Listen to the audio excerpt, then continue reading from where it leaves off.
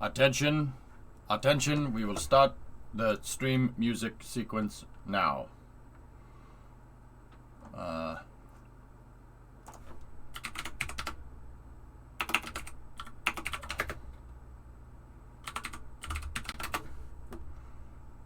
Here we go. There you go. There we go. Alright, enjoy. We'll start after this song.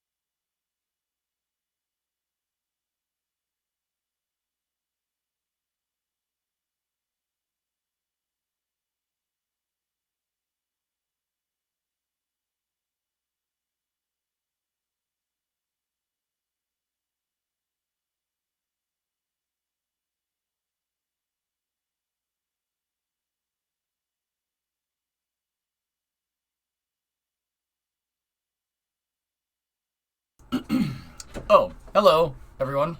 How are you? I'm doing something right now that you guys might appreciate here.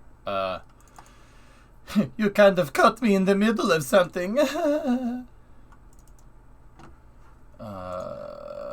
Give me 1 second. Oh. Yeah. We can make this work. All right, so let me put that over here.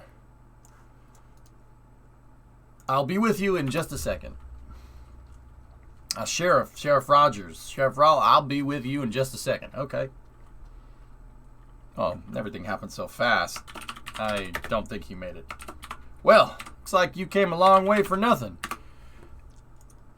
What I want here, Sheriff, is a hard target search of every gas station, residence, hem house, farmhouse, warehouse, outhouse, and doghouse in that area. Checkpoints go up to 15 miles.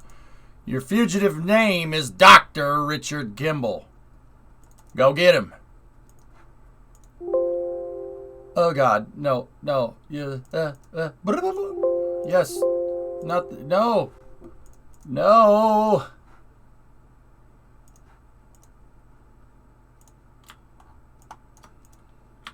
Chat, why?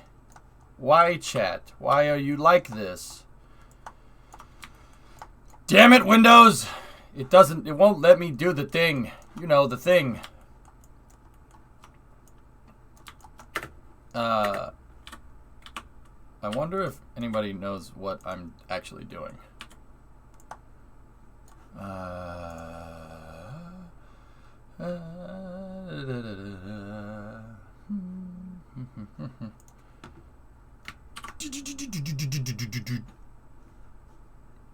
Guys see that new SLS shot? It's pretty good. It's pretty neat.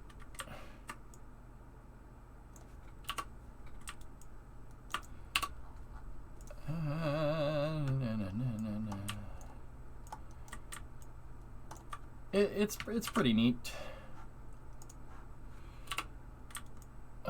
Okay. Here, before we... Nope, that's not the right size.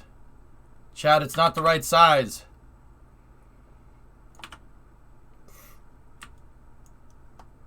That's what she said. Anyway, all right, here. I will show you what I'm messing with right now. You will get to see it, okay?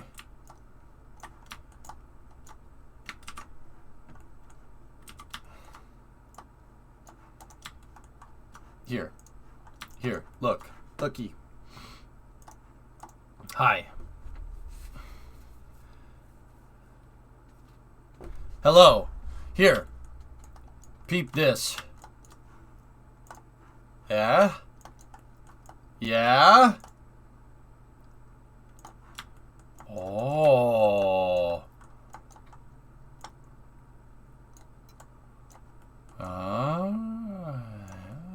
What do you think? Not to scale.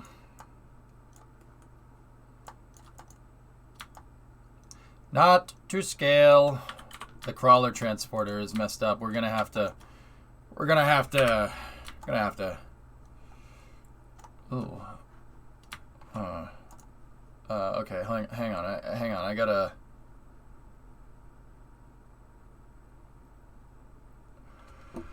How do I do this? Center pivot. Okay. And there we go. Now the crawler looks terrible. And I have to remodel some of that. There we go. Ugh. Yeah, that crawler transport is butt. Is butt. Yeah, you understand? Chad, you understand butt? It's not very good. But that's what was available.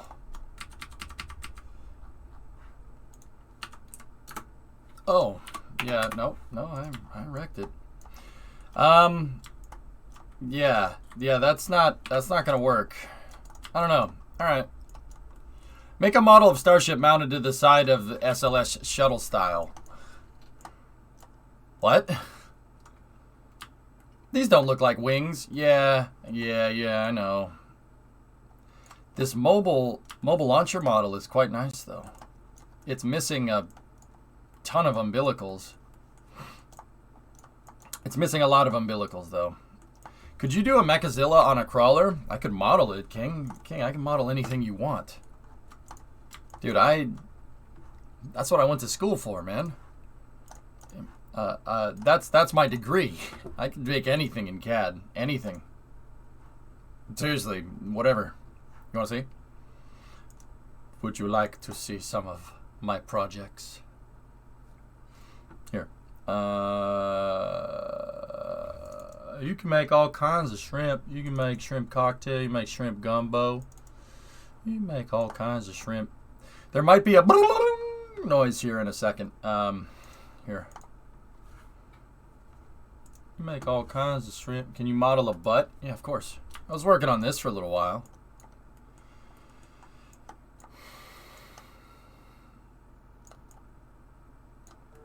Buzz.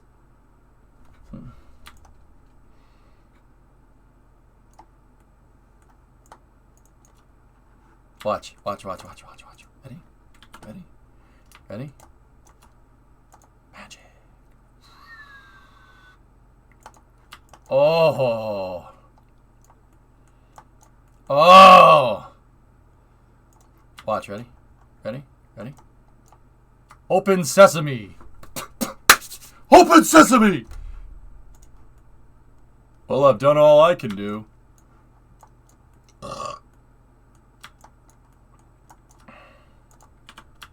And then we have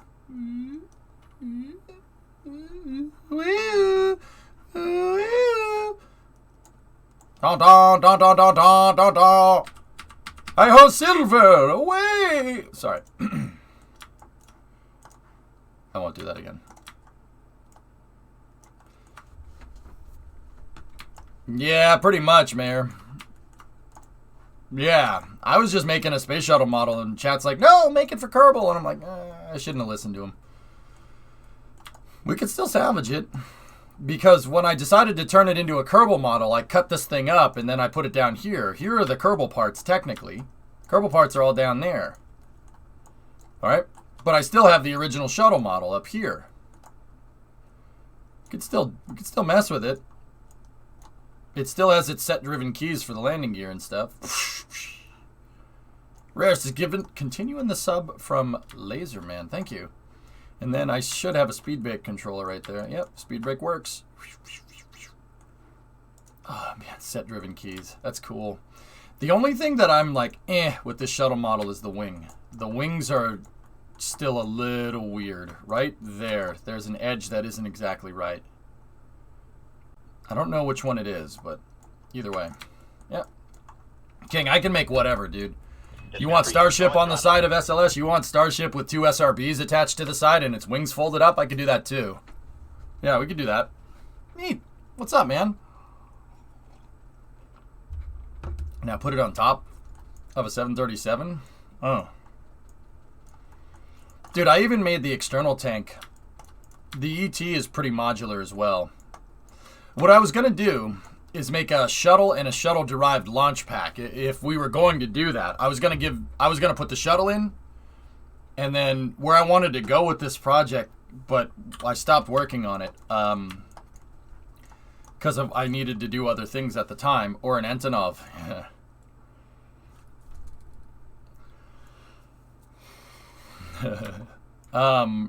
Yeah. I segmented out all the SRBs, so also if you wanted to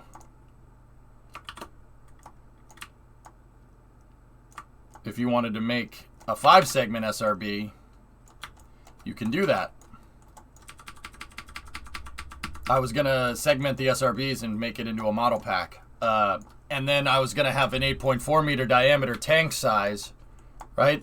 And then the bipod struts and the attachment struts for the shuttle would have been modular as well.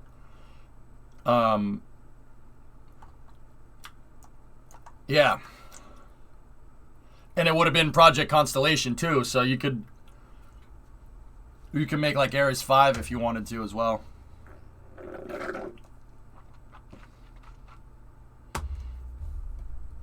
In university you learn Blender and AutoCAD. Time consuming. Yeah, 3D modeling is... Yeah, 3D modeling takes some time, dudes. What else do we have here?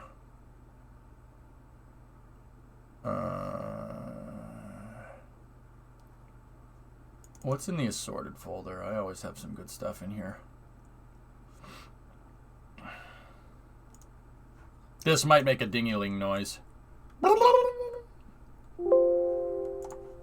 Yeah, see? Yeah, because it... Yeah. Boop. Yeah, see? Chubby. Nice headers. Extruded curve headers. Very nice. And then... Oh. Big brock. Yeah, see? I can do whatever. Doesn't really matter. Oh man, I can do so much better than this too. That's ridiculous. Yeah, I can make this way better. There's still something a little bit off about this Camaro, and I'm not exactly 100% sure what it is. There's something that's just a teeny weeny bit off. It's like it's too... I think it might... I don't know. Is it too wide? I don't know. I always look at this thing and I'm always like, it's pretty damn close to being right, but something about it doesn't look correct. It's not a bad model, though. I like the American racing rims that we put on it. And then it's got 6-piston Brembos on it, too, which is pretty dope.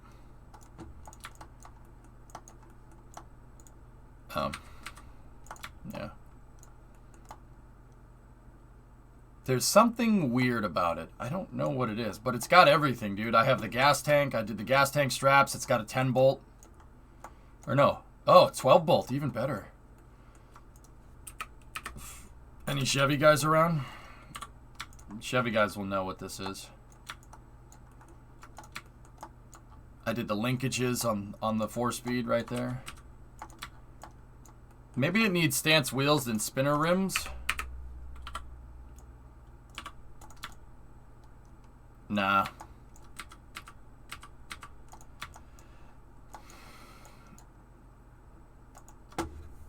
Yeah, so, yeah, King, we could do whatever. Can you 3D print this? This is way too many tries to print. This thing was I did this for a film model, for a guy that ran an auto shop or something. I forget. These are great models. Yeah, I mean, hip. That's where I get my dexterity, I guess, in KSP. Where's the striker? I know how to manipulate CAD. Like, I can move 3D spaces really well.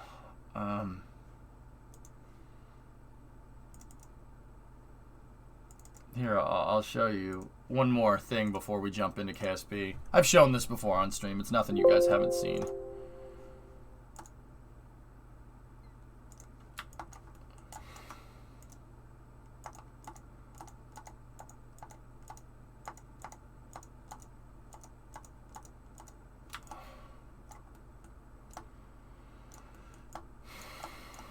I always get lost trying to move around in SolidWorks. Getting the camera angles is, yeah, tough.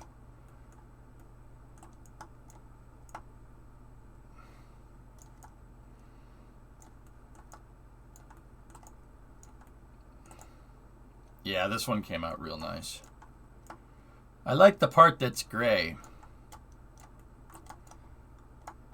See, I knew when I was doing this, I remember, this was one of my final projects for school. This model is like 15 years old, believe it or not. I did this in 2007, 2008. I know, I had a feeling that this wasn't what I wanted to do, but it kind of sucks because this was my final project, right? And I remember talking to my professor at the time, and I was like, I got to model the suspension. This thing has a really complicated suspension, and I want to model it. And he goes, and my professor was like, well, with 3D art, you don't really model it unless it needs to be seen, right? And I'm like, nah, but I want to model and rig the suspension so I could make the thing drive in the demo reel, so the suspension's got to work. He's like, you could just animate the tires going up and down. No one's going to see the suspension. And I'm like, no. I need to model the suspension. You're not listening to me. And he's like, no, you're not listening to me. I'm the professor, you dope.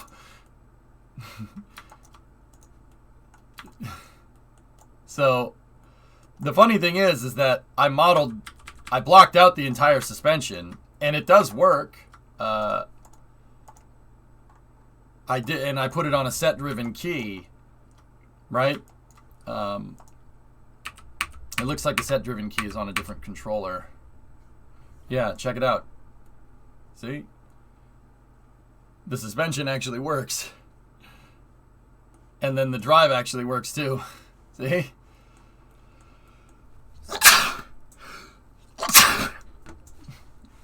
So, yeah, see, the drive shafts work. I modeled all the drive shafts. He's like, you wouldn't do that for this type of project. And I'm like, I don't care. I want to model the suspension. I need to model every nook and cranny of it. If I had time, I'd do the interior. He's like, you do not have time. Do not do the interior. And I'm like, no, I want to do the interior. How long was this? A semester? 3 months. 3 months of work. Actually, technically 1 month, because I had three 3D models for I had three 3D models for my final project, and the final project finals was 3 months. So 1 month working on one, 1 month working on one, 1 month working on one. Yep. I know about Sprocket King. People have told me about it. Elon Musk could do this in a week in a cave with a box of scraps. I could probably remake this. If I worked on it for a week straight, like no chat, no nothing, I could probably get it back to this. Fortunately, KSP is kind of... KSP has kept my modeling dexterity, I guess, if you will, quite high. Yeah.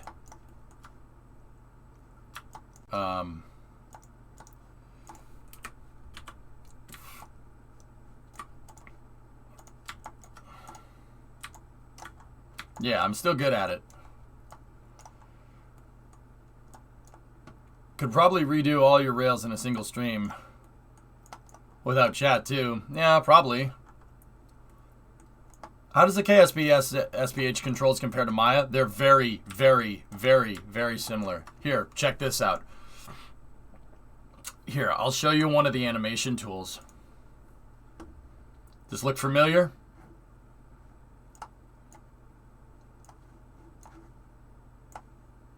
Good. Because it should. It should look familiar. Watch.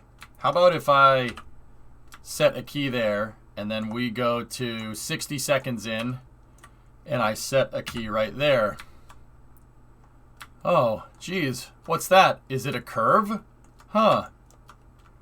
Oh. Funny how that works. That looks like a cow controller, doesn't it? The curve is cow controller curves. Now watch this. Ready? If I play the cow controller. Uh-oh. It's cow controller. Yeah, the graph editor. The cow controller is based off of a graphing editor from any CAD program. It's not, you have your coordinate translates right here, and your scale translates right there, and your visibility translate right there. Yeah, I knew how to use a cow controller pretty much after like 2 or 3 seconds of looking at how it works.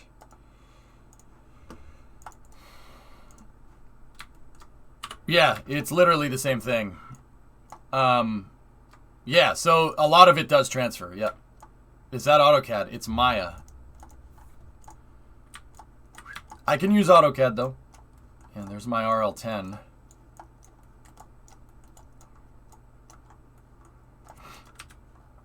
RL10C. There's the RL10B. Nothing.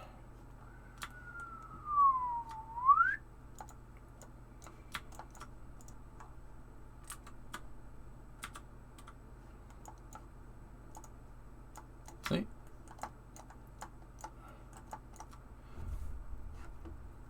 What percentage of your work was animating and rigging versus modeling and geometry? Here, let me load up Kerbal now.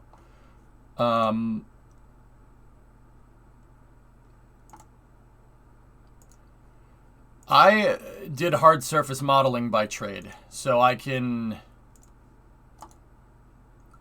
really good at modeling, like, well, anything.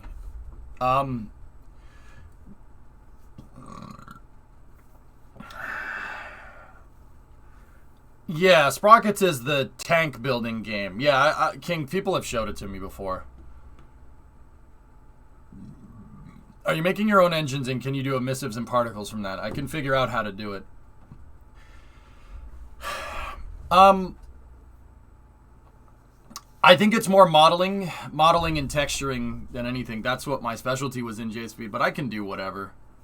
I'll do whatever. It doesn't really matter. I am confident enough in myself to be able to know that I can figure it out. Now, that wasn't really the case 15 years ago, but yeah, didn't have a lot of confidence in myself.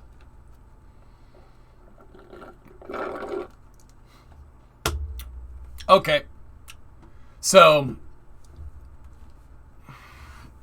and Alucard, the thing is that, dude, all CAD systems work basically the same.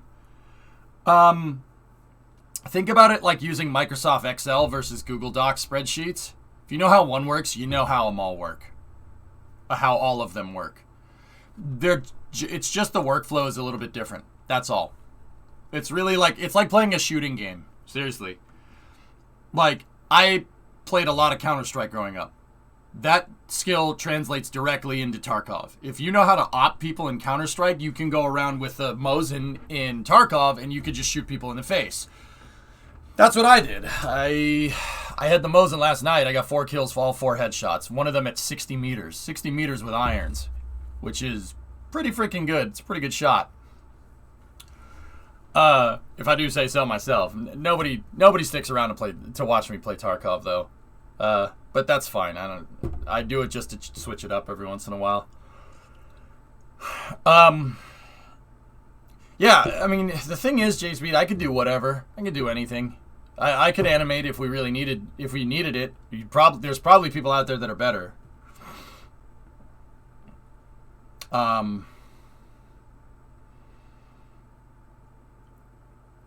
Yeah.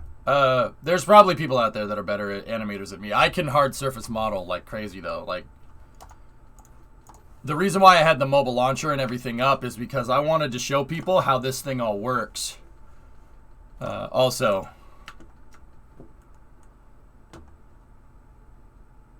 fudge. Look at that thing. I'm telling you. I already see it happening. It hits differently when you see the whole rocket put together. It hits way different. Am I right?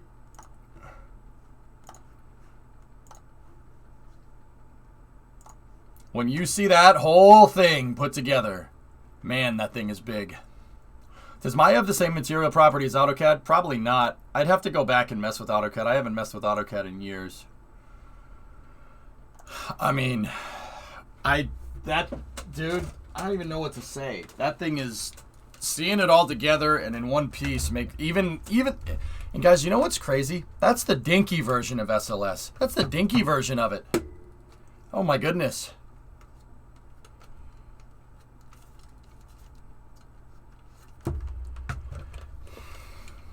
Block 1B is going to be even more crazy, which is, oh man, does that make me happy.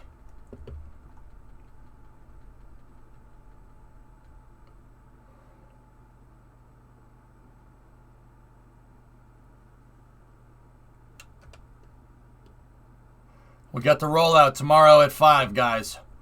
Now, NASA never got back to me, so obviously, I mean, even if I got in the car right now, I'd probably just get there in time. But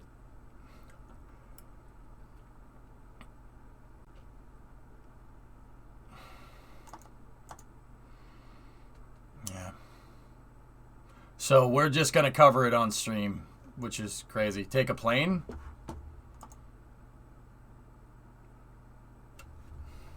Eh.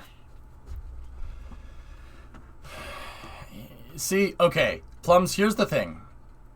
All right, so this is something I've been thinking about for a little while, and this is kind of part of the reason why I have Tough Enough. The truck. This was one of the reasons why. Here, let me load up Kerbal while we're waiting. It's Wings Wednesday, guys, so I want to build a small version of that auto gyro today. So think about this for a moment. Okay. Plane tickets to Florida are obviously way cheaper than gas. Obviously. Way cheaper than gas right now. Gas is above $4 a gallon. It's expensive everywhere. I'm sure everyone knows. Like, it's way more expensive in Europe. I understand that. I get it. All right. So that's not what I'm trying to get at. So we know that the plane ticket's cheaper. But once you get to Florida, you need a car. You absolutely need a car. You can't fly in directly to the Space Center. As much as I would love to, get off of a plane at the shuttle landing facility and walk right to the VAB, which I would do, you can't do that. The closest place to fly in is Titusville Airport, which does not see any revenue service from Boston, that's for sure. Or Orlando International, in which case you're about 50 miles away from the Space Center. Now, 50 miles is not that long. That's like a 30 to 45-minute drive in Florida. Comparatively to a 35-40 minute drive in Boston is about 15 miles. True story. So you need a car. So you got to rent a car. You got to rent a car when you go down there. The plane ticket is cheaper and way faster than driving down. But renting a car, paying for gas, getting a hotel on top of that all adds up over time. Driving is cheaper. Even with the high gas prices. Is that nuts? I did the math out. It's still cheaper. And if I really was desperate, I can sleep in the car. Or I'll bring a sleeping bag with me and sleep in the truck bed. You know what I mean? Isn't that crazy? Because if you rent a car for a weekend, it's like $500, $600. $500, $600 will pay for gasoline for the whole damn trip. The whole trip down there and the whole trip back. That's taking into account the high gas prices. No, I wish, Jim. That'd be cool. Kind of went down here lately.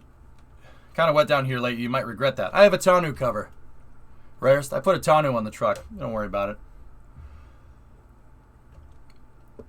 When are you going to put a camper shell on that thing? I got a tonneau. It's fine. I'm just going to wake up and do a Tommy Boy and slap my head against the tonneau cover, but whatever.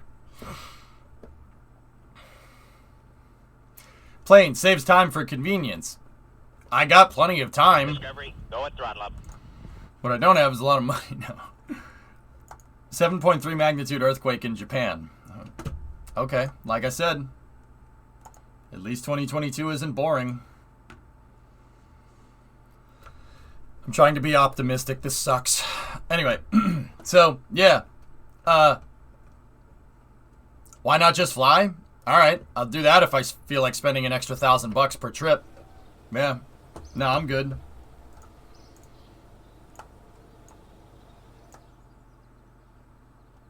Off the coast of Fukushima as well. Well, at least we don't have to worry about anybody being in the flood zone. No, seriously, it's not funny. Fly AAL and support your stock, bruh. AAL? American Airlines? Eisenhower graced us with the interstate system. Make use of it. Yeah. Yes.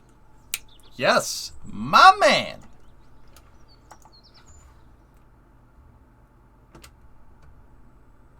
So, yeah, pretty interesting. I did not think the math would jive out like that. But it absolutely does. Discovery, go at throttle up.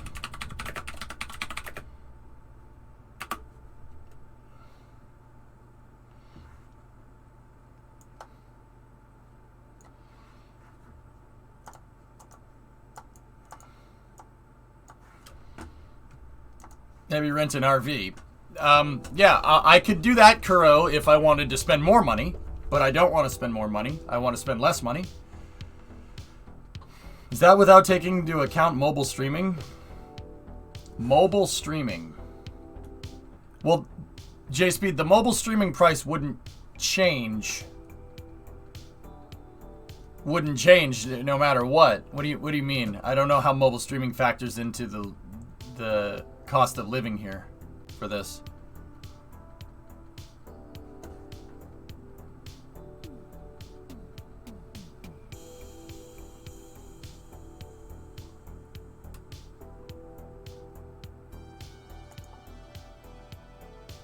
$20 to $24 rarest, yeah. Considering I have to start, so it's a 2.5 hour flight from Boston to Orlando, right? I have to get up 2 hours before that because of Boston traffic. I have to be there an hour early at the airport, and then I always leave 2 hours before my flight, right? So that's 2 hours plus a 2 hour flight plus 2 hours getting to Orlando, getting from Orlando to Titusville, right? So that's 6 hours. As far as I'm concerned, that's pretty much 1/3 of the trip. You know, the plane is undoubtedly faster. But, you know, people are saying, oh, the plane saves time. Okay, it saves what, 12 hours? 13, 14 hours? Okay, so what? What would I be doing during those 14 hours anyway? I mean, I probably could do one stream in it, or I could stream driving down to Florida. See what I'm talking about? Like, dude, I've been tallying the cost of this. It's a freaking push. Actually, it's not even a push. The car is cheaper. Even with the gas prices the way they are, getting like 10 miles a gallon in the truck, still cheaper.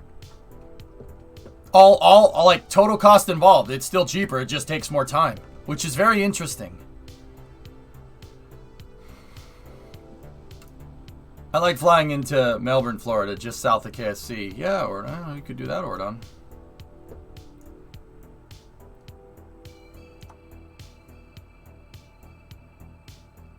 Alright, so we were messing with the K92 here. If you haven't seen this plane, this is one of my favorite planes that we've built for Wings Wednesday. And I always said that the K92 should be scalable. It pretty much should be.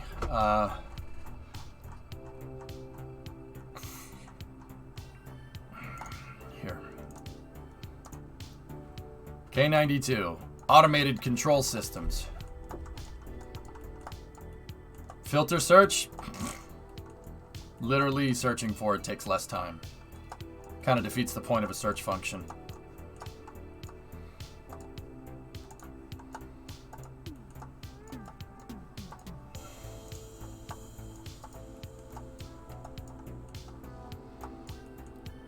All right.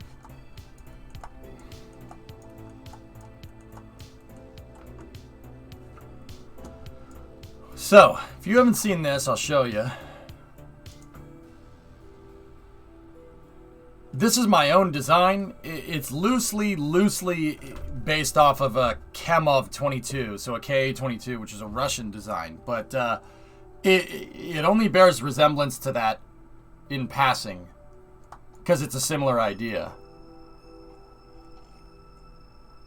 Chunky Osprey. It's not an Osprey.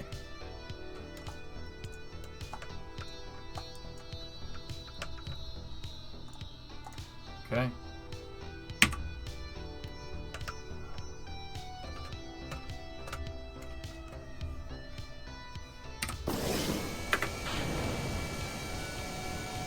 This is not an Osprey, fellas.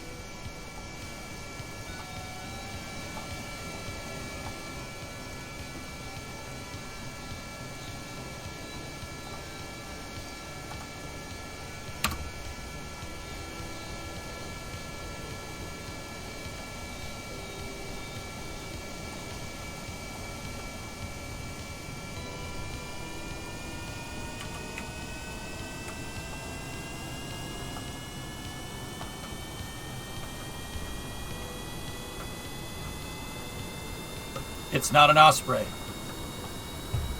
It's an autogyro. A gigantic autogyro. I read recently that some old US bombers had catwalks in the wings where engineers could work on the engines in flight. B-36 had that. Yep. Convair B-36. Interesting idea. Very poorly executed. Could this work in real life? Sure. Kuro, my blades aren't powered right now. My blades aren't powered.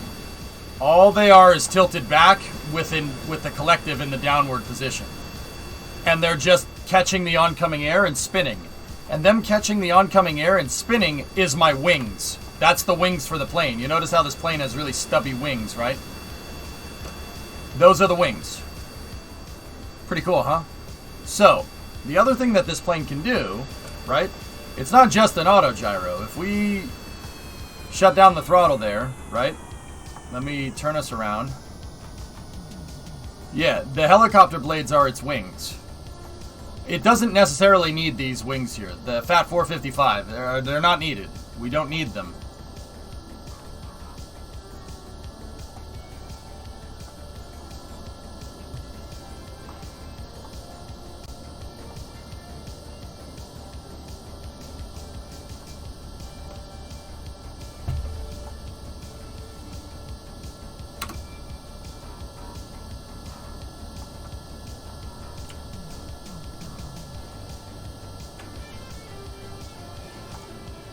The thing about it is that this is not just an auto gyro.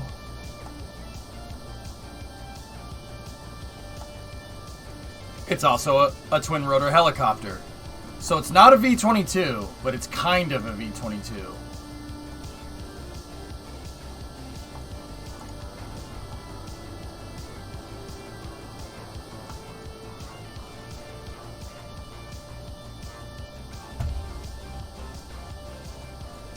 See?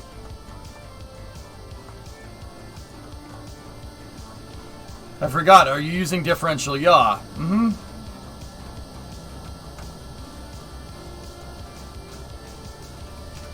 Yep.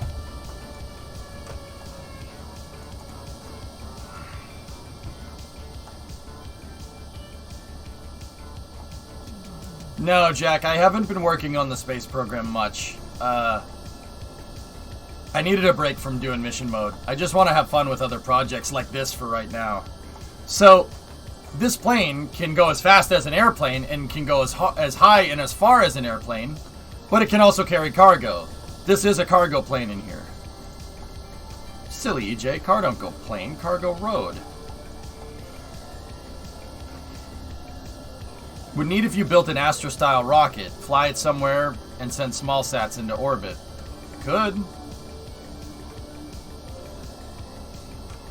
So what I want to do is see if we can miniaturize this. This was kind of my base model, right? Oh, that's right. I got to put it up on Kerbal X. I forgot about that.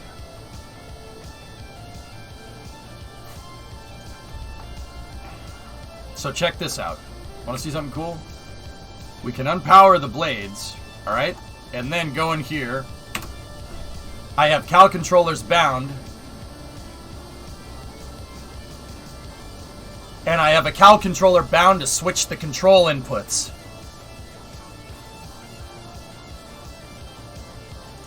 Watch this.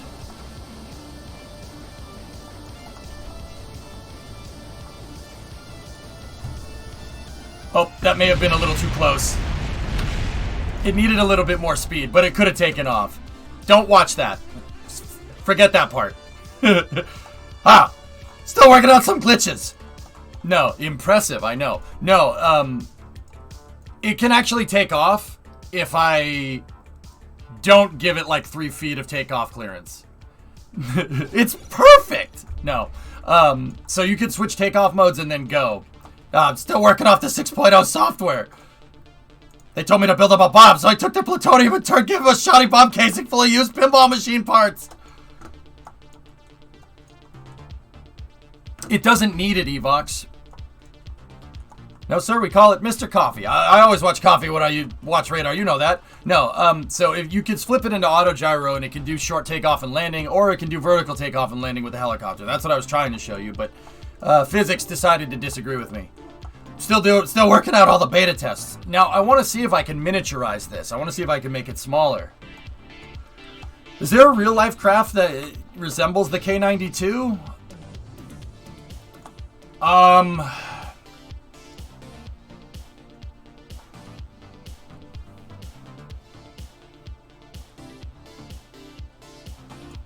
closest one would be the KA-22. The Kamov-22. So the Kamov-22 was basically a plane that worked exactly the same. It was an autogyro, but it was an autogyro with forward-facing propeller engines. Here, yeah, there you go. That's the closest one. This design, I did not know that this plane existed until I started building this, and then everybody in chat's like, oh, so it's a Kamov-22, and I'm like, what?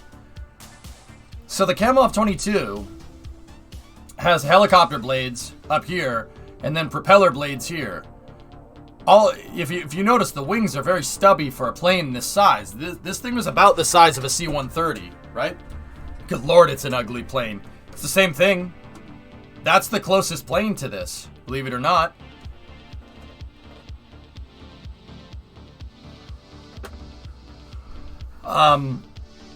So it's about the size of a C-130 or an AN-12, and what this thing does is basically you have your propeller blades, right? The propeller blades can take you down the runway, and then there's the helicopter blades are free spinning, and the thing just takes off. But you can also switch the drive from the propeller blades to these things right here, to the helicopter blades, and then it can hover like a helicopter. Mine is a little bit different. I'm not using propeller blades here. I'm using a bypass turbine. A bypass ducted fan instead of a propeller for my engines, and I mounted my engines down here for a better center of mass. Yeah, like I said, mine. This is the closest one that it resembles, but there was a prototype that Kamov was working on called the KA-35, and the KA-35 is quite disgusting looking, if I do say so myself. The KA-35 is literally that's the closest one. It's the same thing. I did not realize that this plane existed, to be honest, but this was a paper airplane. It never made it past the initial design. The 22 did fly. This plane did fly, and then it crashed. Because somebody tried to do what I just did in it. It's a little bit dangerous, and it's a little bit counterintuitive at times. It does look like a shark, doesn't it? Yeah, see, bypass engines would be the right way to do this. Check last for SLS. She's ready. Oh my goodness. Oh my god. Oh. That is awesome. It's so cool. Look at it.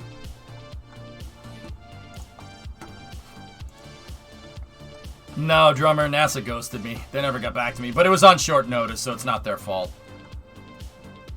Paper rocket no more. Yeah, paper rocket my tail, Boxy. This thing, the beast.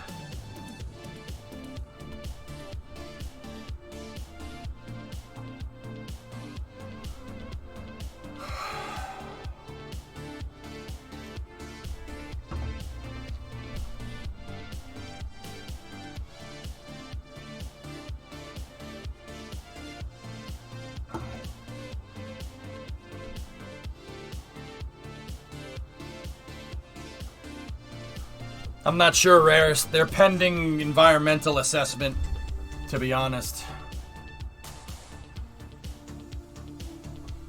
You know what's crazy?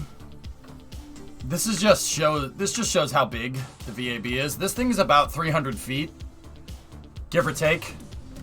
So that's about 100 meter. It's about a 100 meter tall rocket, guys, give or take. I think it's a little bit less than 100 meters. But so this 100 meter rocket is standing straight up inside a building. And the crazy part is that this isn't even at the top floor of the VAB. This isn't even the top floor of the VAB. And you literally cannot see the ground. So you'd think that where the bottom of the SRB right there, you'd think that the bottom of that SRB is the ground. No. The ground's about another 30 meters down. Maybe 20. 20 is right. Yeah, give or take. Yeah, that's the top of the mobile launcher. The mobile launcher is sitting on its pegs, and the crawler transport has to get underneath it. Yeah, it's about another 20 meters to the ground from there. That's how big the VAB is. The VAB is 500 feet tall, or about 150 meters. It's a big, big, big, big, big building. The reason why I wanted to get the 3D models out, and the reason why I had Maya open at the beginning of this stream, is because what I want to do is show people how the VAB works. What, like, you know, I describe the high bays, and I show the high bay this, the mobile launcher that, crawler transport this.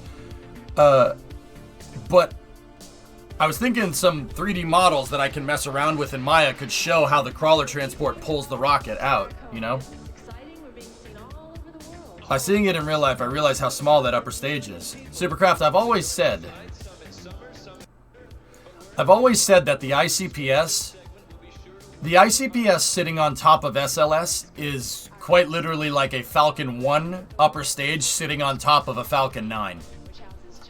Useless. Useless. I will still say to this day that this thing should have been designed, the EUS, the bigger upper stage, should have been designed for it from the start. But you know what? You know what, man? This thing is fully assembled, it's in the VAB, and it's a fully functioning vehicle. I don't care. It's fine. Is the VAB tall enough to parachute inside of it? Yes, Metroid. Yeah, it's 500 feet tall. It's a extended Delta 4 upper stage, Jax. It's a bigger version of it. The Delta 4 cryogenic second stage is a little bit smaller than this. They stretched it. So it's not a bad upper stage, honestly. It's not a bad upper stage. For going to the moon, it's pretty bad. Yeah, it's pretty bad.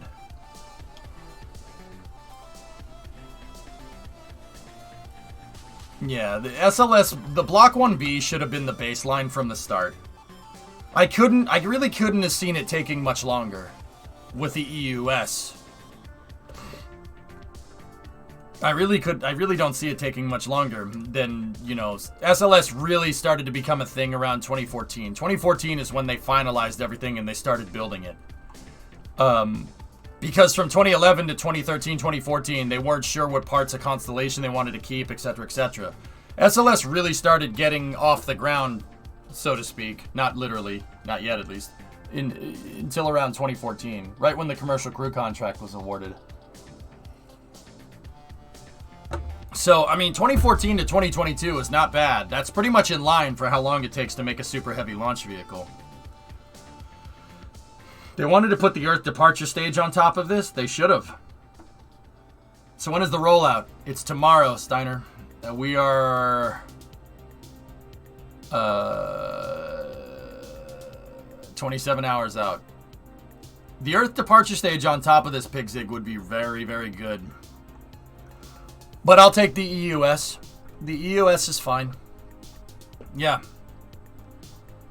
In fact, you know, I'm actually kind of happy that they made this modular. You could really... The SLS core stage is rated for something way heavier than this. You could put literally whatever you want on top of this thing.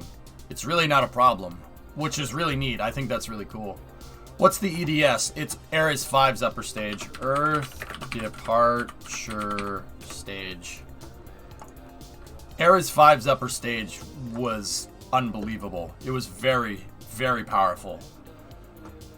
So you have Ares 5, which has 5 RL68s or RS68As in the first stage, twin 5 segments, 8.4 meter core, basically like SLS, but with 5 RS68s in the first stage, which would have been unbelievable.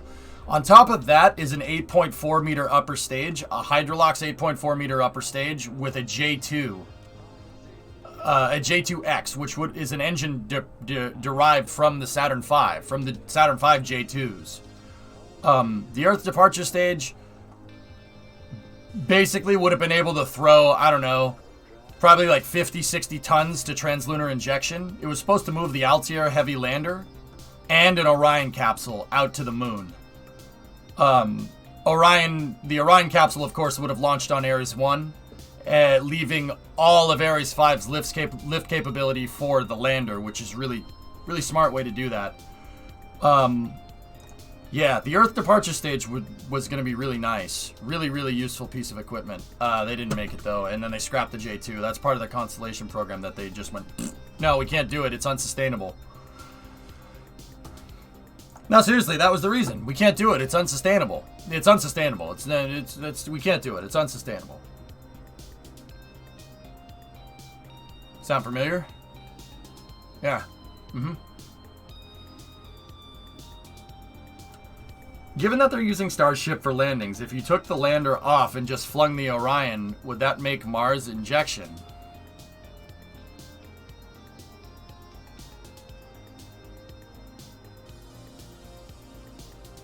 Yeah, Grab Shark, yeah. Now we have off-brand Constellation a decade later, a decade after they canceled Constellation, Admiral. Had they continued with Constellation, we probably would have been back to the moon a couple of years ago. Yeah, the plan for Constellation was to get to the moon in 2017, 2018. That's when Ares 5 would have basically came around. And, taking into account, regular NASA delays, I would say about 2020, 2021 for going back to the moon, maybe even right now. Which is funny, because that's how long it took to make the lifter anyway.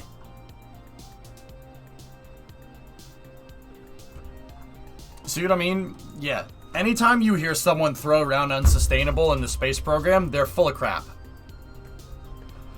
They're full of crap. Yeah. I'm not gonna get into it because I want to go play Kerbal, but yeah, they're basically full of crap. That doesn't mean anything. What does unsustainable mean? What? Compared to what? Compared to your other lunar program? Oh wait, you don't have another one. How do you know what's sustainable and what's not? There's no way to tell. Which is why I'm kind of coming down in favor that the people that say this nonsense are people that have an axe to grind somewhere, and that's annoying. I don't like people playing political football with NASA. And then there's the folks that try to say it should be about climate change, or it should be about going to the moon. Screw both of those people. It's both of those things. You should be doing all of those.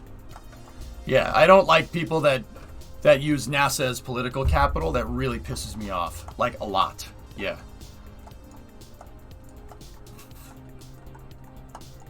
There's a Rule 8 question happening. Yeah, shoot, King. You? Rule 8 question, man? No, please, tell me more.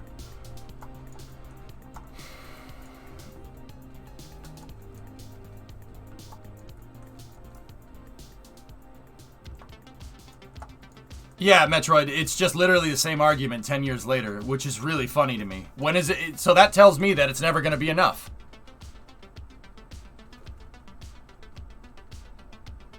King, just ask the question and I'll tell you if I can answer it or not, okay? So, yeah, what I want to do, guys, is take the technology from the K92 and see if we can miniaturize it. Yeah, T-Man, that's cool. Yeah, exactly, O-Force, yeah.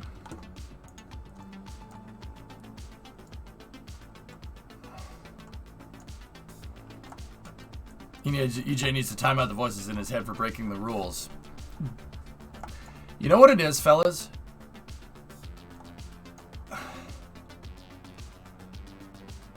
Yeah, Bill, I've seen this story before, dude. I've seen this story before with Constellation. They pulled the same crap during Constellation, and then it got canceled. And then what did we end up with? We ended up with net less capability for NASA. That's not good. That's not a good thing. Heck, even Elon admits that's not a good thing, and he's like diametrically opposed to how NASA does things. He said in Tim's third video, Tim's Starbase tour, right, with Elon, he said that NASA keeps shooting themselves in the foot and they keep trending downward in capability because of this recursive cycle of bull crap. Trust me. I saw Constellation and the shuttle go out the window, man. Maybe I got traumatized from that or something. I have no idea. But I'll say it once, I'll say it again. There ain't nobody out there that's going to convince me that less rockets is better for for flying things into space. Yes, let's use less rockets to fly into space. That's not how that works. Okay. Yeah, I know, Lulz. It's very weird. Okay, King. So the president just announced that the Ukraine will get top-of-the-line American drones, which means actively using U.S. satellites to fight Russian soldiers. My question, do you consider Russia blowing up a U.S. satellite a full declaration of war?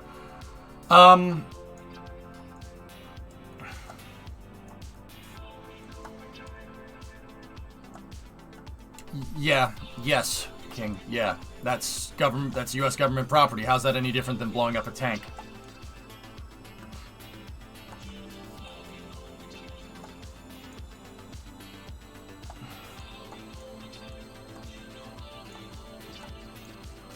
Yeah, Grabshark. It's ridiculous. It's ridiculous. It's amazing how short-sighted people are to me. I don't understand it. So, I mean, you know, that's why I won't pass up an opportunity to talk about this stuff. I won't do it. Because it needs to be said. You guys don't know how important it is that SLS flies. It's absolutely important. I mean, you know, okay, you know, people, you know, like, if we're going to entertain that idea, okay, SLS doesn't fly. All right. So that means NASA's, A, putting all their eggs in one basket with Starship, because Starship is the only other thing that can reach the moon on a timely scale. Now NASA has to crew rate Starship for the entire architecture. That means crew rating stuff during refueling. That means crew rating stuff for TLI with Starship. That means crew rating stuff with refueling out at the moon, stopping at Gateway, docking, everything. Everything needs to be done with people on board, right? And no, that's not that's a bad thing, but that is going to take time. If SLS doesn't fly, you can kiss going back to the moon in this decade. Goodbye. Guaranteed. There's no way NASA will allow that. It's going to take time to qualify a system that big per NASA standards if NASA astronauts are going to fly on it. It's that simple. No, nothing, Nighthound. We're just entertaining ideas. Anyway, I want to get back to this. Okay, but is it not already basically derogatory you has to use U.S. property to kill us when I say argument?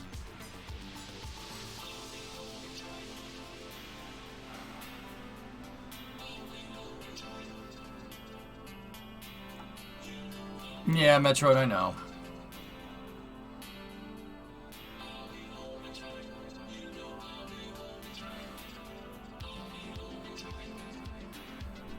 I don't know, King. I don't know.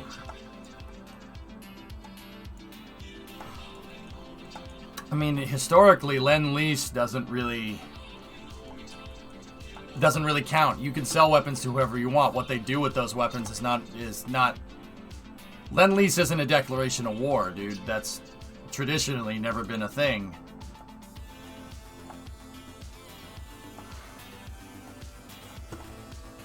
But then again, this whole thing is totally in a gray area because it's a special military operation per Russia standards, so they're not in a war, you know? I don't know, dude. Like, I know people throw around unprecedented all the time, King, but yeah, this is pretty damn unprecedented. I don't think we've ever seen anything exactly like this. Feeding into the moniker that history doesn't repeat, it rhymes, you know? Which I very much agree with. That's... I don't know, dude.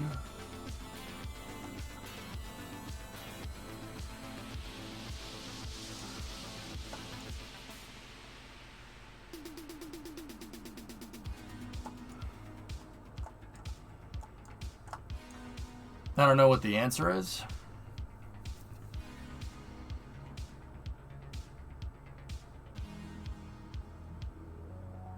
Man, it's dicey, dude. I don't know.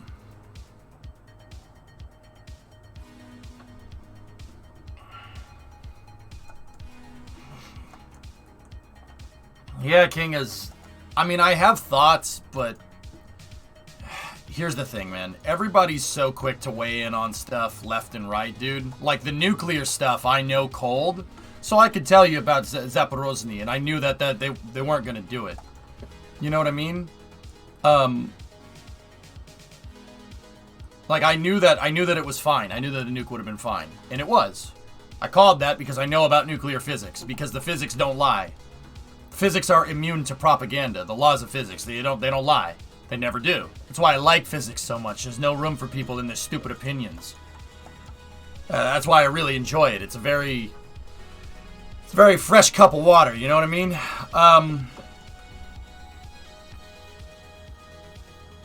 With that, though, I don't know. But you know what, dude? I don't want to weigh in. I don't know. I'm just going to go ahead and say I don't know enough.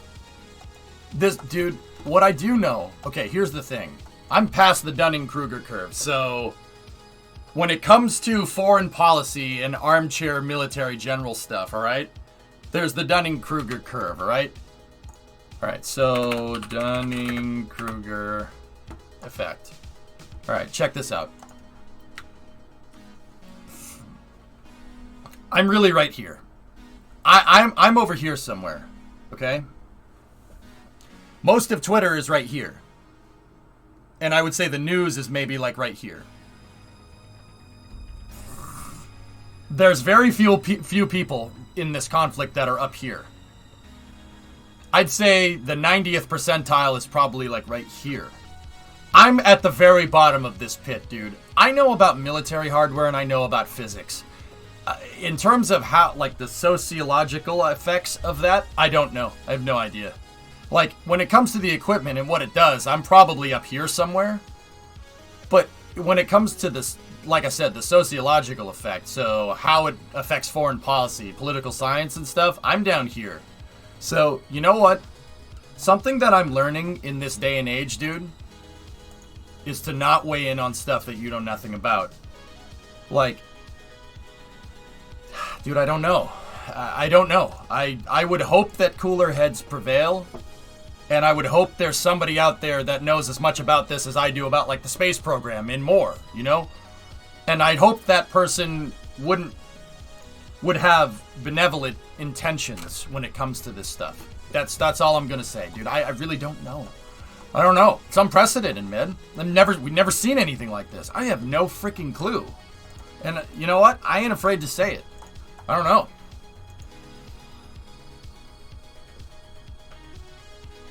Yeah, Nighthound. Sorry, I kind of got away from my initial question, which is, would you consider blowing up a satellite a declaration of war? Yes. Yes, I would.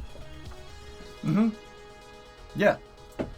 Yeah, I would say I think that's a fair assessment. All right.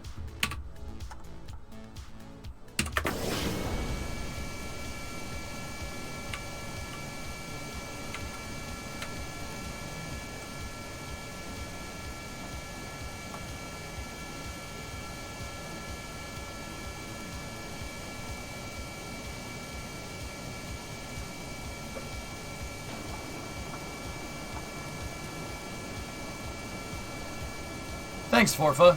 It's a combination of a C-130 and a V-22 tail. Pray to Jeb that we get a successful flight. Yeah. I mean, what I kind of want to do, I kind of want to keep testing this thing and keep putting it through its paces. But I also want to see if we can use this tech to make a smaller version of this. Or, down the road, make a bigger version of it. I think we can make a big version of this plane, a gigantic freaking autogyro. Did you take... No, I made this one from scratch, lulz. Yeah, this craft file was made from scratch. A 225 autogyro. It would be something about the same size, but yeah. I mean, this thing is already a very capable plane. With no payload in the payload bay, this thing can circumnavigate. I could take off and fly that way and just keep flying and come all the way back. Make a small one that fits into the bigger one? Oh, boy.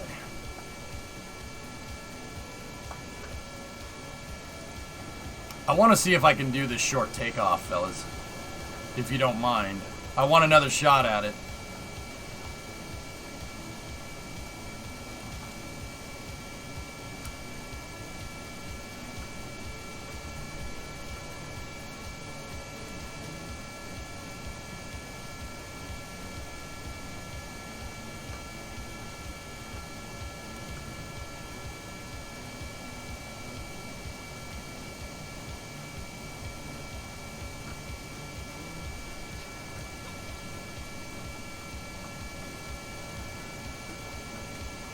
You can't park here. Hey, you can't park that here.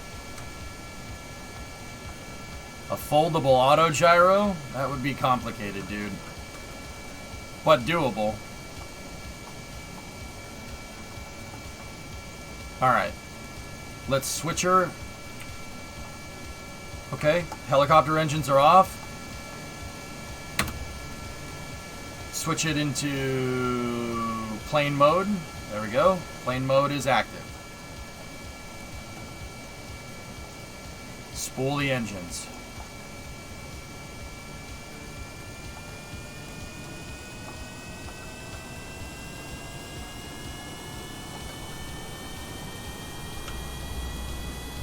Uh-oh. Come on, baby. Nope. Nope. Nope. Nope. Nope. It didn't like that. Nope. No. The ejector seat worked. Oh, it didn't like it.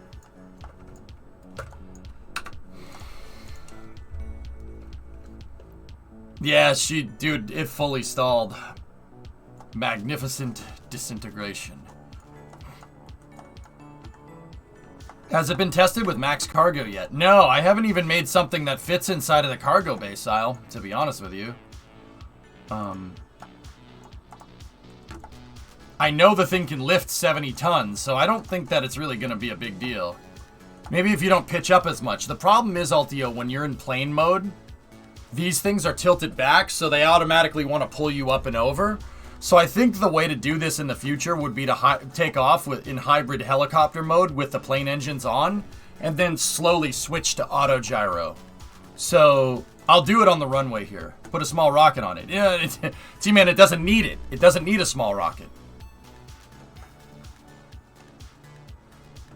So, looks like we might get rid of biennial time change. Which side are you on? Always standard or always daylight? I'm rarest.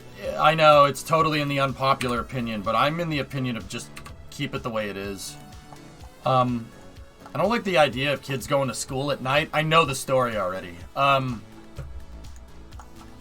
honestly, is it that big of a deal to change the time, change the clocks? Like, people always complain about this for like a week after we have to change the clocks and then everything goes back to normal. So is it really that big of a deal? I don't know. It's not a big deal for me. It screws me up for about a day, and that's about it.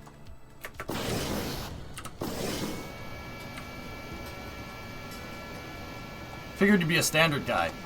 Dude, I'm sorry. There's only so many things I can give a frick about. I don't give a frick about the clocks. I really don't care. Yesterday I was like, oh, that's great. If anything, I'm probably more for daylight time.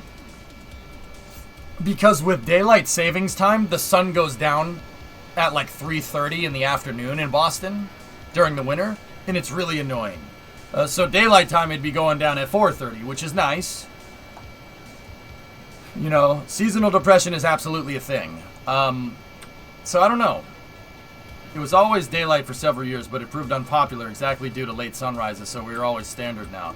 Yeah, Vasia, yeah, that exactly. If you're on daylight time, right? Like, yeah, the sun goes down later, but that means when you get up in the morning, it's dark.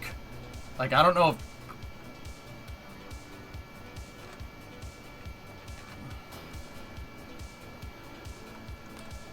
I don't know, dudes.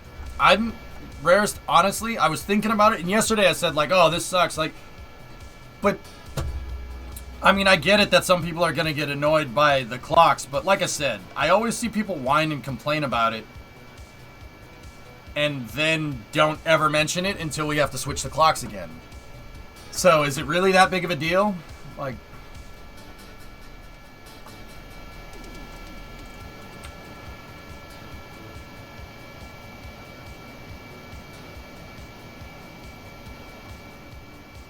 I don't know. If anything, I guess I'm for whatever the time is in the summer. I think that's daylight time. Not standard. But, I don't know, dude. Yeah, Toasted. Well, I'm so far north that it's basically that, dude. Alright, here, let's throttle the engine up. We're still in helicopter mode.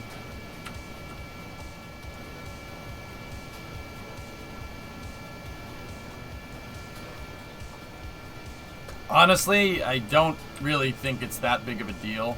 I don't know. I don't...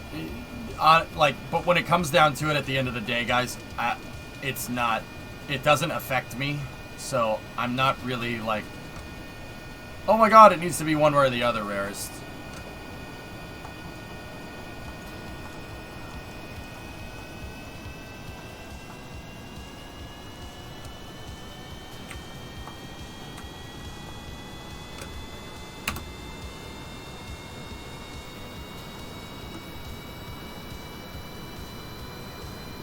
Yeah, see, that's the way you do it. You gotta take off.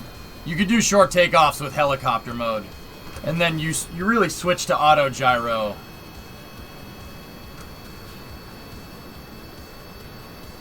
Later. There we go. Yeah, exactly, Toasted.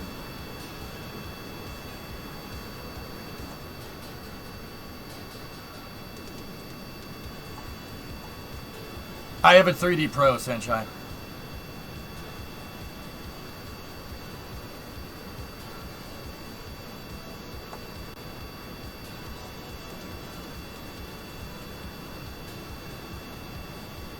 Interesting, Mason. I hear Auto Gyro cannot use cyclic blade pitching. That's correct, Zeph. I have when we're in Auto Gyro, I do not have pitch enabled. Having pitch enabled basically breaks this. It introduces all crazy amount of vibrations into this thing.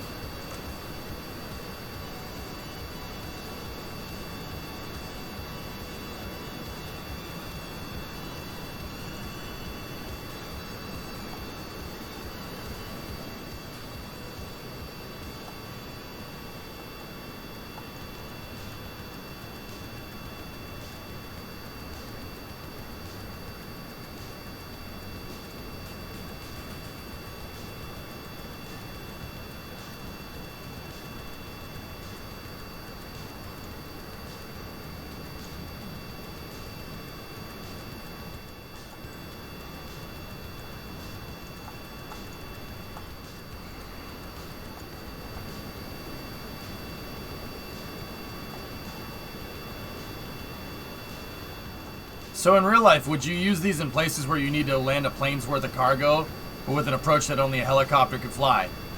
Yeah, this thing is about, Jax, my plane right here is about the size of a C-130, give or take. So it's basically a helicoptering C-130. But yeah.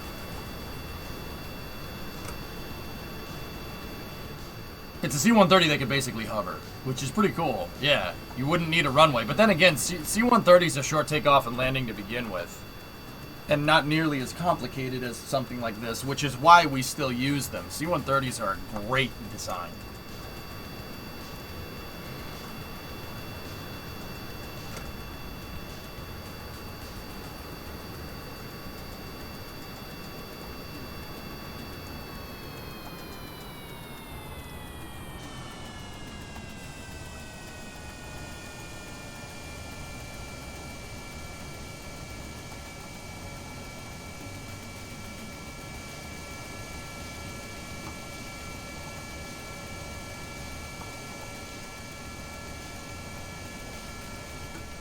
What kind of effect would air compressing on top of the wings cause for the rotor blades? And Pythos, it probably wouldn't be doing it any favors.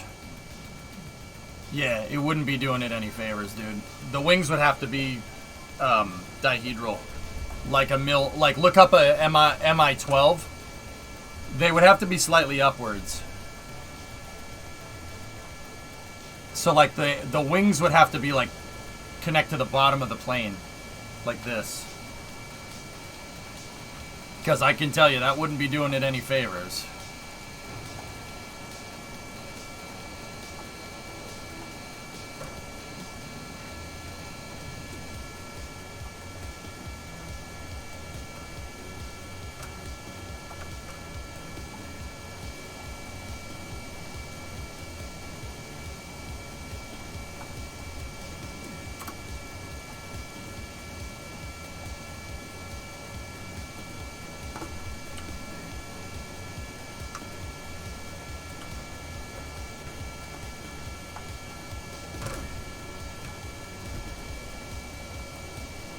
Hey, Elvis.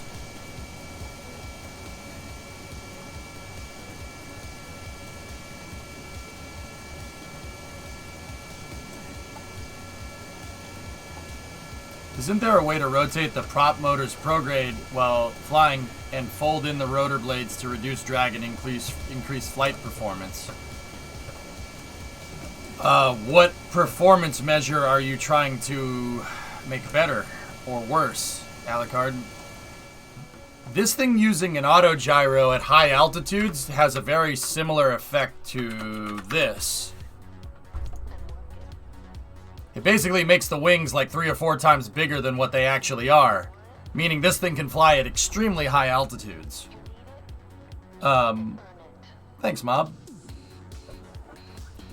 Like, that was the benefit of the U-2. It has a wing that's the size of a freaking B-17, but the fuselage is the size of an F-104.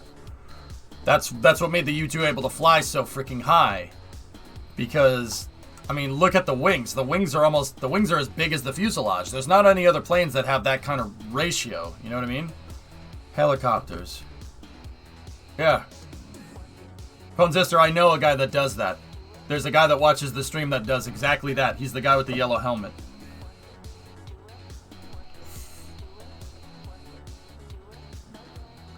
Yeah, linesman.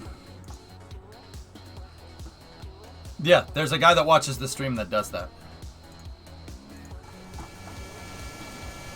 Like a good buddy of mine, actually.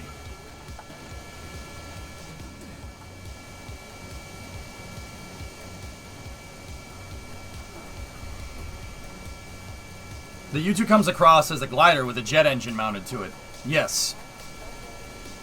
So the rotors are acting as my wings, Alucard. You know what the crazy thing is, dude?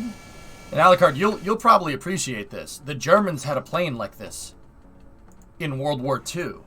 Seriously.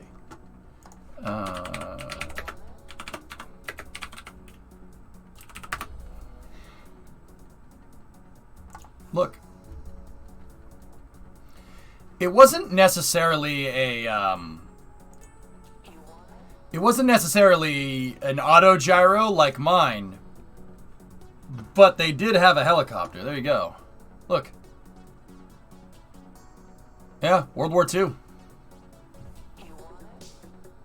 The Germans, I thought it was the French. No, I'm pretty sure that's a German marking.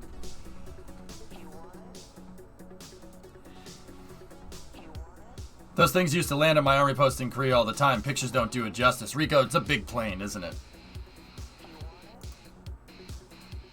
Yep. The fuck Axialis? Axialis. Yep. They used it for heavy lifting up in the Alps. True story. And then... nice. Whoops. Yeah, we took it. But yeah, they had a twin rotor kind of like this. This is a helicopter, though. This is not a, That's not an auto gyro, even though it could. It could auto gyro. Yeah, Rico, the wings that fall off, exactly. Or the landing gear that fall off. If the wings fell off, it would be something bad. Mine's kind of like that in that regard. But, yeah.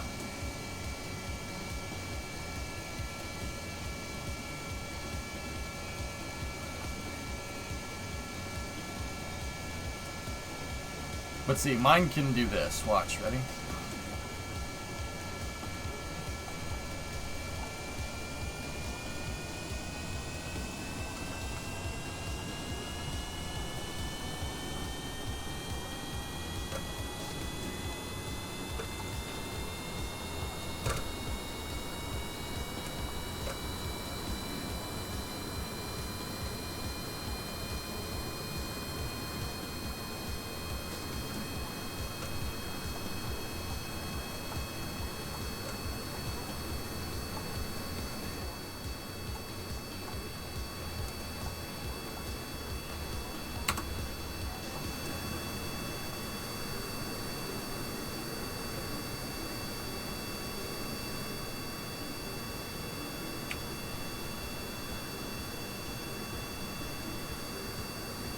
What's the part count? 197 parts.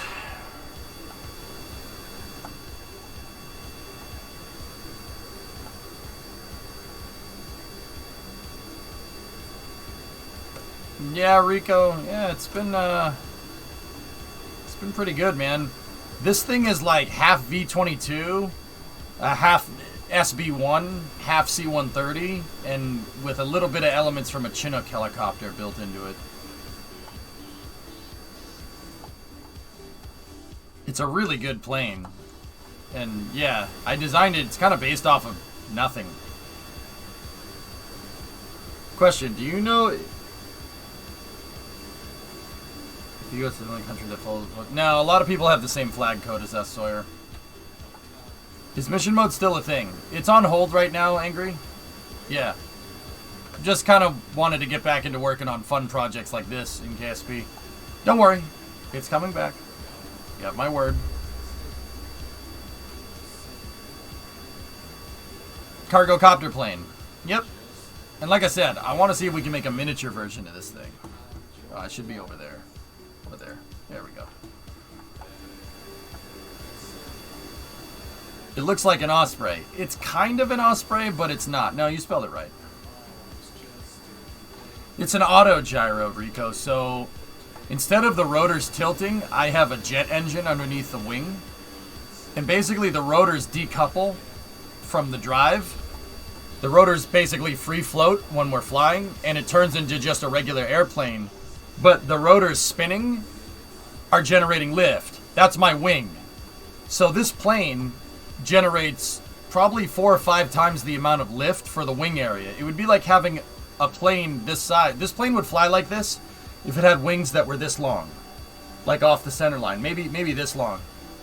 Yeah, it's like a wing that's like 3 times as big, and it's just the rotor spinning. So this plane, this thing can fly. I mean, look, I'm still going up, and we're not losing a lot of speed. If I just tilt the nose down a little bit, it has a lot of fuel. Yeah, of course. So with the auto gyro at super high altitudes, right? Because these things work like wings, that makes it so this plane can easily get up to 30,000 feet, no problem. Same principle that lets you land a helicopter on power loss. Auto rotation. Auto rotation and auto gyroing are very similar. Yeah. Mm-hmm. And yes, you can land this thing with auto rotation. Yeah, absolutely.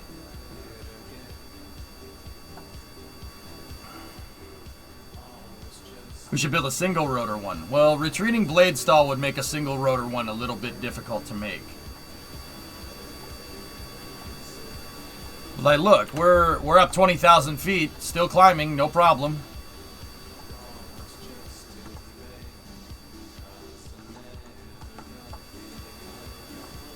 The double rotors are what stabilize this out. Any gyroscopic forces from one of the rotors, the other one basically cancels it out completely, which is why it's so smooth. And now, don't get me wrong, we are getting a little bit of vibration because these aren't completely synced. They're a little bit off, but that's okay. And see, there's just a teeny weeny bit of vibration. In real life, that vibration would wreck this. We would need a synchronizer. I mean, look. Check this out, Rico. So we're at 6,800 meters. So we're about 7 clicks up in the air right now.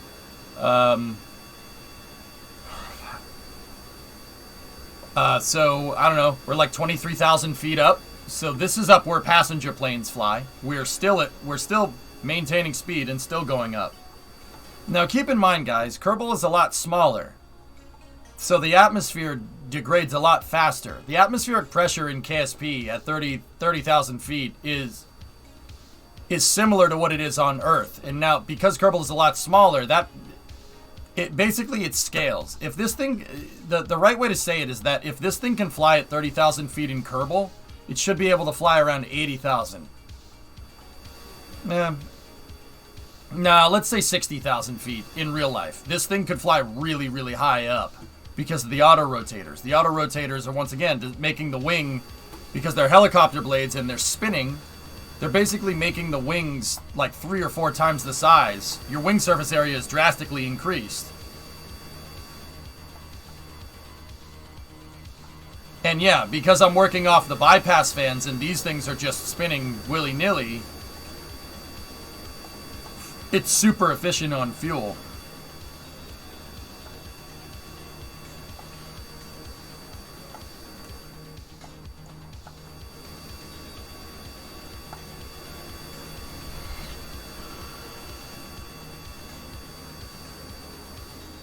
What is the top speed? 230 meters a second is how fast we've gotten it to go. Like, look, still climbing. Still climbing. We're about 25,000 feet.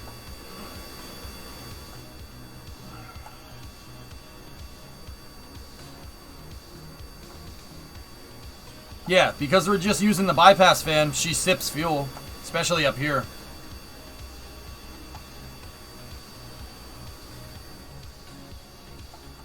Like, we get all the benefits of a huge wing surface area up here, but we get all the benefits of a helicopter down there.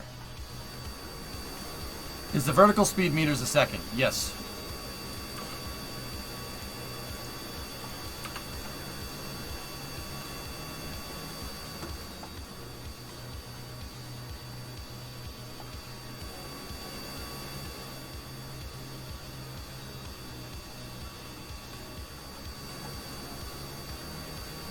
I'm not sure which one it does. I think this is ground speed surface.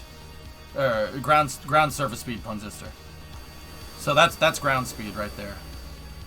So that would be indicated if I'm remembering right.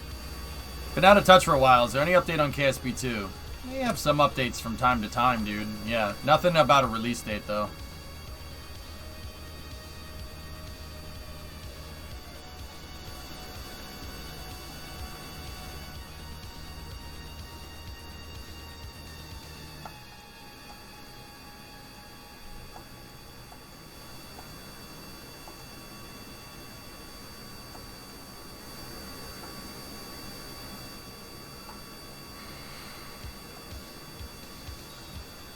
And like I said, now she just flies like a regular airplane.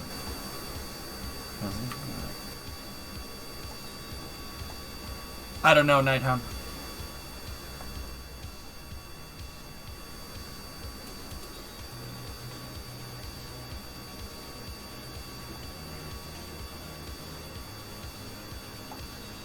Yeah, well, I think we're pretty dang successful.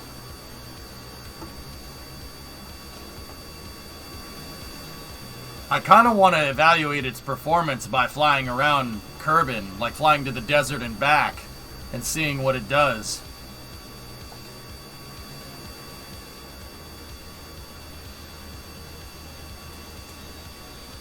Have you ever done drop and landing tests with a VTOL plane like this, or have they all been regular planes?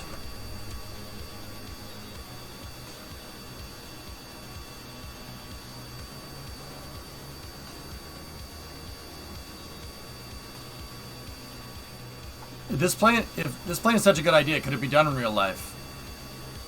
Yeah. I'm not sure you'd get it to auto-rotate as well as this in real life, fellas, but the Mil-12 is similar arc sign, but it doesn't do it can't do what I'm doing here. It's just a helicopter.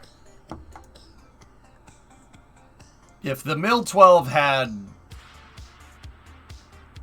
turbine engines right here, yeah, that's about how big this plane is scaled. There's no real-life plane that's exactly like this, Forlorn. No, there isn't. There's planes that are similar. The closest one would be the Kemov, the Ka-35, which never flew. It was just a concept. That's the Ka-35 right there. That would be the closest one. See, my idea, instead of having an engine for the propeller and an engine for the rotor, my idea would take some. It borrows an idea from the SB-1. The SB-1 does the same thing. That's a helicopter that does exactly what we're doing here. It's an auto gyro at high speed. right? It's an auto gyro at high speed. You could tell because the blade is pitched down right here while it's in forward flight. See that blade is pitched down. Both of them actually.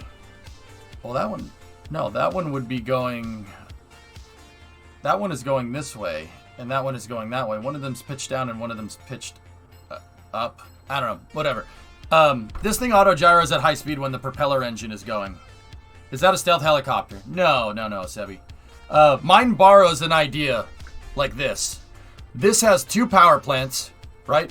There's 2 turbo shafts on this, and they can feed the rotor blades power, or they can feed the propeller power. Or they can feed both of them power. So you can either have this off and these on, and it act like a helicopter, or you can have this on and these off, and it acts like an auto gyro. Or you can have both of them on, and you can hover kind of sideways. Mine can do that. Yeah, I can do that with mine. This was the principal inspiration. I saw this, and I'm like, oh, one engine that can drive the blades and the propeller. That's a good idea. Because in real life, if I was going to design this plane in real life, so to speak, these engines would be the ones that provide all the power. I would have a drive shaft that goes out to a synchronizer right here from both of the engines, and the synchronizer would go out to each one of the rotor blades. Now the synchronizer right here would have 2 input shafts from each one of these and 2 output shafts of the blades. And then the synchronizer would make it so the RPM on the blades is completely synchronized at all times, right? That makes it so you could run this plane and run the rotors off one engine. No problem. Yeah, that'd be easy. And I would also have a clutch for the front fan blade here. So when you're in helicopter mode, you can either output drive. You can output drive to the synchronizer. You would be able to output drive to the bypass fan, which is that spinning thing right there. Or you could output to both, like the SB1. It uses that clutch drivetrain technology. So it kind of works like an SB1. It's like if an SB1, a MIL-12, and a C-130 kind of all had a kid, I guess. So do the blades shave at variable pitch then? What do you mean?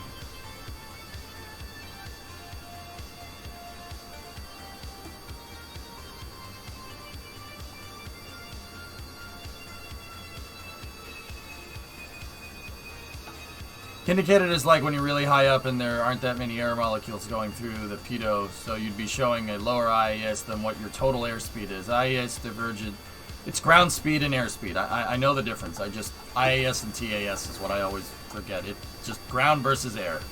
How fast is the air going over the plane? Eric, doesn't the jet engine throttle delay affect flight characteristics?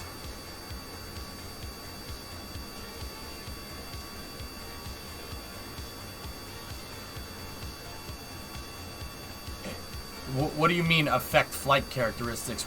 In what regard, Chief? What are we doing? The blades have collective, drummer. I'm collective down right now, believe it or not. They're full. The blades are full collective down. See? It's tilted forward. The blades are actually tilted downward, not tilted up. If you tilt the blades 5 degrees back, right? So if the helicopter blade is right here, you tilt it 5 and then you pitch downward, they act like wings. That's how helicopters auto-rotate, dude. This is actually cool, but what would it be used for? Benuk, I don't think I need to say... I mean, this thing is a C-130. It's about the size of a C-130 would be in real life. This is a C-130 that can hover.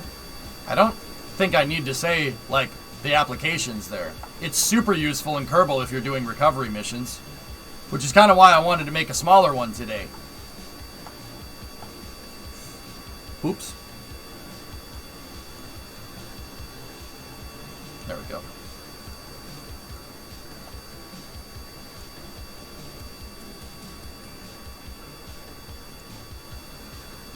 It can land anywhere. It doesn't need a runway. Can it land vertical with 0 power? Yeah, sure.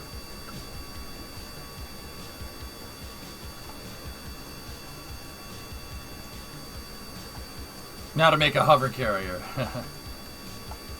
Any thoughts about the upcoming F1 GP? I don't... What do you mean? Like, what do you mean? Thoughts? I don't know. I'm curious to see who has the right aerodynamic design.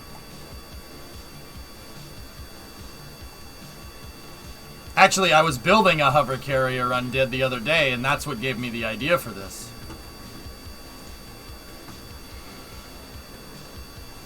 Yep. It's all designed to work together, T-Man. Yep. Like, once again, I'd like to point out that I'm at 25,000 feet, and we just... Actually, 9,000. We're closer to 28, 29,000. Yeah, 29,000, somewhere around there. Almost 30,000 feet. 9,300 meters is 30,000 feet. We're just doing maneuvers up here at 30,000, no problem. I just turned around 180 degrees. So this thing can fly as high and as far as a C-130 can. But it can hover like a Chinook.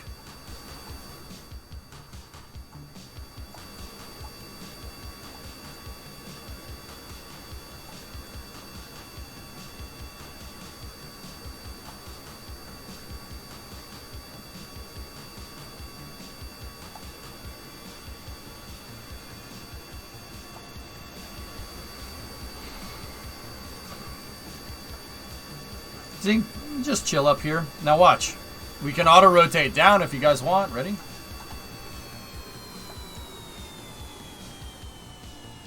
Have you built a U2? I've made a U2 in KSP, yeah. What's the highest service ceiling you managed in a KSP plane? The U2 in this... My U2 can go like... you know what? I don't remember. I know it was over 10 kilometers up, which is over 30,000 feet. You gotta remember, Rares... 30,000 feet in Kerbal is like 50, 60,000 feet in real life. It doesn't really scale correctly because Kerbal's a lot smaller, right? You have the same atmospheric fall off as Earth, right? You have the same atmospheric fall off as Earth, but on a planet that's 10 times smaller. So 30,000 feet in this game is like way higher in real life. This plane can just cruise around 30,000 feet, which tells me that this thing basically has the performance of a U-2. It can fly, so the real life equivalent would be a plane that can fly like 50, 60,000 feet. A C-130 that can fly 50, 60,000 feet up, no problem. Yeah, so we have no helicopter blade power here, and my engines are off. Here, I'll shut them off just to show. Yeah, Undead, that's okay. You want airspeed when you're doing auto rotation. Watch. If Ferrari is strong, who do you prefer to win, Sainz or Leclerc? I like Charles, but Carlos is very much growing on me as a really, really good driver. I didn't see why I couldn't see it when he drove from McLaren. When Sainz drove from McLaren squall, but honestly, yeah, I like Carlos. I think he's funny. I think he's a funny driver, and kid's relentless, man. He's relentless. You know, you watch him in Drive to Survive Squall, and he's before I do this, you watch him in Drive to Survive, and he goes, "I didn't come to Ferrari to lose." I'm like, me gusta. Yeah, no, I like his attitude, and you know what's messed up? Every time I want to hate Toto Wolff even more, I watch Drive to Survive, and I'm like, oh, I like you. I like Toto Wolff because he's relentless. I like drivers that, screw you. I want this. I don't give a frick what you think. I really, really like the drive, man. I really like that. I really like it a lot. You know, like, if you watch a couple episodes of Drive to Survive, you know, Mercedes wins a race and Toto goes to Christian Horner. He goes, "Hey, don't be grumpy. It's okay. Don't be grumpy because we won and you lost." I'm like,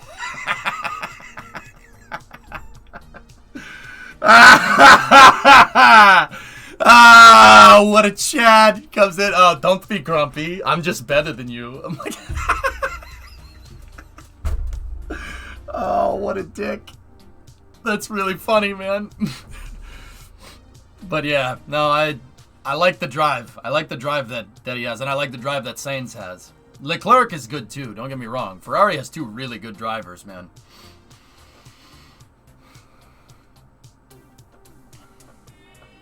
But Drive to Survive came to McLaren to turn Lando and Ricardo into rivals. Yeah. Top a-hole behavior, though. Oh, yeah, yeah, Mike. No, dude, I'm not a Mercedes fan, but I like Toto, who takes no bull crap from nobody. I like that. I really like that. That's what it takes to win. Dude, everybody acts like Formula One's a gentleman's sport. It's not. You got to be a piece of trash if you want to win Formula One. Like, look at Horner. A good example. Horner. Who else? John Todd. He's a dick. John Todd was a dick when he was the team principal for Ferrari. I mean, look at Braun GP 2009, Horner with Red Bull, you know, Toto with Mercedes. You got to be Briatore with Renault. If you really want to go back and look, you got to be a dick. Like, that's just part of the game.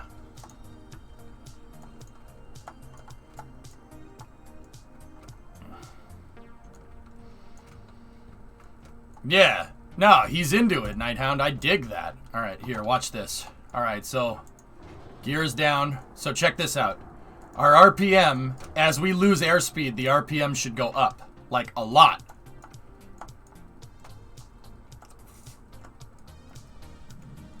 So gravity is pushing the plane down right now. Gravity's pushing the plane down, and my RPM is going through the roof. Because as it pushes us down more, it's forcing air into the blades. And forcing that air into the blades... Forcing that air into the blades is increasing the RPM and making us making our vertical speed not as high. See? As we get closer to the ground, RPM goes up because the blades get forced into more air. So,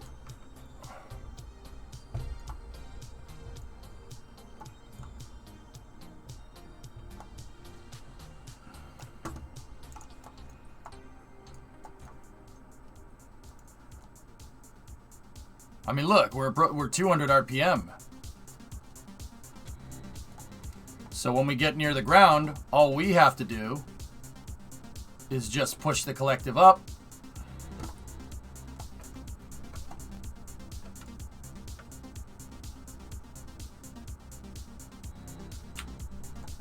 Uh-oh.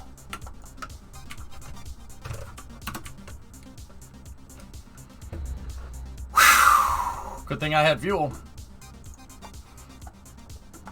You see that? Yeah, Pythos, that was an auto rotation. Yeah, I was not powered. We weren't powered doing that. I turned the helicopter blades on and I shifted us into helicopter mode at the last second there so we wouldn't crash, but...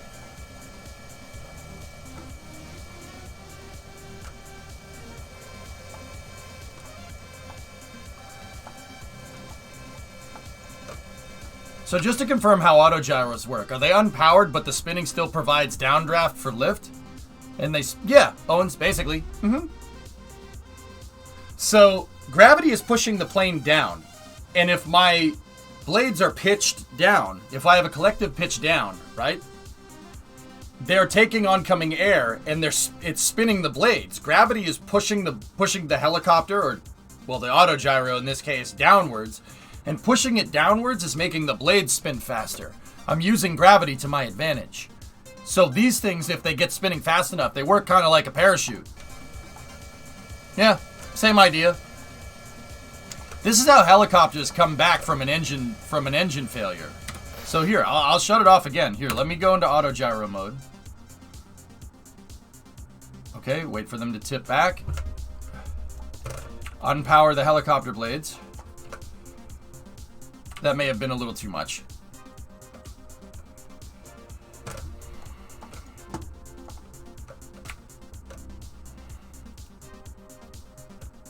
Unpower the blades. And we need to go kind of full pitch down, right? And then at the last second, you pitch up. Oh, I ran out. I stalled. Yeah, I pitched up too early.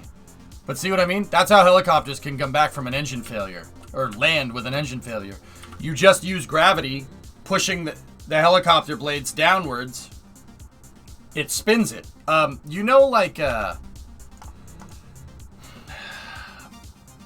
Owens, I don't know if you have those over there. Sorry, I've never been. I would assume yes, but I don't know. It's stupid to assume, I guess. You know those, like, trees that drop the little whirly gigs? Literally that, but with a helicopter. Yeah, it's an auto rotation. Mm-hmm.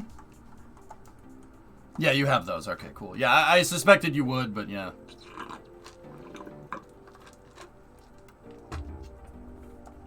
Mm-hmm. So yeah, helicopters can land with no engines on. It's just a little dangerous, but they can do it. Gotta have some altitude to do it as well.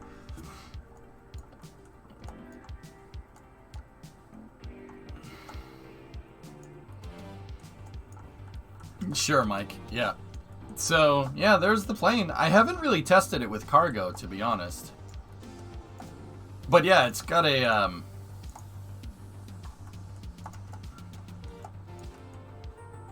Oops. No. The little whirly-do. Well, the little life I had just disappeared. Gran Turismo 7 just, last. What about the tail rotor during a failure?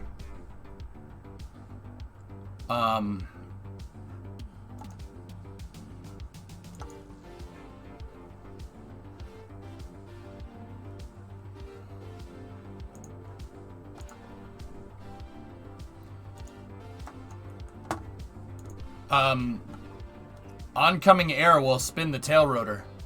Chief, the tail rotor's drive shaft is attached to the main rotor through a gearbox. So if the main rotor's spinning, the tail rotor's spinning. Yeah, it'll drive it.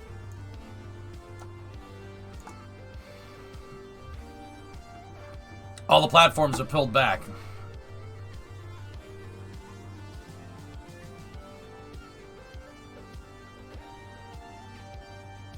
There you go, Prey. Yeah, Prey, I keep saying, you know, the first time I explained this was, oh, the kinetic energy, you know, the gravity is pushing down on the plane, and it's taking the kinetic energy of gravity and converting it into lift by spinning the blades. I got a bunch of okays in chat, so yeah, I've trying to find other ways to explain it.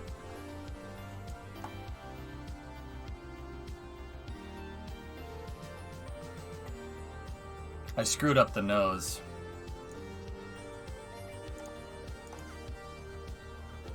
Because I hit the wrong button on the fairing. There we go. So the prop actually becomes the engine. More or less, gravity is what's making it do. Chief, gravity. Amongst anything else, it's using... So... If a helicopter's at a high altitude and you have an engine failure, okay? It has a lot of potential energy. Basically, gravity's going to push that thing into the ground. So if your engine stops, right, you tilt the helicopter down, right? And then you put full collective pitch down, right? And it takes... Your helicopter, when the engine shuts off, it has a lot of kinetic energy now. It takes the kinetic energy from the plane, from gravity pushing the plane into the ground. And if you turn the helicopter right and you turn the blades into your air, the air is coming from the bottom now, right? You collectively pitch your blades downward into the air, they'll start spinning. So it takes that kinetic energy that's imparted on the helicopter and converts that to rotation. The blades. And the blades rotating generates lift. How does this aircraft perform on Mars and Duna? Yeah, pretty badly considering it uses a turbofan for power. Yeah, and intake air. Yeah, no, it doesn't. It's not designed for that. What is this craft's max speed? 230 meters a second is how fast I've gotten it to go.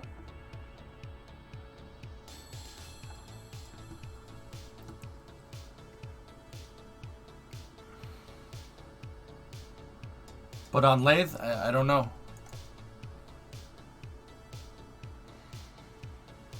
If you want them to spin backwards, you'd pitch up, J-Speed. No, I do not want to make one with electrics, no. Yeah, Novus, we saw that. Saw this picture, man. But I'll show it again. Oh my goodness, dude.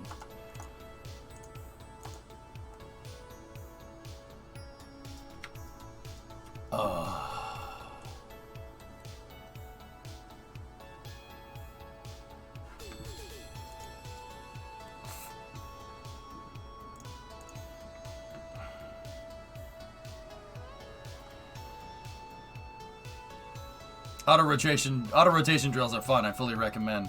Good question, Vasia. What was Vasia's question? I don't see it. And Pray, thanks for the 10-monther. I do appreciate it. Soon. I can't tell what level they're on from this picture. One of the higher ones, yep. Wrong ad. Oh, okay. All right. Cool. Please excuse me for saying, but every time I see SLS, I see a Saturn V. Alright. They tagged the wrong person. It's all good, Vasia. Yeah, no problem. Hold her chill.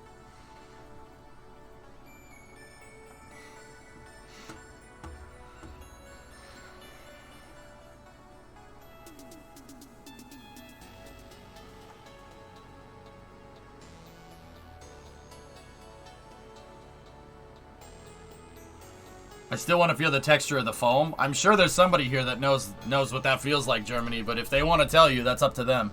I'm sure there's people watching that have touched it. But, once again, that's up to them if they want to say anything.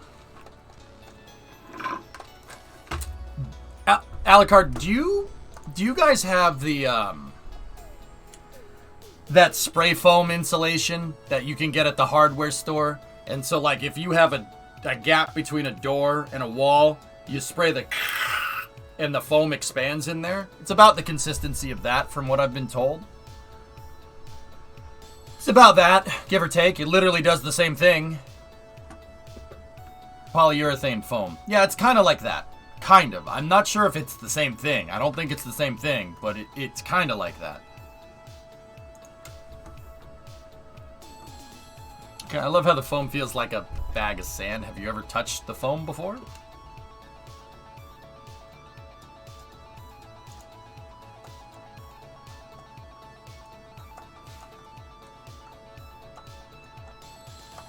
But isn't the orange foam a little thicker?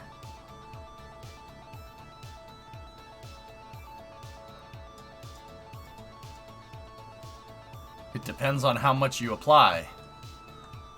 That's like saying, "Oh, I'm going to paint this." Well, how thick is the paint? I don't think anybody asked that question, T-Man. Hey, iBuy. Why do NASA subcontractors work in imperial units, but from what I know, NASA themselves uses metric? iBuy. Let me let you in on a little secret. It doesn't matter.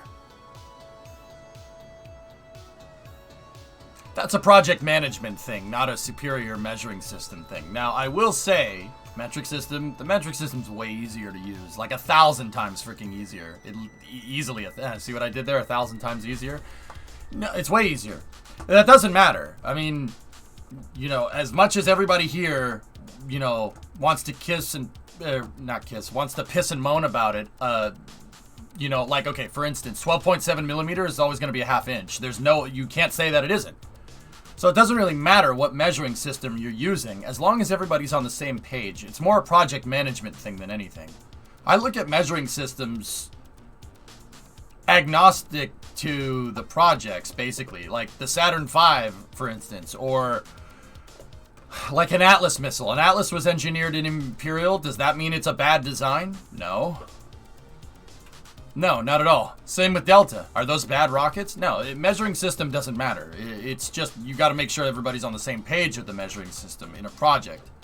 It's like languages. Is engineering an aircraft in Spanish more efficient than engineering it, you know, if everybody speaks English? Does that matter?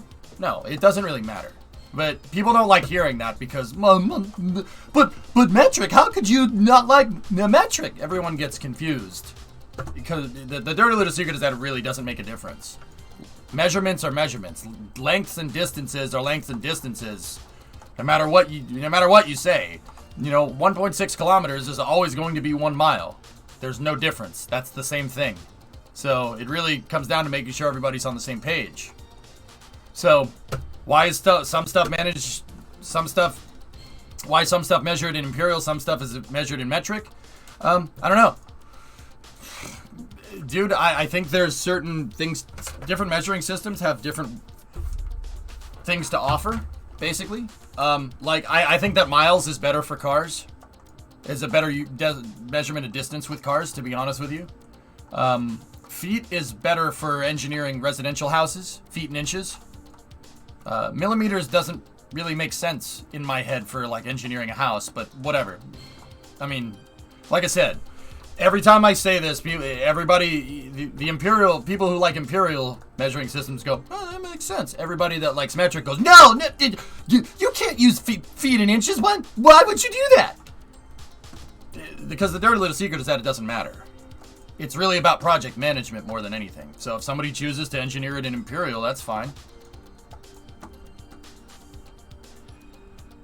Isn't it 5,280, Pythos?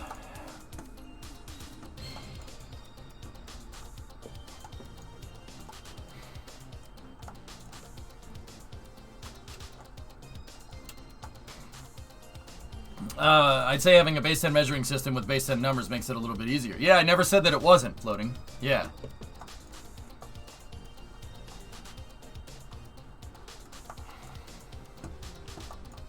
A millimeter can make a window not fit correctly into the chassis of a house. Yes, so can a thousandth of an inch. And actually, a thousandth of an inch is more precise than a millimeter. What's your point? Guys, I'm not saying that metric is more difficult to understand. Metric's 1,000 times easier. I'm saying it doesn't matter. Don't get confused. Yeah, they always get all bent out of shape about it, I buy. It just basically comes down to how you want to engineer it. And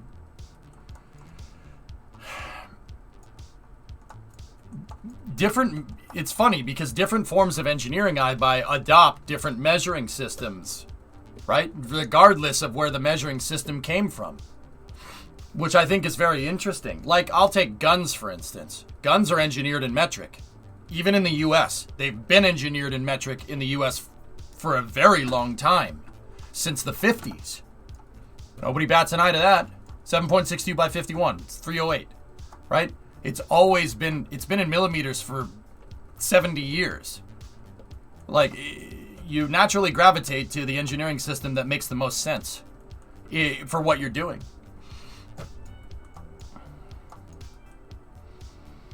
Everybody says, like, oh, mine's better. Oh, mine's better. See, the point is, fellas, is that I don't really care. I don't really give a frick. Because no matter how, for all the easiness of metric, blah, blah, blah, blah, blah, blah, blah, blah, look, 3.3 feet is always going to be 1 meter. It does not matter. You could say whatever you want, but it's always that means the same thing.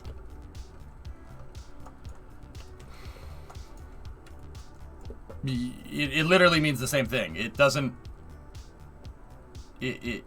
matter as long as everybody that you're working with understands that. Now, problems arise when you have some people engineering stuff in metric and some people engineering things in imperial. And them not knowing that each one are engineered in a different way and it causing a problem. Once again, project management problems, not measuring system problems. Don't get confused. 1G is always 1G. 14.7 psi is 1 bar. Or 101 kilopascals. Take your pick. It doesn't matter. It's irrelevant. It's like saying that engineering this airplane is better in Spanish than it is in English. What does that even mean? Doesn't that sound stupid? Like, it comes down to projects, and project comes down to application. Seriously. That's the truth.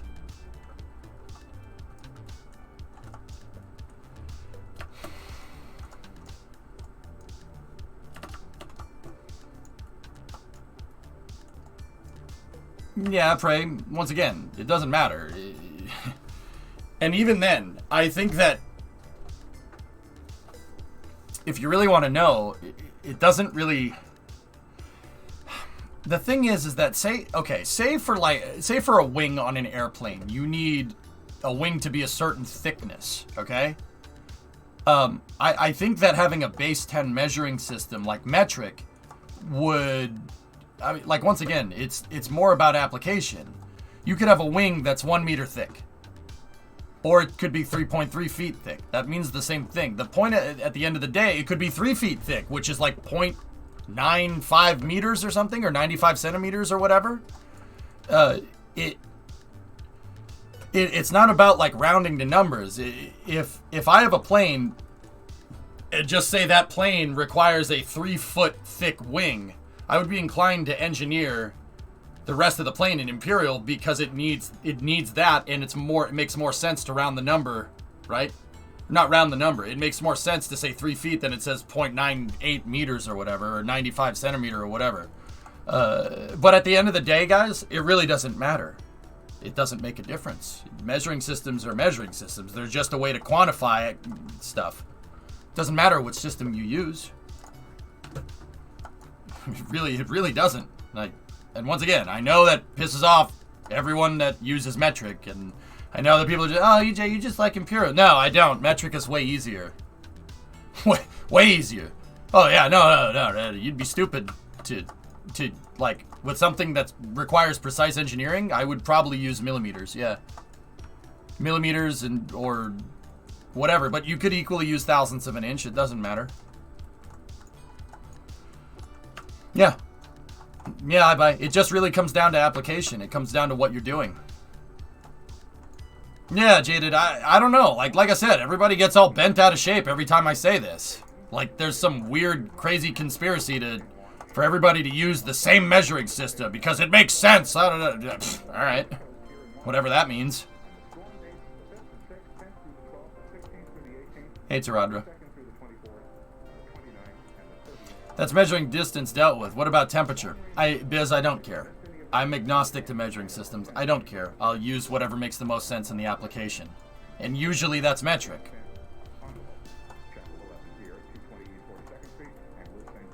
You'd enjoy the oil industry where it's a mix between metric, imperial, and industry units, also for a different mix between companies. Yeah, Lamar's. Yeah, whatever. That's what I mean. Yeah, I don't really care.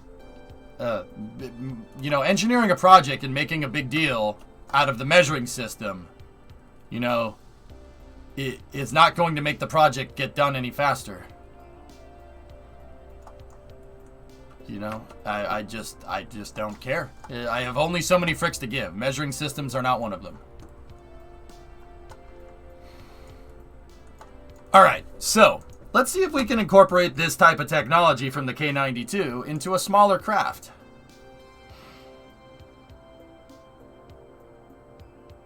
Yeah, Fahrenheit is how you feel. That's right. C is how water feels.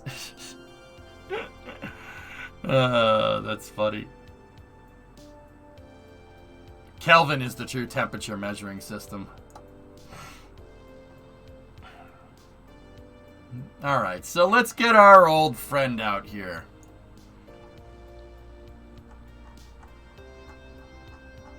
I see what you did there. F to pay respects.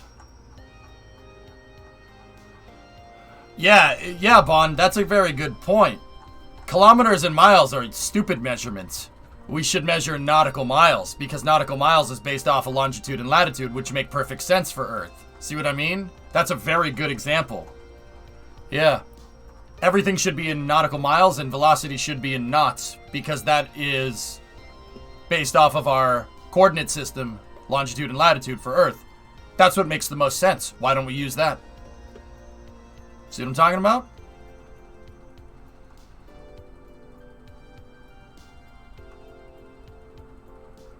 That's a good point, dude. You're absolutely right. All right, let's see what we got here. The original K29. I think I worded my question incorrectly. I didn't mean to shame Imperial. Or rather, why only contractors use Imperial, but the customer and NASA uses metric? Just seems extremely odd to me. In an automotive, the customer dictates everything. Once again, no, you didn't hear me. It doesn't matter. It doesn't matter. That's what I'm trying to tell you. It only matters if everybody knows. The only time it matters is when people think they can engineer in metric and other people think they can measure in imperial. Like, as long as everybody's on the same page, it doesn't make a difference. It really doesn't. All right. Okay. See, K29 and the K92. Let's go K29 AG. So this is the tuck auto gyro helicopter prototype. Modified. This is 3/16/22. As long as you agree to certain tolerance, it doesn't matter. That's right. Yeah, that's right, Sebi. I mean, whatever. Like, once again, people, yeah, folks have strong feelings about this, and that's fair. People have strong feelings about everything nowadays. All right. Like I said, man, you only have so much time during the day to give a frick about certain things. So, you know, it's, you know, like, there's only so many fricks you can give around a day. I don't know why people make a big deal out of this. It's some weird frickin', I don't know.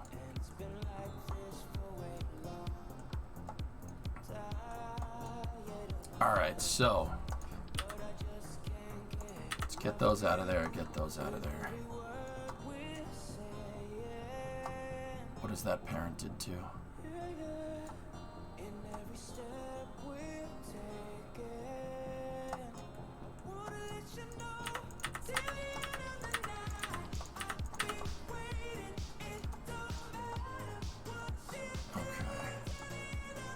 We're not going to need that anymore. We're not going to need that. We do not need the SAS.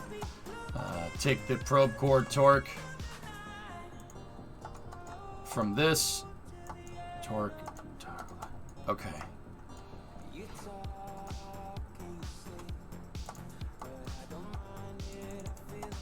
All right. Let's see.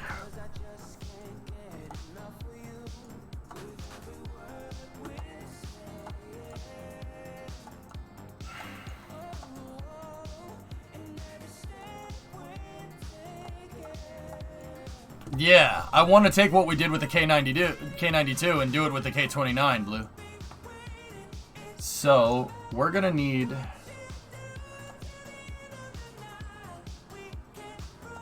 How are we going to do this? We're going to need to miniaturize basically everything. Shouldn't be a problem.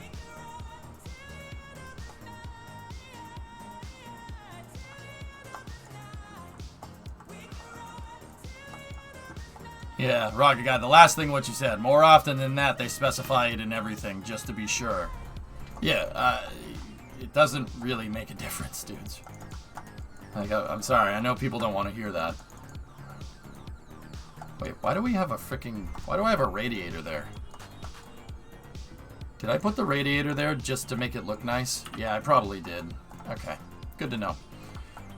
Alright, where's our center of mass? Okay. Perfect. Yeah, I did put the radiator there to bridge that gap. See it, Pythos? That doesn't make a difference at all. Here.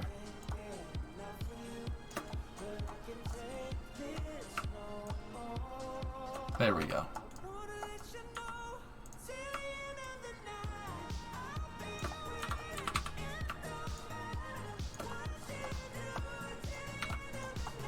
There we go. Making some slight modifications.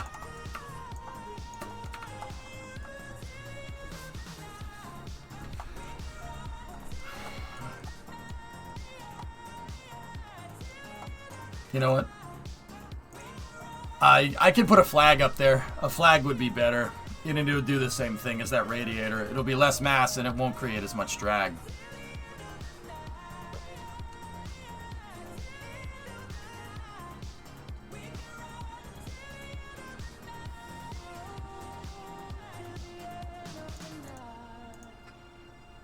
Okay.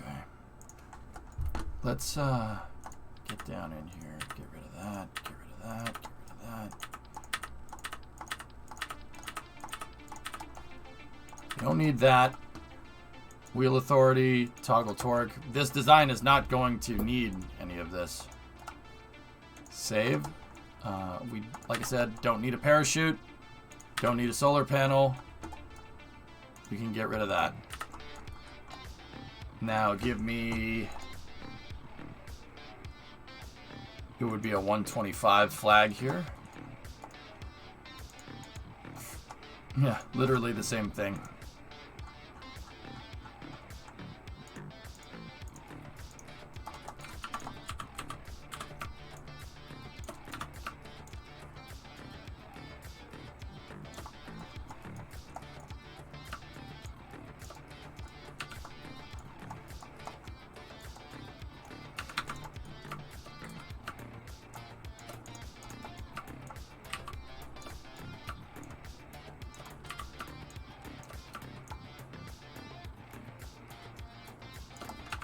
There.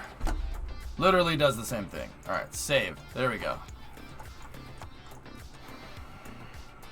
Alright, we can take those old lights out. I don't know why that's there. Why did I put the fluid spectrometer there? That doesn't make any sense. Also, yeah, that's kind of dumb.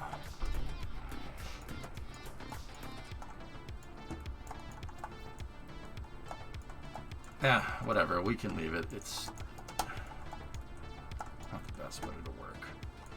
All right, we got our intakes. We got our fuel tanks. And I think the fuel tanks are, ooh, not balanced over the center of mass. Oh, dear.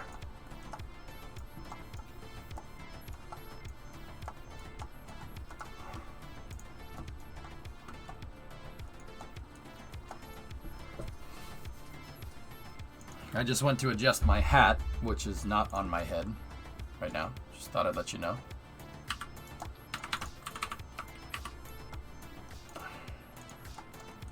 Discovery, go at throttle up. Yeah, no, that's all messed up. I was just about to go like this. All right, how do we change that? So I put I-beams back here in this old version for balancing purposes. To balance the two-man crew.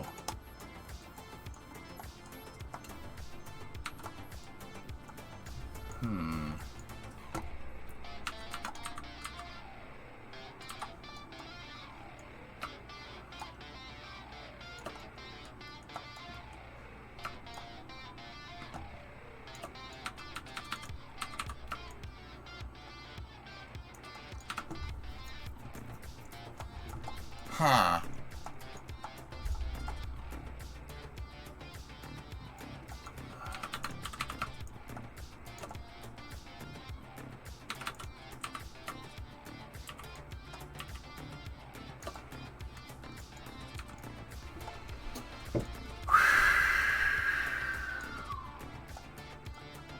Well, Tessa, we need our tanks to be, we need the tanks to be centered over the center of mass, dude. Right?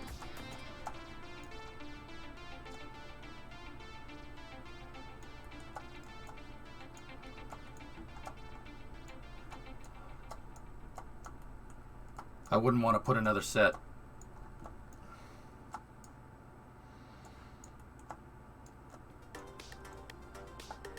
Alright. Alright. We're gonna do some surgery on the tuk-tuk, fellas. We're doing surgery. We gotta operate. What's the purpose of this machine? Jaded, I'm basically gonna make a tiny version of the thing, of the K92, the vehicle you just saw. I want to make a tiny version of it. Really, really little boy version of it. Scalpel. Smoochers. Scalpel. Scalpel again! Alright, shut that off. They did surgery on a Great Vin. I don't know if you knew that. Okay.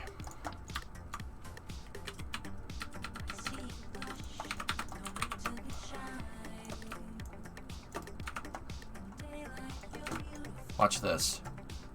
Watch this.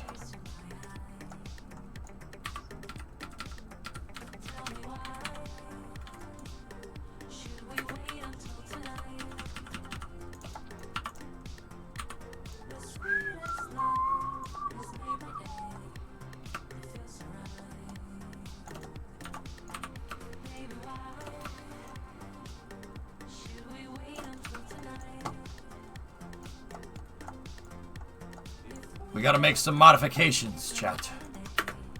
I'm using some old school, this is an old school KSP building technique here. We can extend the fuselage backwards a little bit.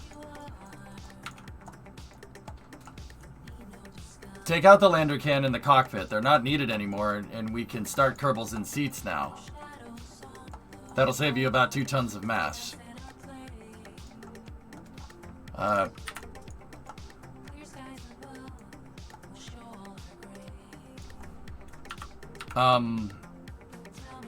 No, Tessa, I don't want to do that. Here, just hear me out. Hear me out.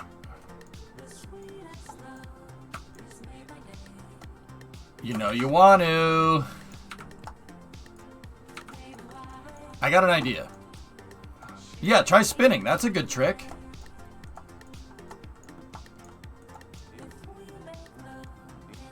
Okay, get rid of those for a moment. Yeah, see, I put those there to cover it up and make it look nice. Okay. So get rid of those, get rid of that. Now what we can do here is get one of these.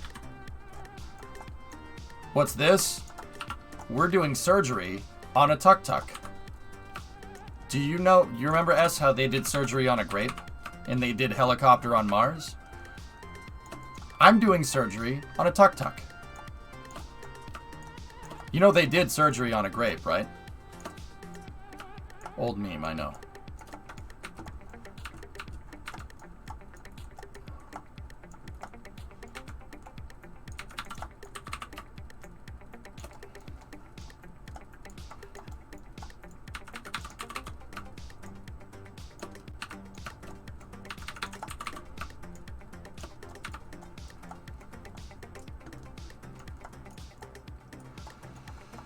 It's an elder meme, sir, but it checks out.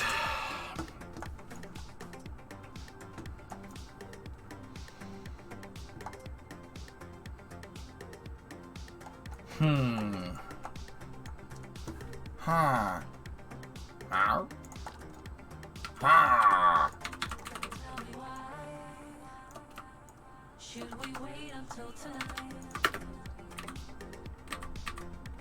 The sweetest love is maybe it feels right.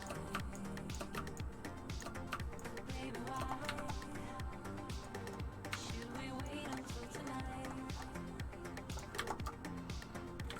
If we make love in the light of day, it feels right. Tell me why. Is this even a tuk-tuk anymore? See, I like this, but I don't think it's even a tuk-tuk anymore.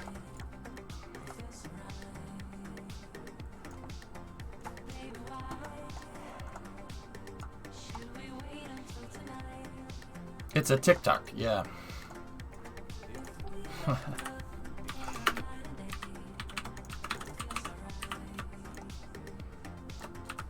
It's a tic-tac? No, that's something different.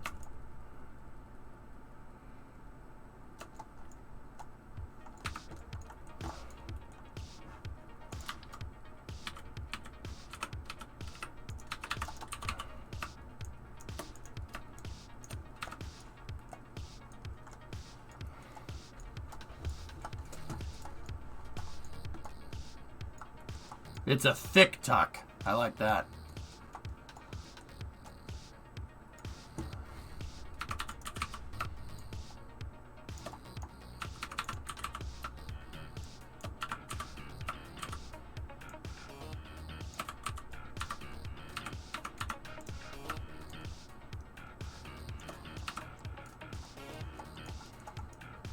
The whole idea is to basically make a copy of the K92, but a little bit smaller. And now, what I'm thinking, like, Tessa, you might be right. It might just be better. I mean, we could make a fairing.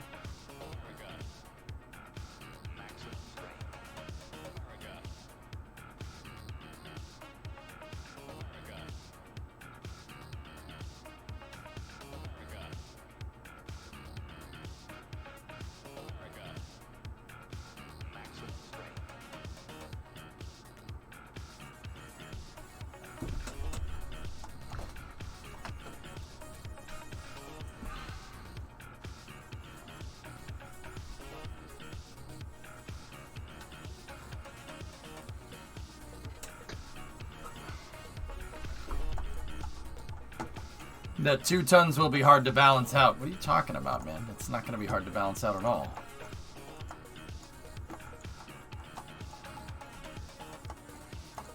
Yeah, I don't like that. I like it, but it doesn't look the same, and it's going to end up being too big. Do auto gyros work well? Yeah, immolated. Yeah, they work pretty damn well, actually. Yeah.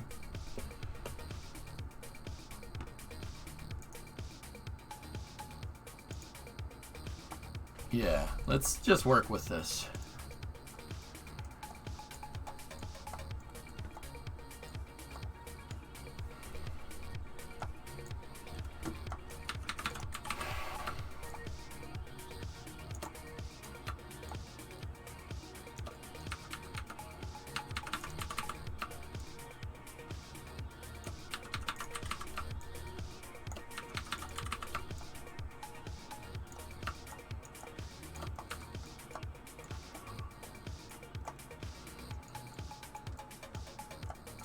Yeah, see, that's where the fuselage needs to be. I mean, that's where the wings need to be for this thing to fly correctly. And have proper fuel drain so it'll work correctly. Okay, so...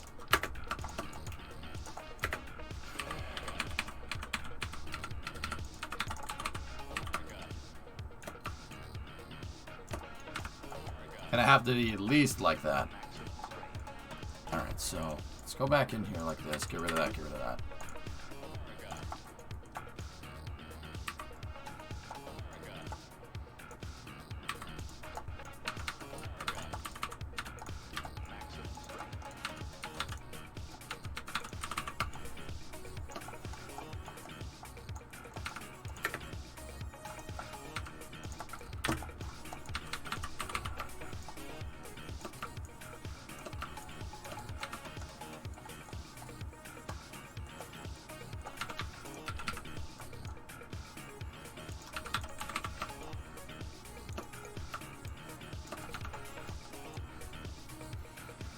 You need to make it look like S-Master's Link.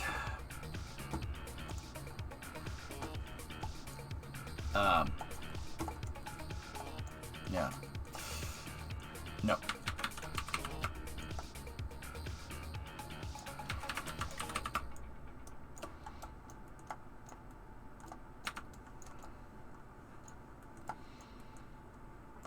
There. And this design is very much dependent on these aft control surfaces. The pitch control surfaces working correctly, so...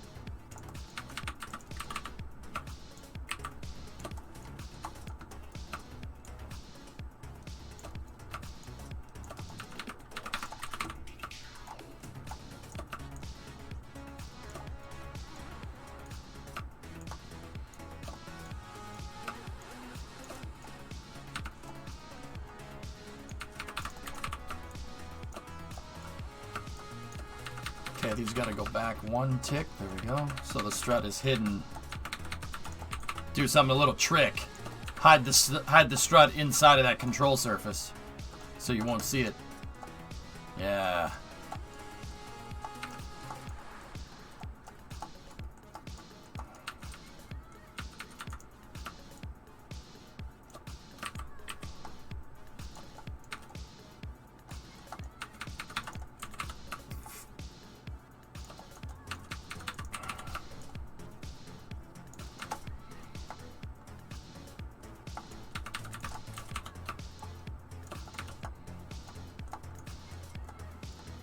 Chief, I think that's balanced over the fuel tanks pretty well.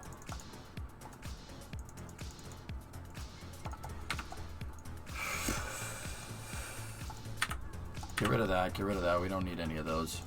These things have battery power, so we don't need battery power. That's not something that absolutely needs to get made. Yeah, Chief, I think we're balanced over that. In fact, I might put another stack of fuel tanks in the center, but we'll see. We'll see.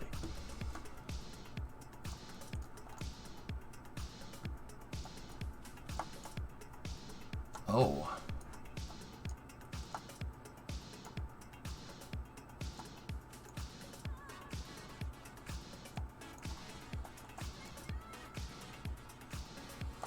Oh, I see how I did this.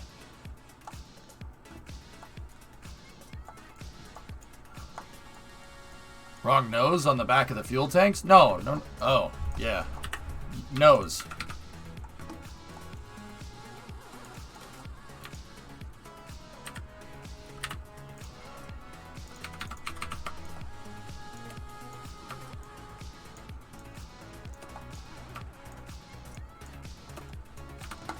Thanks, Rocketman. Yeah, I'm not really happy how I put this top thing together, but we can do...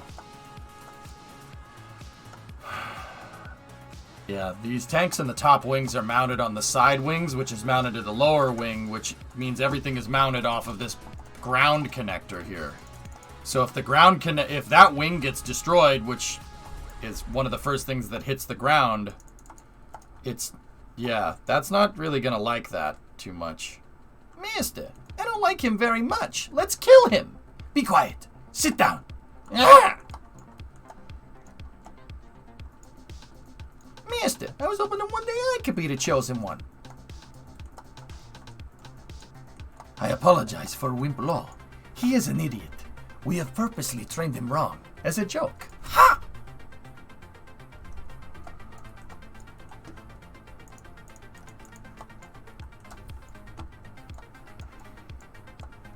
I'm building a smaller version of the K92.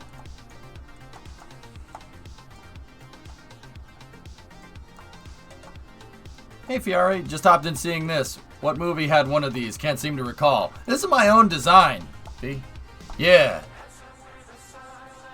It's gonna end up looking something like a V22, kind of. Kinda like a V22, but kinda not.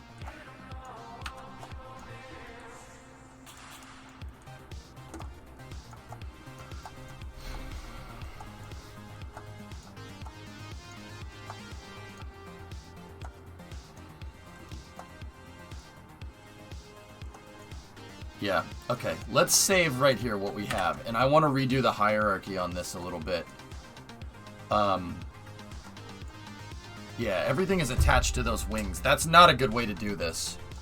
The right way to do it would be, or a better way to do it for me, would be to do something like, kind of like what we had before. So, off of the root part, which is the cockpit, right? We have something like this.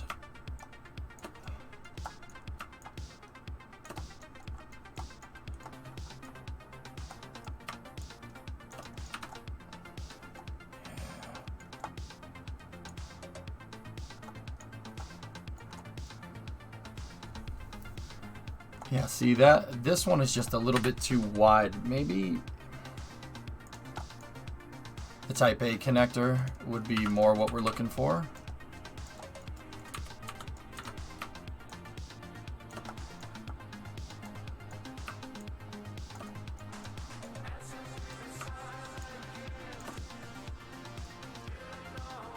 Yeah, I can't center that. Damn. Yeah, of course, Chief, pretty much. This thing has no spine, so if it crashes, it crumples into a bajillion pieces. Technically, its spine goes like this. It's one giant U. That's not what I want. That's not a good way to make a plane in KSP. But then again, I built a tuk-tuk years ago.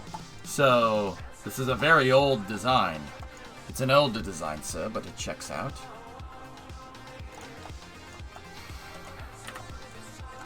Yeah, Jaded. Absolutely.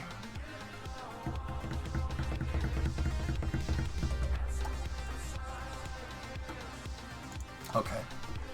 All right.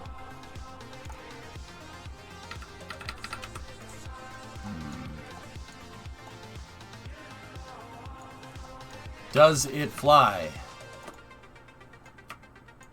Yep. Yeah, it flies. It just works off magical gumdrop smiles, yes.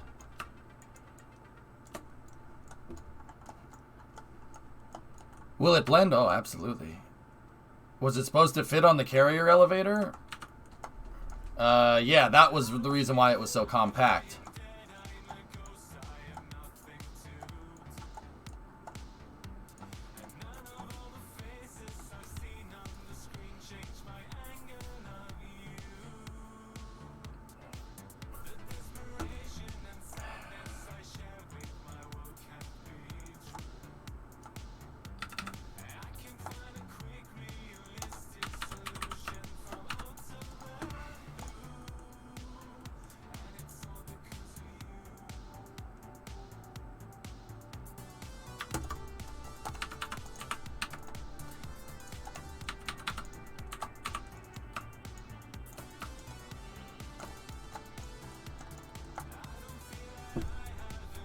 Tessa. You thinking what I'm thinking, mate?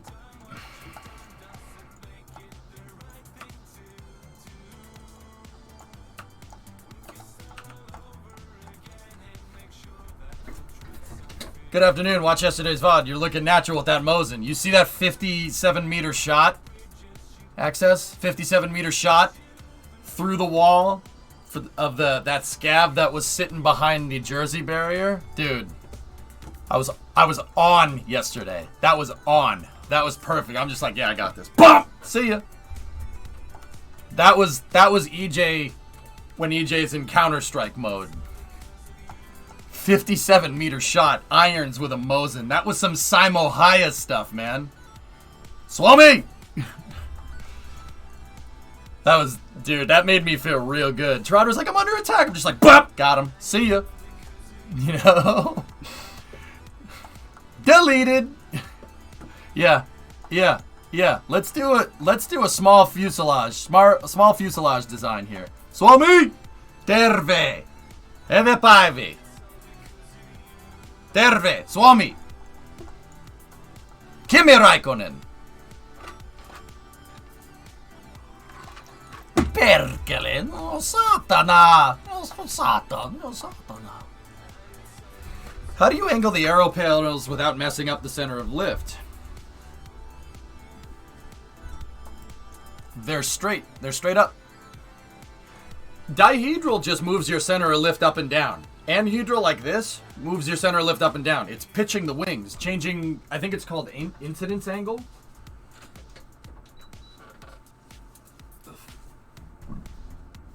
Yeah, that just moves your center of lift up and down. That's no big deal. Center of lift on an airplane, moving up and down is not a problem. As long as its relationship to the center of mass is relatively similar, not a big deal. I will give you an extreme case of this. An extreme case of moving your center of lift up and still flying relatively similar is that.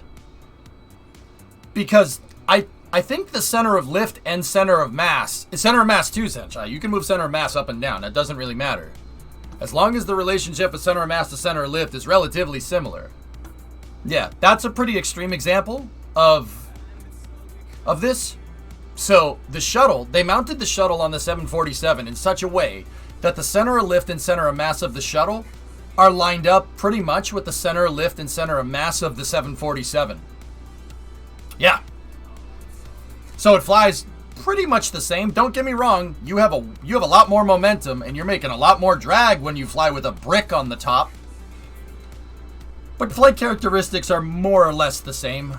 I mean, honestly, it's not going to be exactly the same. You added a, 60 metric ton orbiter to the top of your aircraft, so that's, that's going to change it a little bit, but it's not going to make it unflyable. Does the space shuttle actually move the 747 center of lift up? It has wings on it, sure. As long as if the 747 gets over 200 miles an hour airspeed, 200 mile an hour airspeed, and it pitches the nose up, the shuttle wings generate a ton of lift. Yeah, the shuttle wings are designed to swirl. They're designed to swirl over the top. See how this aero surface right there, kind of like angles down the wing leading edge? It's a straight surface, right? And then it goes down and then it goes up. Like the nose is down like this. Like if this is the wing leading edge, it's like this, and then when you get more towards the wing, it's more like a C shape. That's because it's designed to let aero slip up over the wing and create a huge vortex over the wing. It's part of the reason why the shuttle can actually land for a flying brick, because it's designed to generate this wing design generates insane amounts of lift at speed. It doesn't work very well if you're not going above 200 miles an hour. But yeah, it definitely does. The center lift moves up. As the 747 goes faster, the center lift will move up. But your center of mass is like up here anyway, so it doesn't matter. World's biggest biplane. Yeah.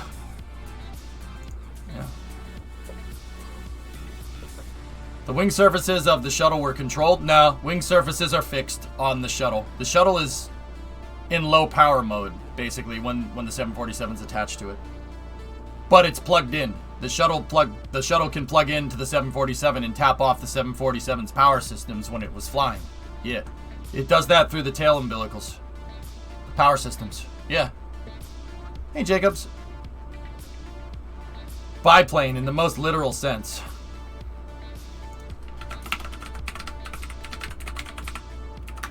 If that's the case, then what's this? What's that thing then? What would we call this?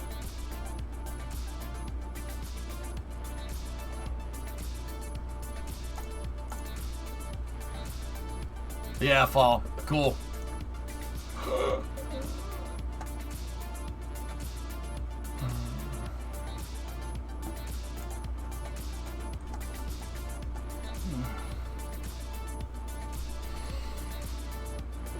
Sorry, your boy got a little distracted there. All right.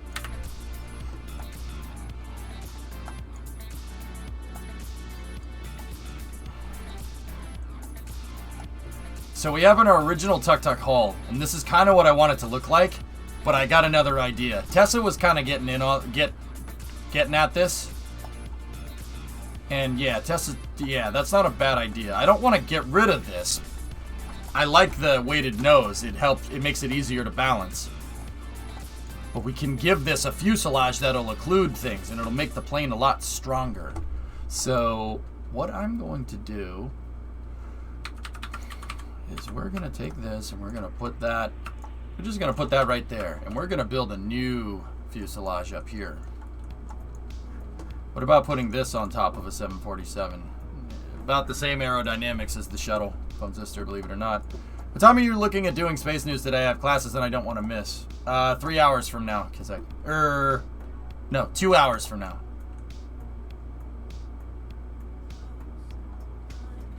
Yeah, Chief.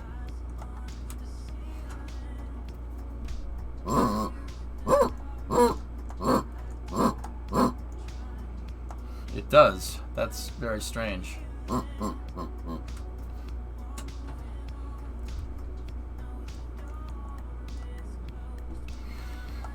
Don't do that again. That was weird. It should make the same noise.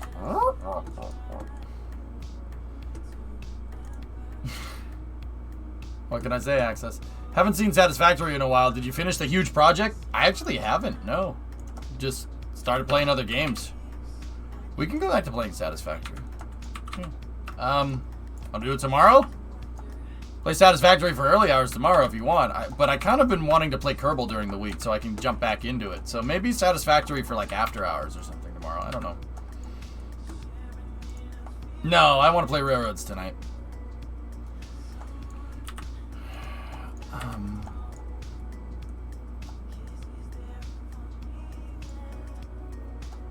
I was just curious. Oh, okay, all good. Now I am fine. Okay. No, yeah, no problem. You alright? Would the Skinny Boy Mark II lander can work? No, J-Speed, I actually got an idea. This will still look like the Tuk Tuk when we're done, but it'll have a payload bay that's occludable. It'll have a fairing. I want to give it a fairing fuselage. The nose will be a little less anteater looking and more airplane looking. But yeah, here, let me get in here and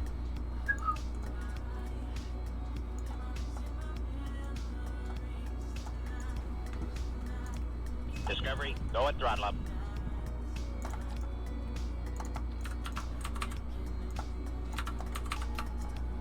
okay.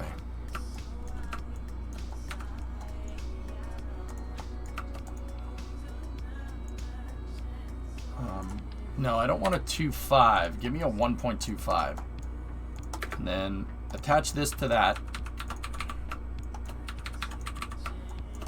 And then separate this, reroute the subassembly to the cubic octag.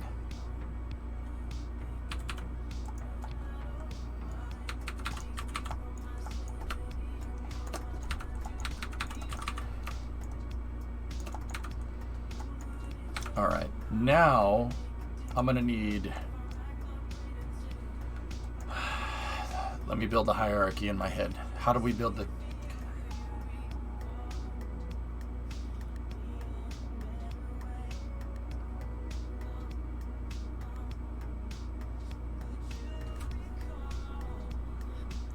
sorry guys, just give me a second.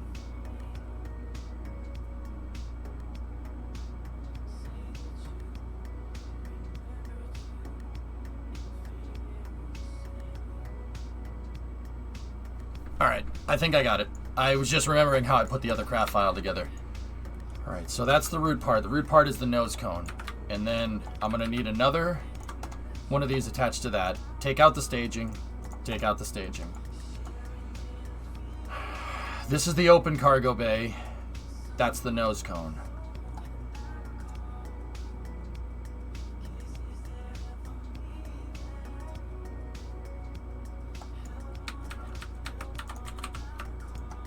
Bonana.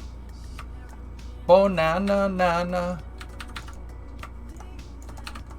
Okay, so now I'm gonna need a 1.8 engine plate, but I don't want that.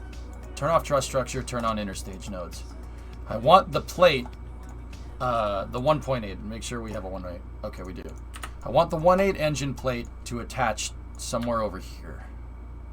Let's just pick the last node there. And now shut off interstage nodes. And what I'm going to do temporarily is put a big nose cone on the fairing master attachment point. I'll tell you why I'm going to do that in a second. Or tell you why, well, I can tell you why I did that right now. The reason why I'm putting nose cones over certain attachment points is because I want to make sure I do not attach anything to this that shouldn't be attached to it. See that? Like, I don't want to attach something to the engine plate. The engine plates, ironically, aren't very structural. They aren't structural. They don't really work too well. I find that that part drifts a lot. So I have nose cones attached to them temporarily to make sure that I'm attaching to the right stuff. Okay?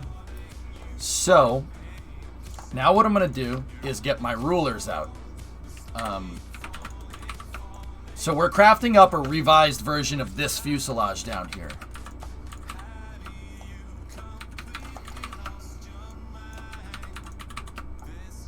I'm going to build the fuselage out of fairings. And the fuselage, we can make it out of fairings and make it so Kerbals can walk around inside of it. I call it a hollow fairing fuselage. Basically, you can make anything, and you can make a payload bay, and whatever's inside of it gets occluded. Super useful. Yeah, so you can make payload bays as big as you want, but the problem is you can't make like payload bay doors. You know, it basically makes a cup. So, hey, Aardvark, 76 months. Thanks, man. So now what I'm gonna do? I'm gonna go in here.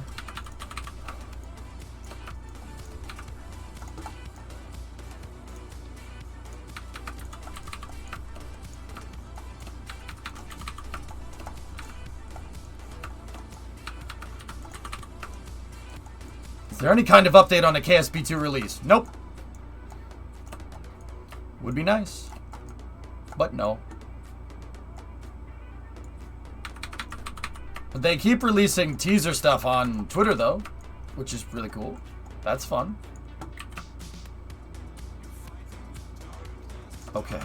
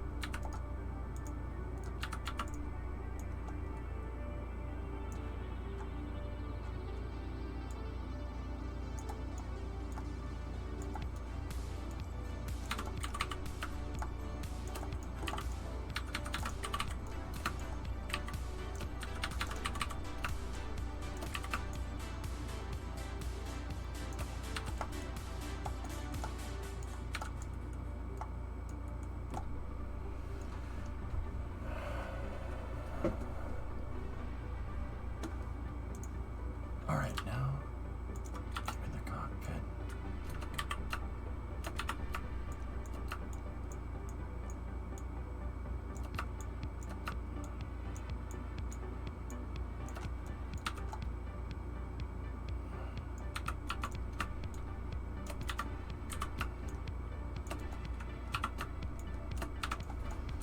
Using my Tessa rulers here.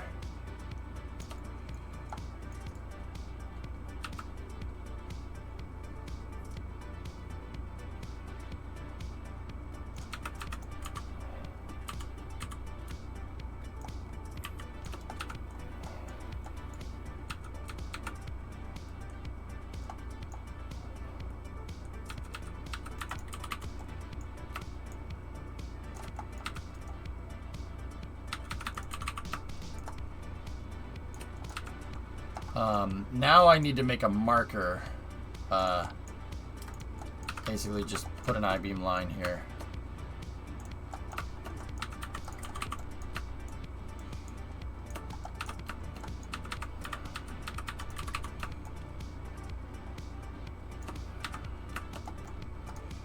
Now we need to build a fairing that basically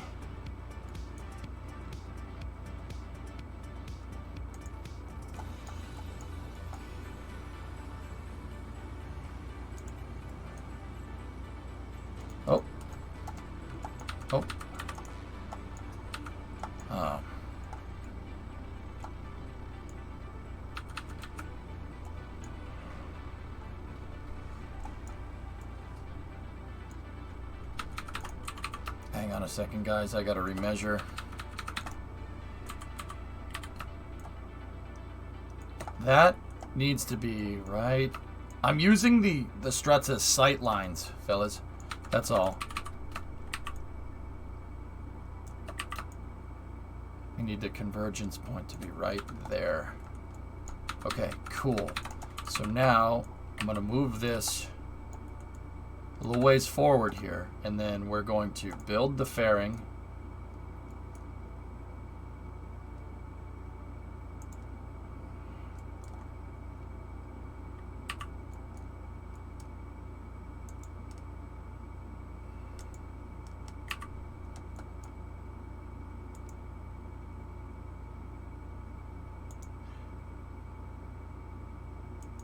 And we're going to close the fairing right there on the 1H shell. All right, so save.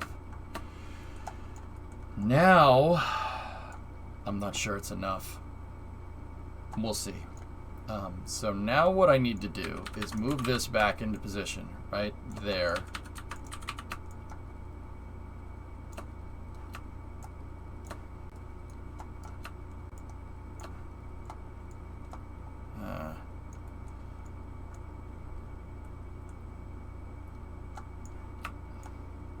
That needs to go one forward just a little bit. Also, hey username, how have you been doing? I've been stuck in my house. Oh. I'm fine. Yeah, everything is good. No, I didn't do that right. Okay. I need this thing to be like this, and then I need this fuselage to basically continue. Yeah, see, I gotta bridge that, which is kind of hard to visualize in your head.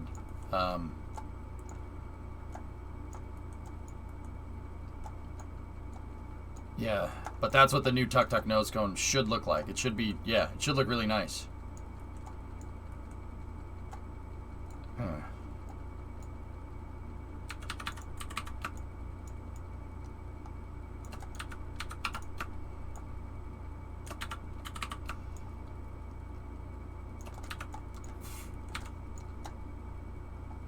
Yeah, front's gonna look cool. Yeah. You were afraid we're gonna have a Wolverine phase? No. No. Alright, that's the position of this. So I'm gonna move that forward, and now I gotta change the sight lines a little bit.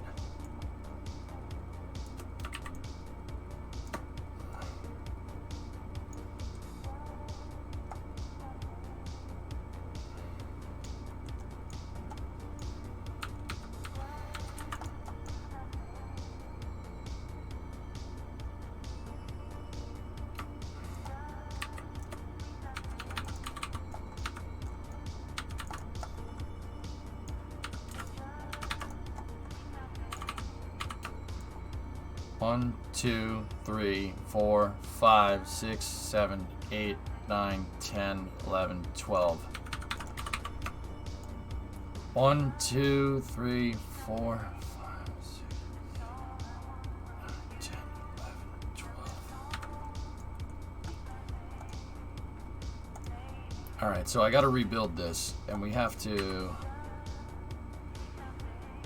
basically make this fairing hit this sight line as soon as possible.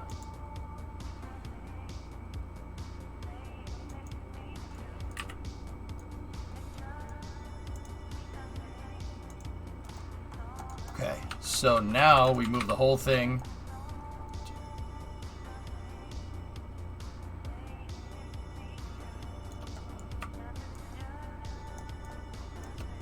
And now we move this pretty much right to there.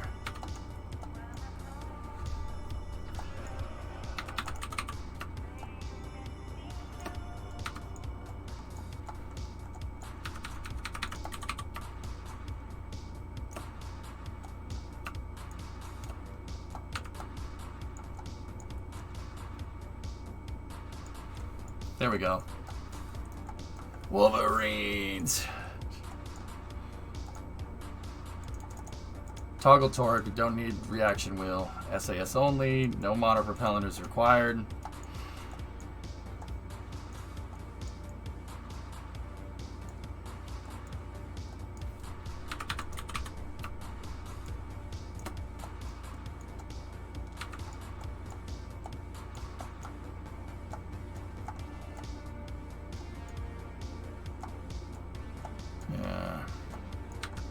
What are autogyros? They're a plane that basically has helicopter blades, Spiritus, that work as the wings. Yeah, so it's a plane that flies around. It has no wings, but it has a helicopter blade on the top. And the helicopter blade, when the thing starts going forward, the helicopter blade starts spinning. Because they angle it back, because it's the wings. You know, like how a wing would be tipped up a little bit, right? They basically tip the helicopter blades back, and the helicopter, the oncoming air, spins the blade, and that's the wing. So a vertibird.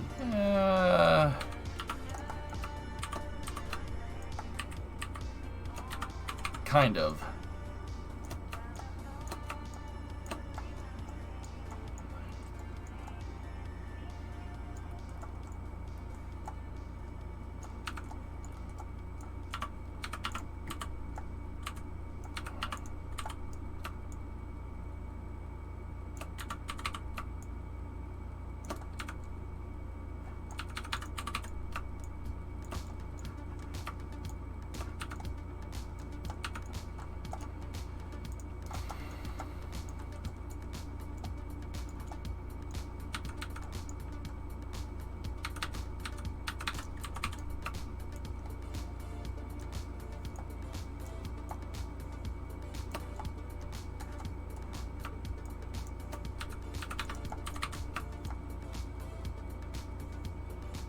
Cool. All right, I can get rid of my sight lines there.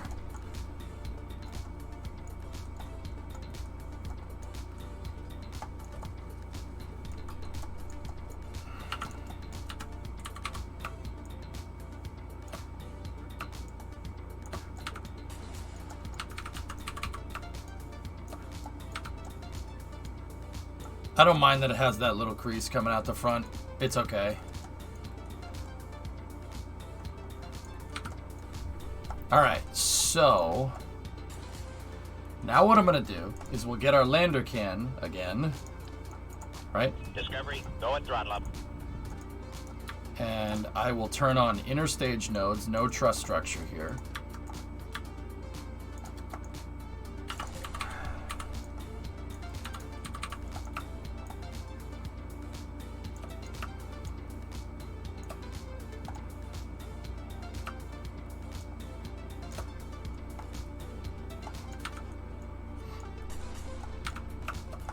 Hey, Craftcrackers, what's up? No wheel authority, SAS only, toggle torque, no monopropellant. And then there's your ingress and egress hatch for the navigator in the pilot's position. 2 crew on a tuk-tuk. And now that I have that all figured out, I'm going to move this back here. And we're going to take that fairing and we're going to edit it a little bit. We're going to close it right there, make that fuselage a little bit longer. And basically put that right there. Sweet. Now we're going to cover up the nose cones. And remember, all this stuff is inside of the fairing, so yeah, don't need to worry about it. It's all occluded. Web news. Craftcrackers with a 43-monther. Thanks, man. 243 meters a second from the big one, guys. Yeah. Pretty good. And then I'm going to take another interstage node. I'm going to take the docking port right here. Docking port's going to go right there. Actually, we could put batteries up in the front too.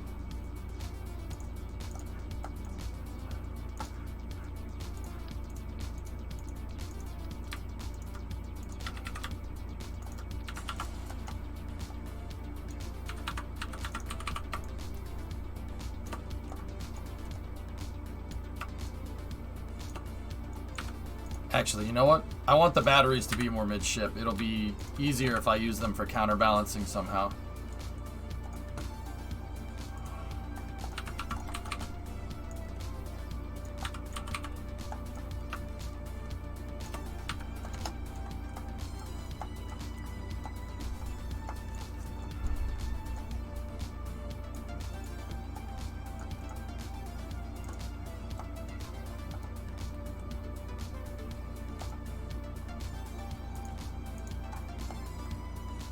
Alright, dudes. Okay, I can get rid of those markers up there. We don't need them anymore. And now we got to put the front landing gear in. I'm going to take the front landing gear and I will attach it to the root part fairing here, which is inside of the lander can right now.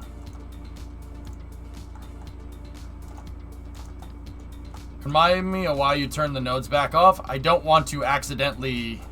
Oh. I don't want to accidentally attach to something, to the wrong thing, dude. You don't want a node snap to the wrong thing.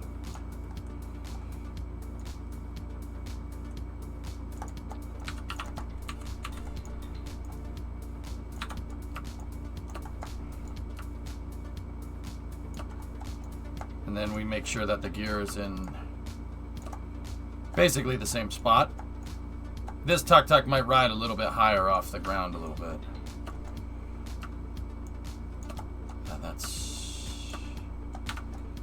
that's in the same spot. Cool. And I know the lander can is sticking out a little bit right there. It's all right. This one will be way more aerodynamic because all this stuff will be occluded inside of the fairing and it'll fly like it's inside of the fairing. So this thing will have aerodynamics of a bullet. Bullet.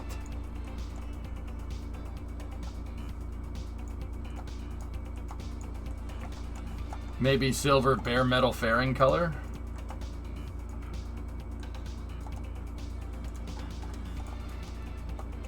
Not against it.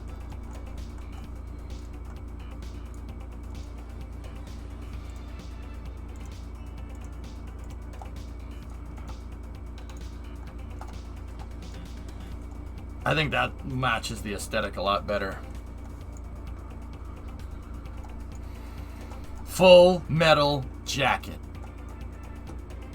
1800 millimeter full metal tuk-tuk. Or something like that. Hillness, I'm doing what I did with the K92, but with tuk-tuks.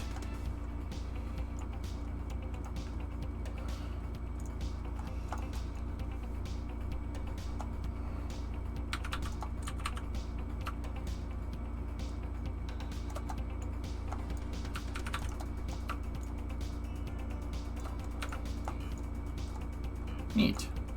Yeah, it is. This thing's gonna be really cool.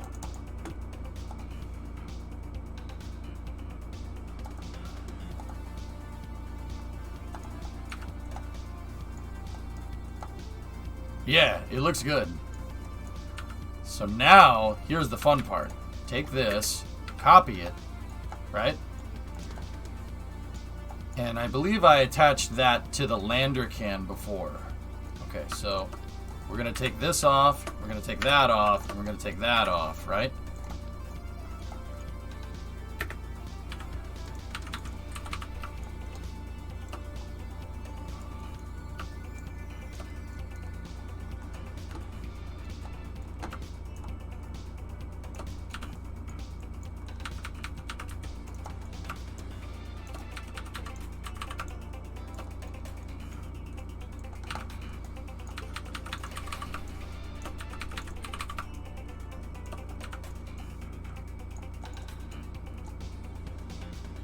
How did you keep the other crap from flipping over? The one with the auto gyro and helicopter mode. Flipping over?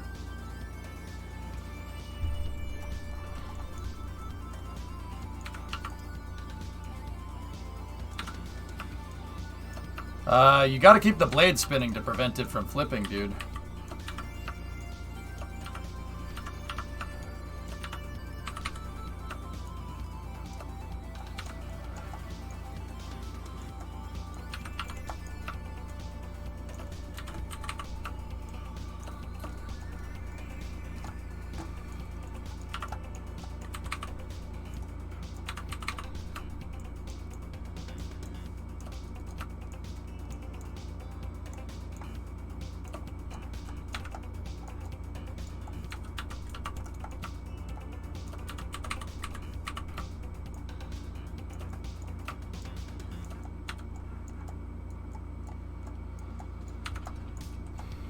Hey, Bandit, things are going just fine.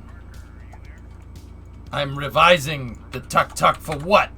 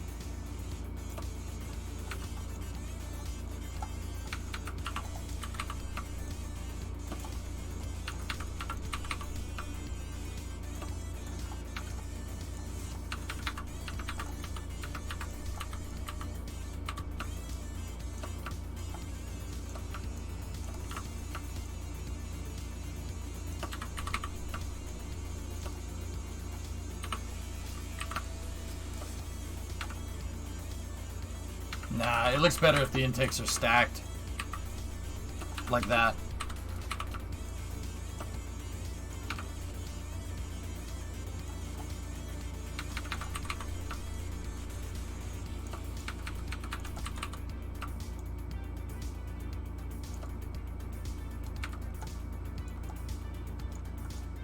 Something about that looks still off. The big curved intakes, nah, they won't fit in here, dude. Discovery, go and throttle up.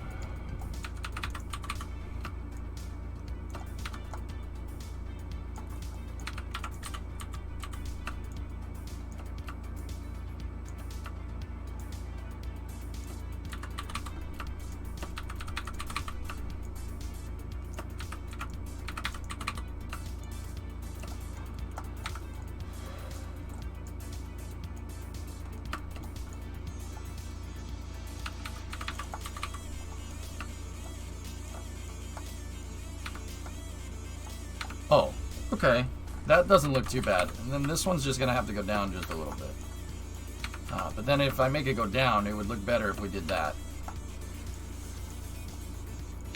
And then if we did that, it would be better if this one went backwards just a little bit.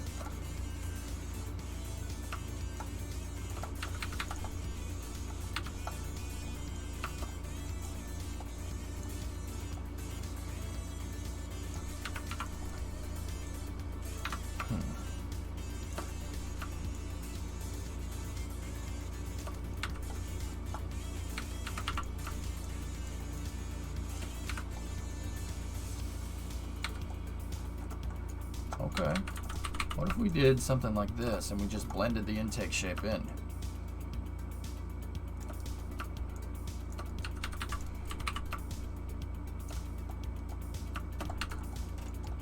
That doesn't look too bad.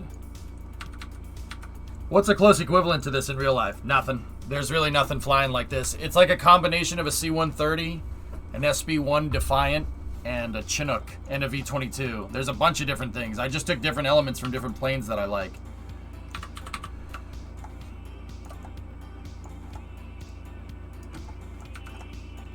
I don't know, Chief. Let's try the circles. We'll see if the circles look good. Let's go into Aero. Circle intakes are somewhere in here.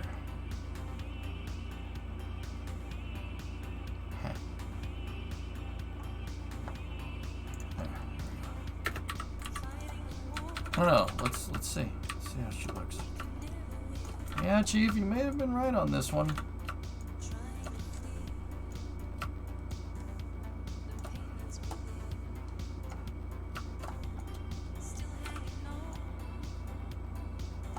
Yeah. Yeah. It's good to see you design stuff in KSP again. Thank you. I told you I'd be back. It's just gonna take a second. Ooh. Yeah, Chief, yeah, no. Oh, it's clipping in too much in here. Alright, hold on.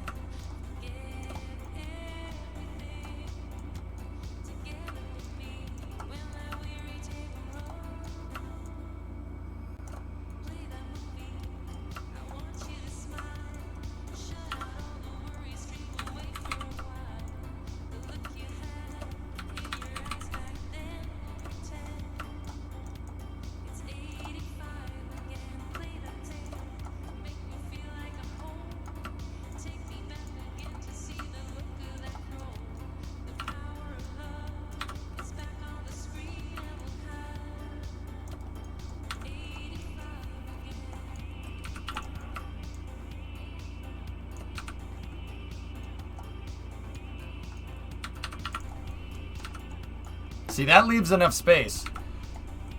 That's not bad. You must leave the space.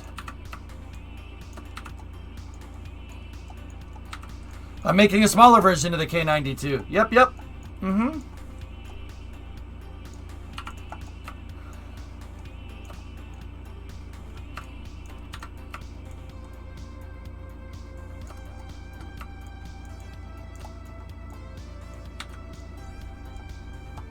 All of the time, you have to leave the space.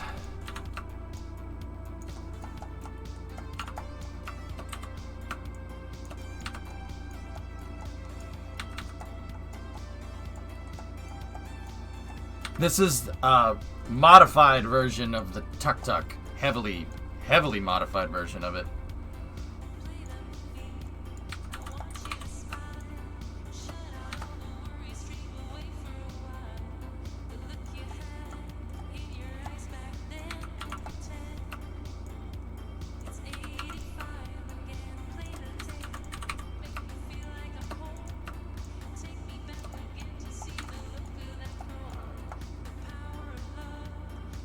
This is a wide tuk-tuk.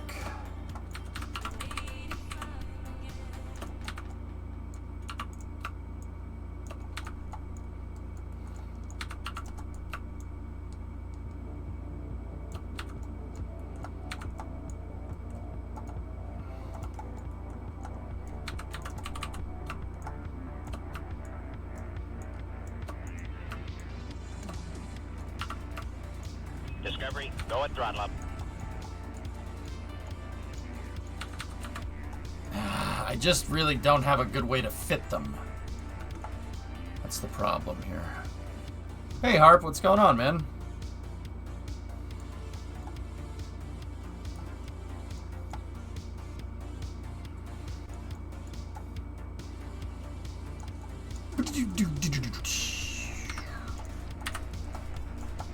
Chief, it's a good idea. I just can't find a good way for them to fit. That's why I was using those small intakes in the first place.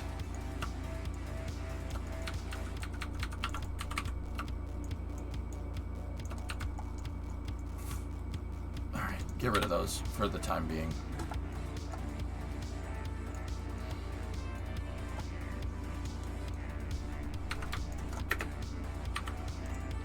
Actually, you know what I'm gonna do? Just get rid of that and then just...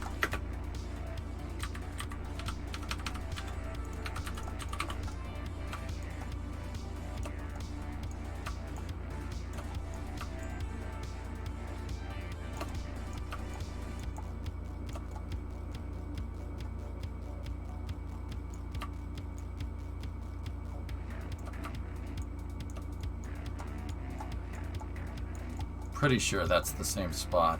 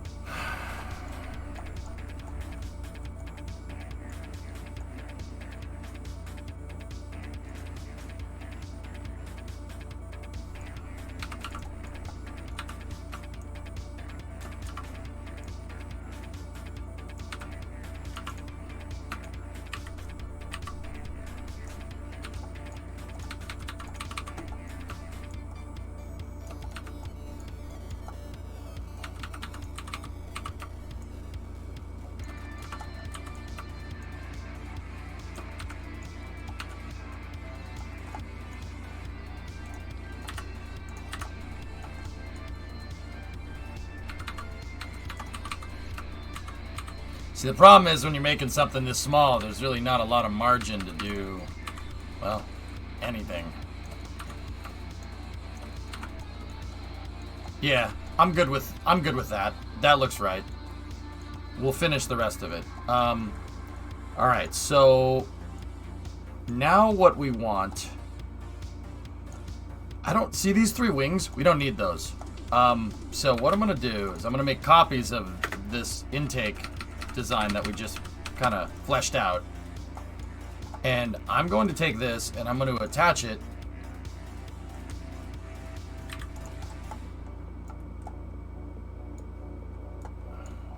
I don't know what I attached it to. You know what? We can attach them here. That's fine.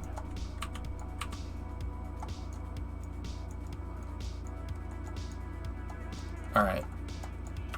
So once again, I'm miniaturizing the K92. I'm making a small version of it called the K29, which was the original name for the tuk-tuk. Not gonna say that I planned that. I'm not that smart.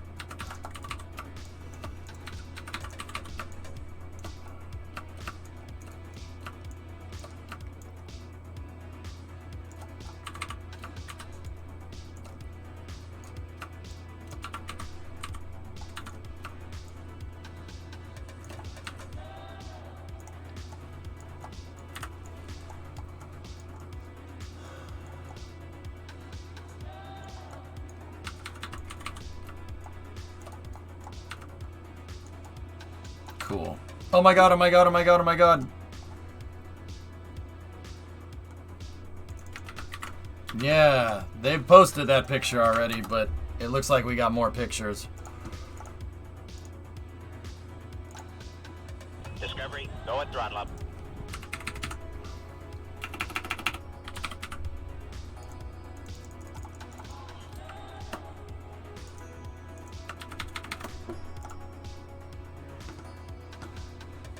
Yeah. Can't get in 72 months, 6 years.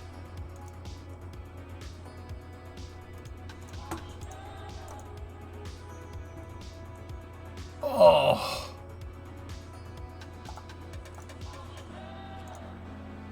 Oh. Oh.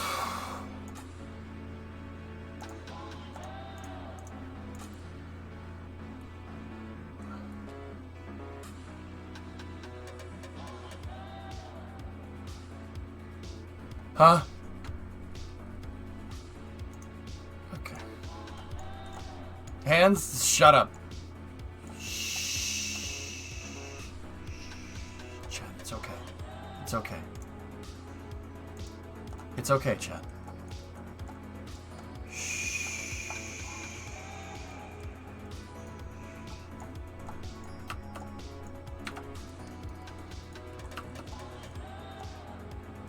Fuel tanks with air intakes? Nah, I don't have enough space up here, dude. With what I want to do, remember, I want to put the spine of this thing together. Remember? Yeah, it's not gonna really work how I want it to, like that. I mean,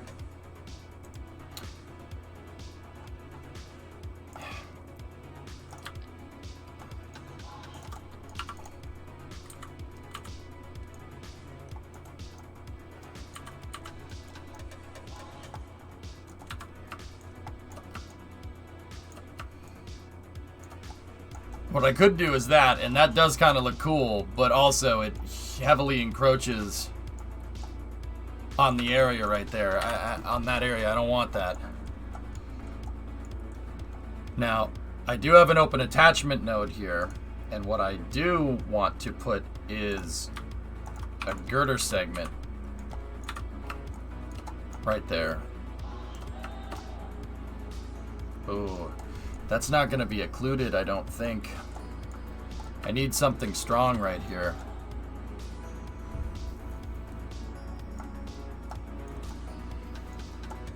There's not going to be as much headroom in this thing as the other one, but it also is going to be way more aerodynamic. Always a trade-off.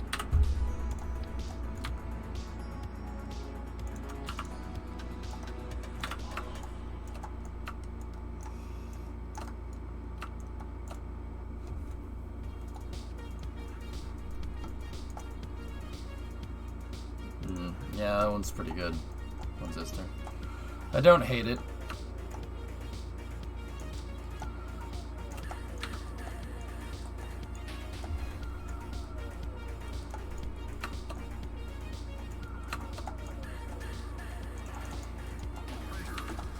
Alright, so there's my main box piece right there. And then what I want to do...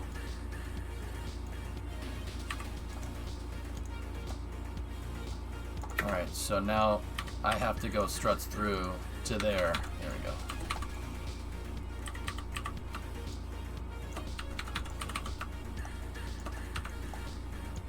Alright, that's good.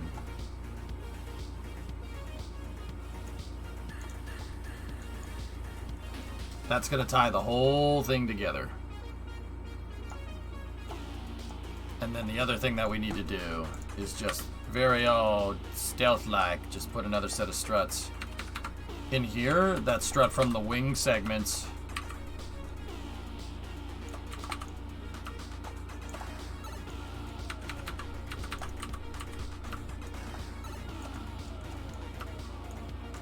There we go.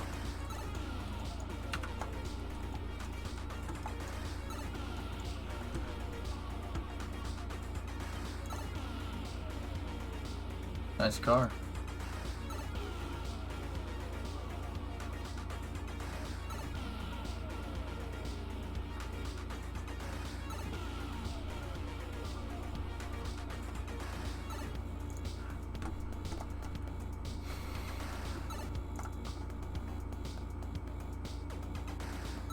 And the top down. Do I want to know what this picture is?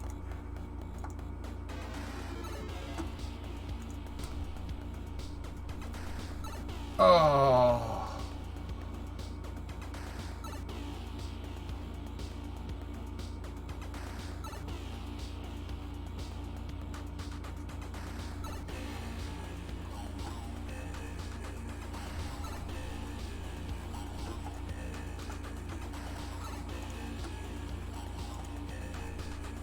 What are those holes above the launch escape tower? Extra thrusters? Mm-hmm. Oh, hi. Oh my god. That is awesome. Yeah, Thomas, it's something, dude.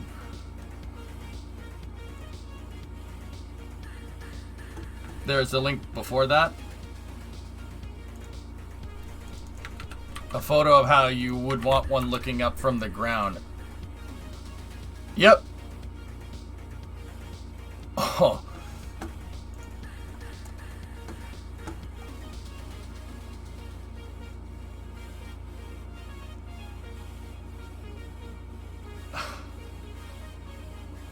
Yeah.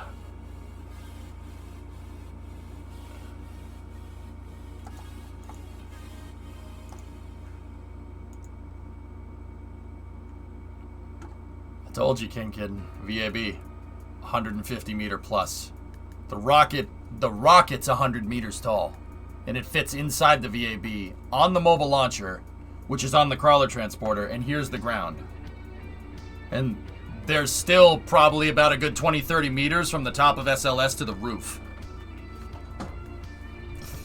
It's no joke, man. It's no freaking joke, dude.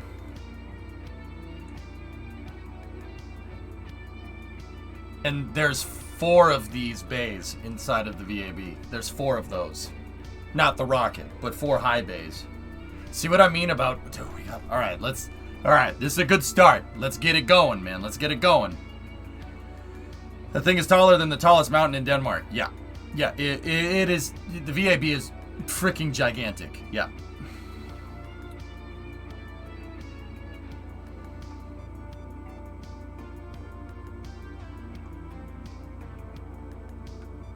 It's Artemis 1, stream chat. Try to keep it classy, guys. Try not to swear, but honestly, this warrants a little bit of exclamation here, so I don't blame you. Artemis 1, stream chat.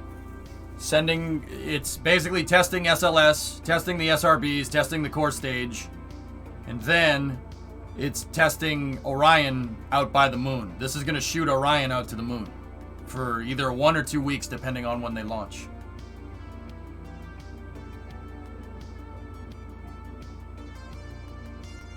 $4 billion worth of rocket goodness. Yep.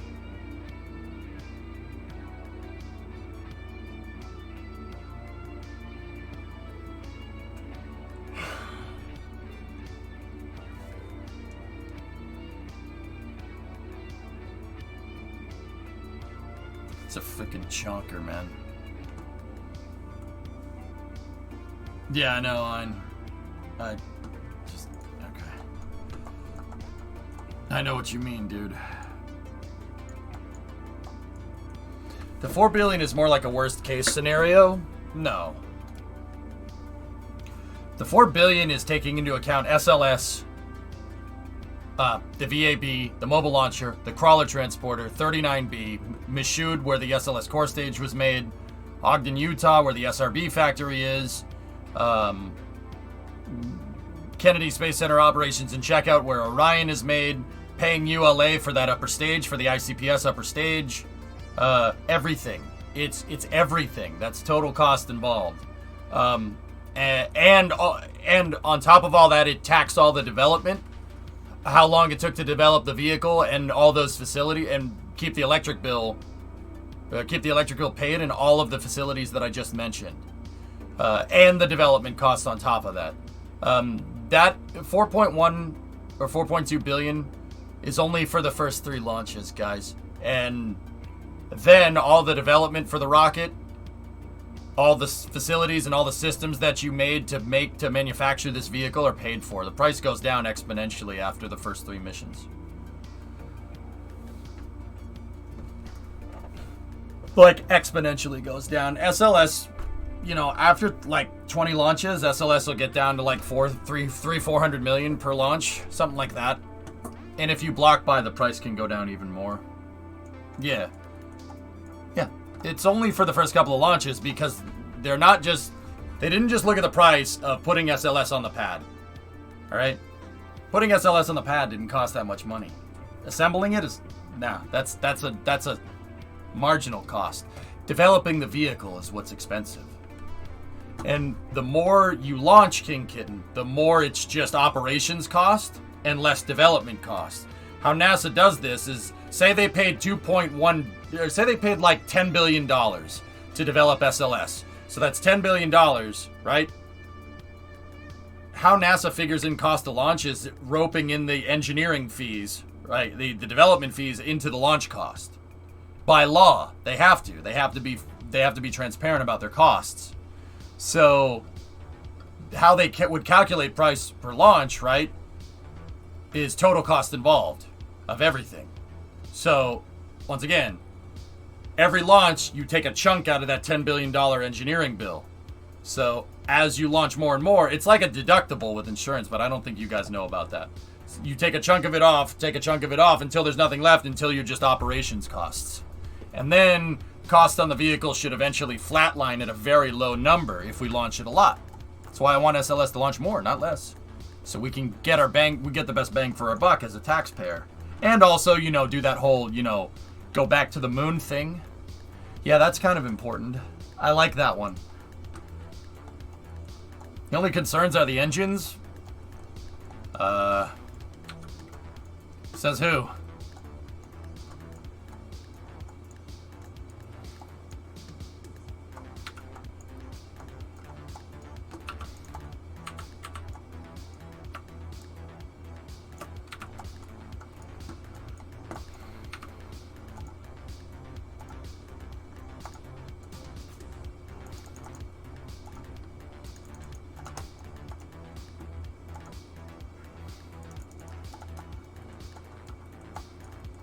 Alright. Yeah, revised Tuk Tuk Bearlicious. It's gonna look awesome when it's done.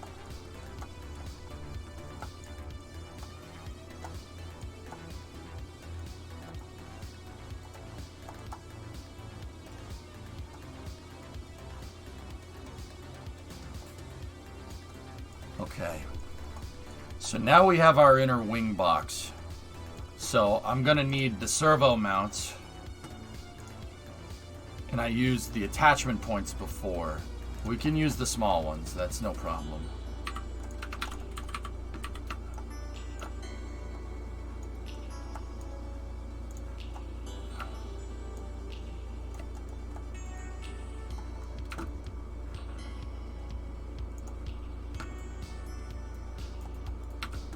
And now I need servo mounts in here.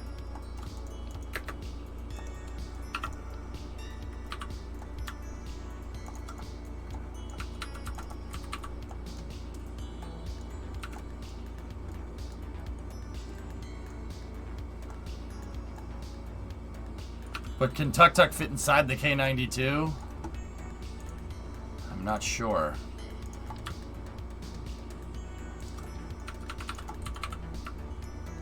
I don't think it'll be able to.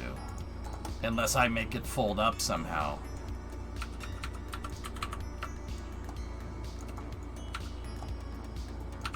We'll see. This is the K29 AG. That's what I named it. It's just this, you know, switch the two numbers. The K92, this is K29. It's alright. Forgive me for not coming up with a better name, I guess. You know, like, this is fine. This is fine. I'm happy with what's happening right now. Alright. So now, there's our center spine right there.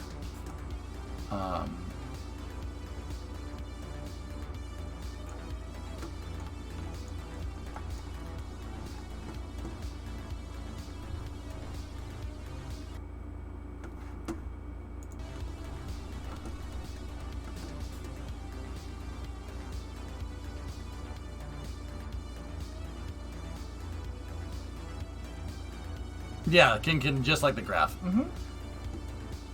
Did you ever figure out how to synchronize rotors? I honestly have no idea how I would do that other than Kraken Tech. It's...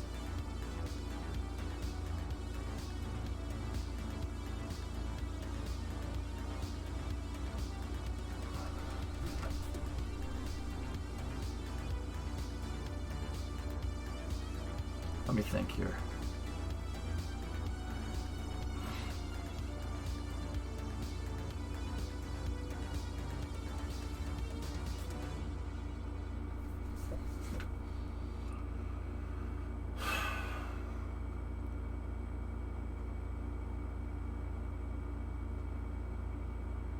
Huh.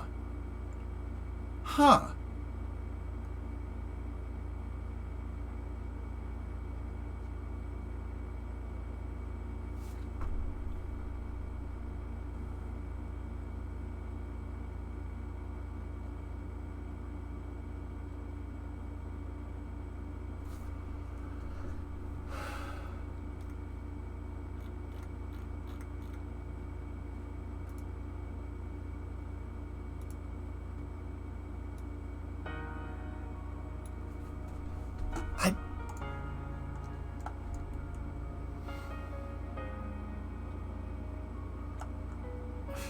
I mean, it could work.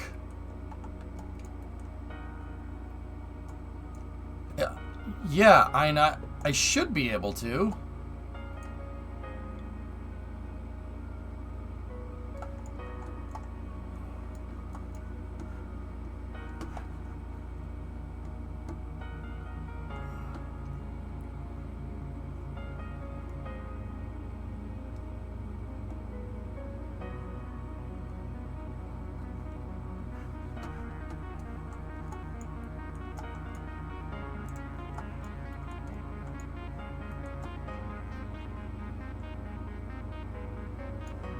Okay, Mary, if your entire thing... All right, dude, I gotta say something. If the entire thing is based off of my, like... Oh, well, you're assuming numbers. Yeah, of course I'm assuming numbers. They're just to illustrate how cost over time goes down when you incur development costs into your total costs. You said... You understand that you saying, like, oh, you're assuming numbers, so that's bad, is not helping the argument of SLS prices going down, right? You understand that that is arguing against SLS, right? I'm just giving off kind of random numbers to show how the price can go down over time. They're not exact numbers, and to think that I'm just assuming numbers and that's not what I'm doing. Yeah, of course. I mean, I'm assuming numbers, but it's more to illustrate the point, less about the actual numbers. Yeah, I'm so like I don't. With that being said, I'm not really sure what you're trying to say. Tessa, 70 months. Tessa, I decided the arrow nose could look a little bit better.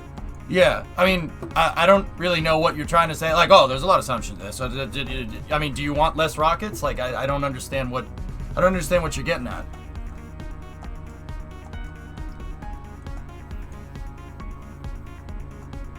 If you want to ever dispute it, I refuse to use this slow medium, which is typing stuff in chat. Yeah.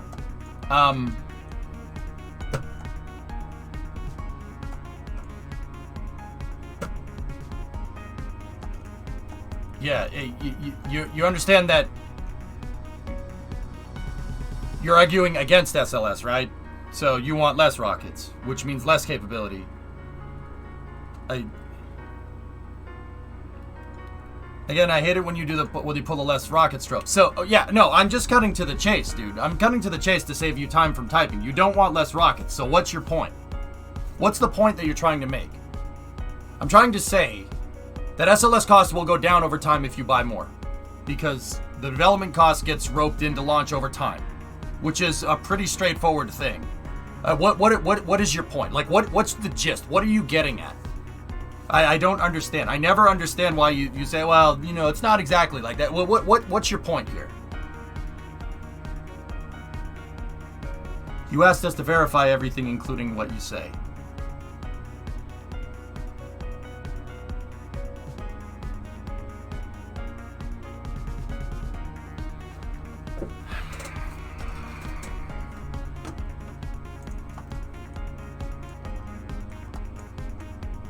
Yeah, but that's like me saying, you know, I'll believe that when pigs fly, and you saying, well, actually, you're making an assumption because pigs actually can't fly. Like, you understand that that's what you're doing, right?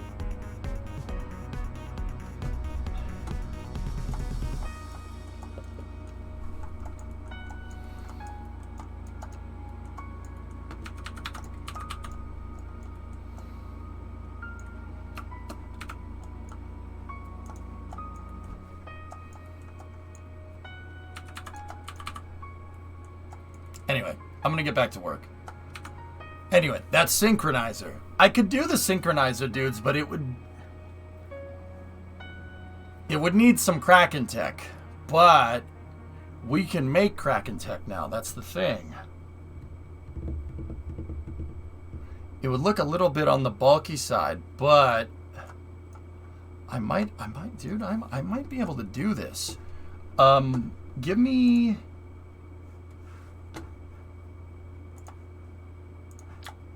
Here, hold on a second.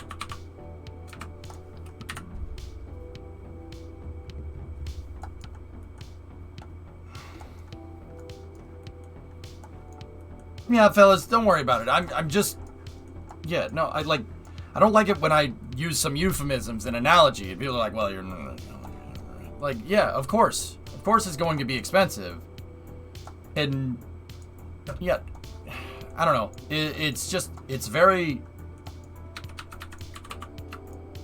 like, I don't know, you know what, I'll shut up, Maybe you're right, it's just not worth talking about here. We'll figure it out some other time, okay? I'm not really sure what you're getting at. If you want to type it to me in Discord, dude, I'll explain it gladly. I'll gladly talk with you about it there. I just don't really, when I say I don't understand, I mean I don't understand. I'm not trying to be a dick. I'm just trying to understand where you're coming from. I'm not really sure what you're talking about. You know? But anyway, let's get back to this. So, the synchronizer.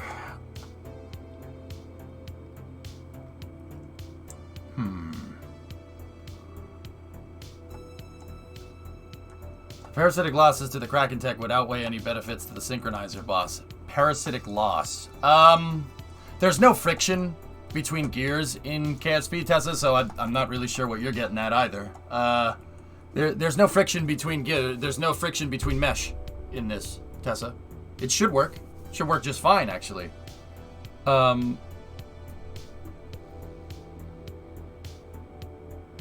Pigs in space.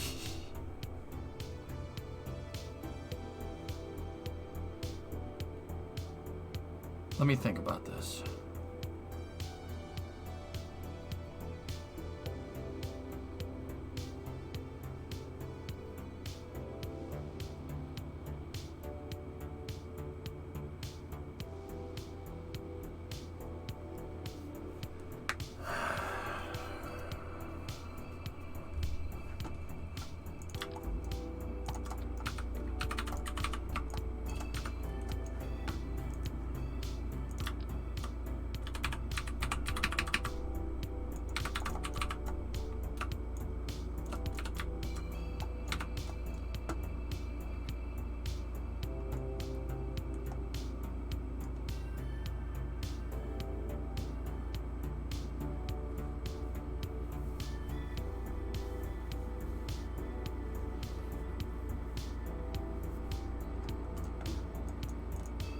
I have a way, Kitten. I can do this. Yeah.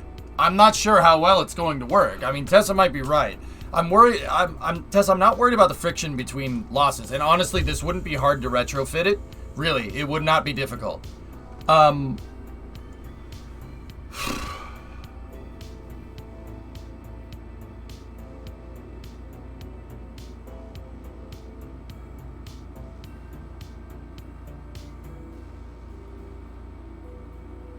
Yeah, no, we could do this.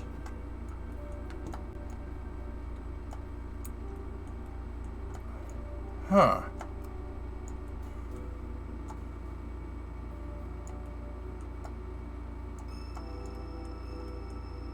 Yeah. Yeah, we could get this done. Yeah,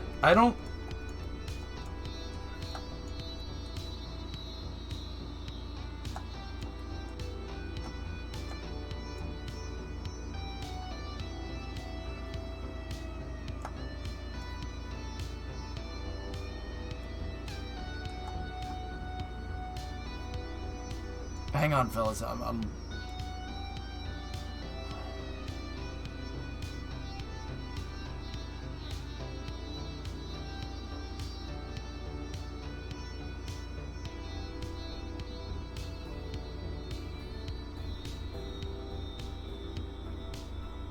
Is that a Supra?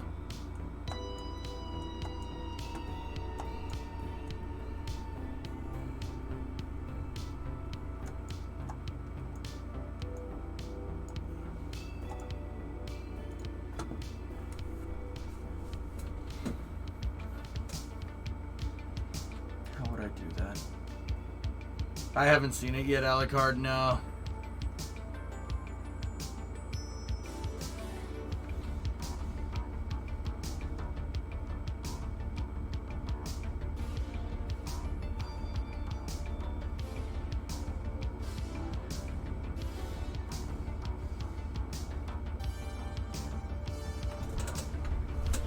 Alright, let me build out the rest of the fuselage of this thing, and we'll go from there, okay? Yeah.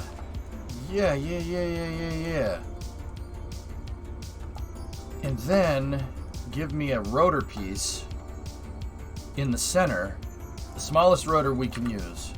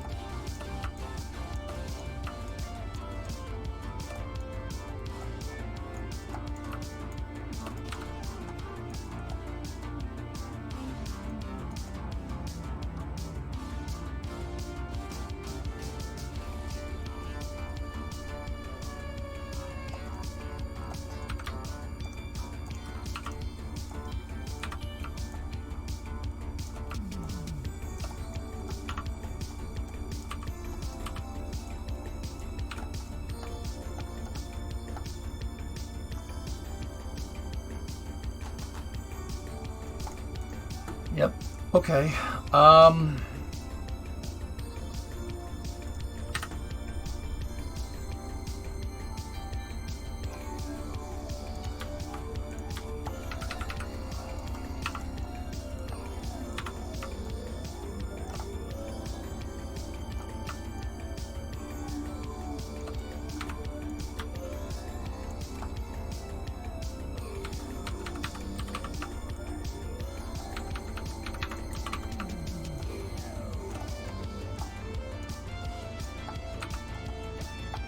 Alright, Bone Sister, no problem. You don't need a cal. A cal would have trouble synchronizing them. I mean, I tried that before, Chief. Tried synchronizing the rotors with a common throttle control. It really doesn't do it very well. Because when you turn, like when you're auto-gyring and you turn, one propeller is going to spin faster than the other. This should overcome that sync. I'm not sure if we need a slip gear or if a direct drive is good. We might need something equivalent to a limited slip differential in the center of this thing. And if that's the case, then I'm not sure I would want to try this. You know?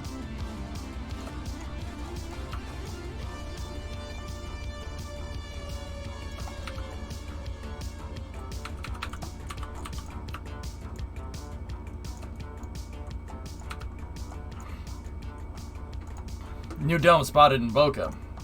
Okay. Hey, Van, what's going on?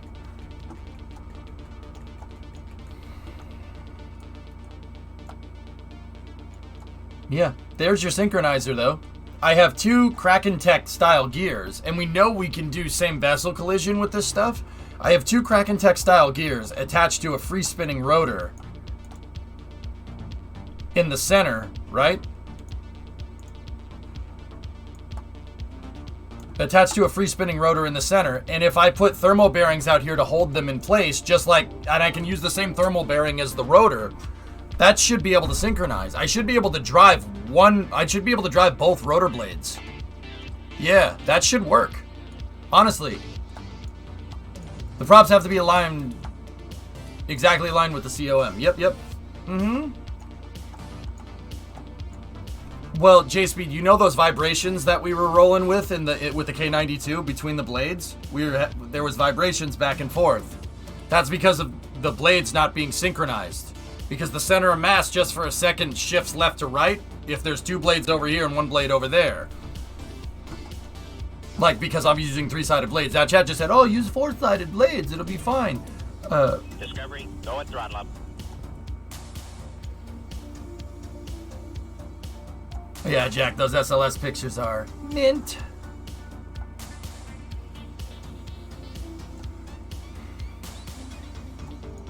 I'm not sure. We might need a differential here.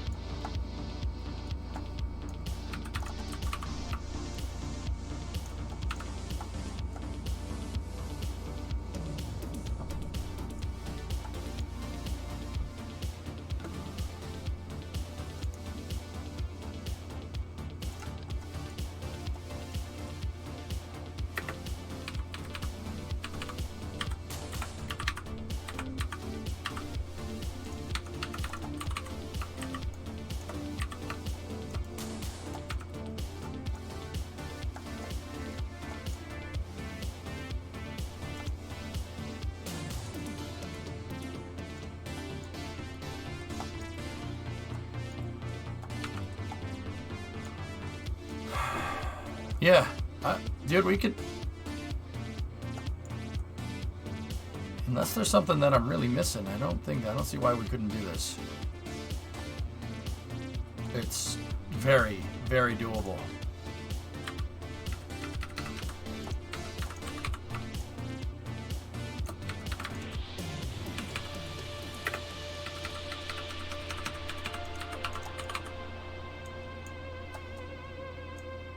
It's not really the piece that I clicked on, game, but alright.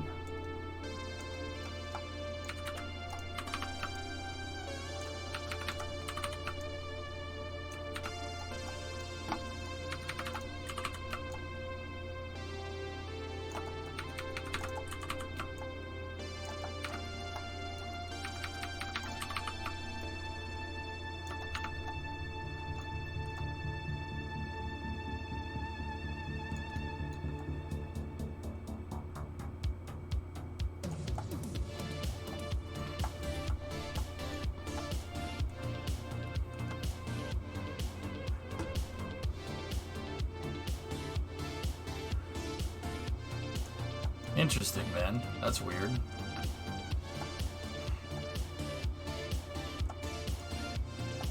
Oh yeah, dude, I don't understand that either.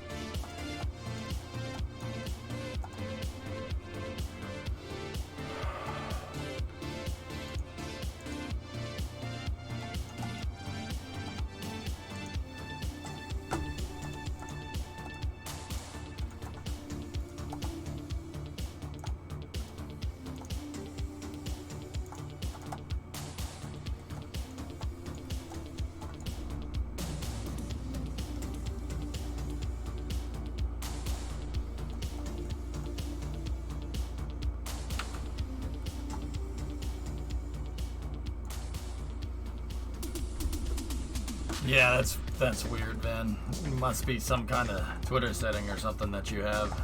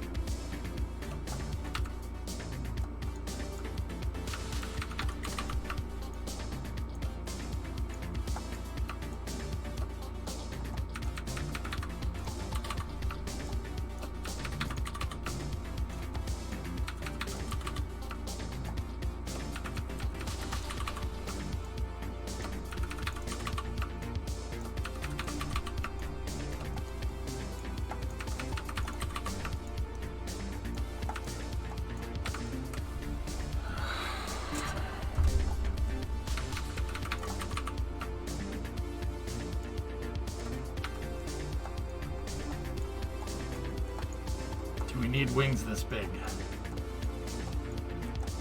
to give it similar performance to the other one, Chief. Yeah. Yeah, Van, that sounds right. Oh, yes, I know. 700 million people approximately joining us tonight. Some in summer, some in winter. But wherever you are in the world, the swimsuit segment will be sure to warm your hearts. Our first group, our first stop, will be on the grounds of the world-famous National Palace Museum, which houses Chinese treasures dating back some 4,000 years. Well, let's hit the road.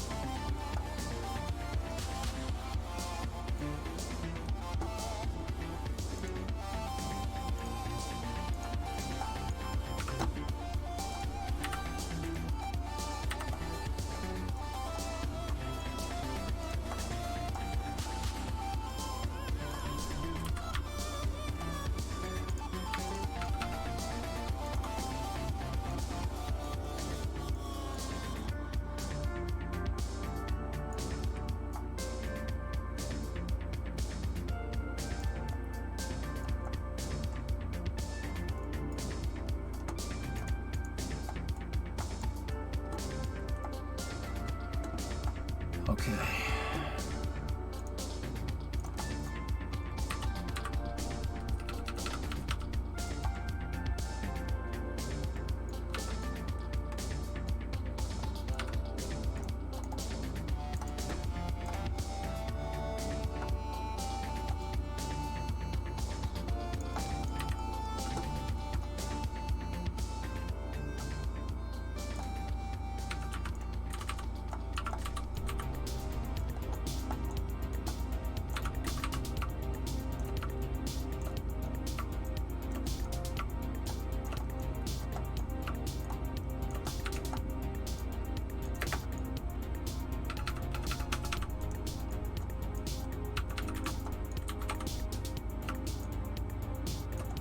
I don't know, or I'm trying to figure that one out, man. I don't know. I mean, I don't know if the synchronizer's gonna work. Clearly, there's a lot of naysayers in chat. Well, I mean, you're not. The truth is that all these naysayers in chat don't know for sure because we haven't tried it, which is funny. That's very funny to me. I'll figure it out. I want to see if it works. Let's try it. Why not? If worst case scenario, I'll just pull it off. No problem. And then we don't have to worry about it. And then we're back to where we were. Hot Sage is like, I'm here for the process.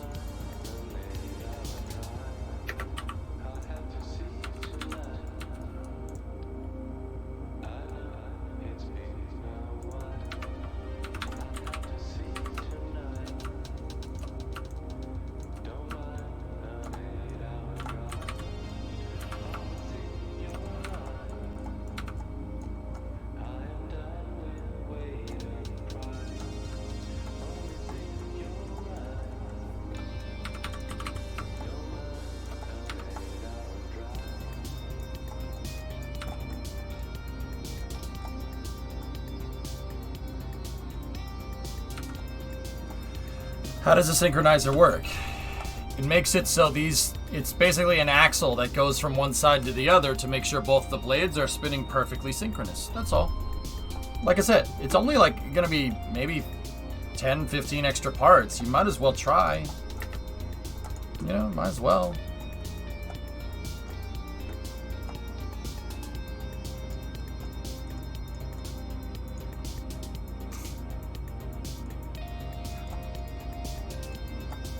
Mazel.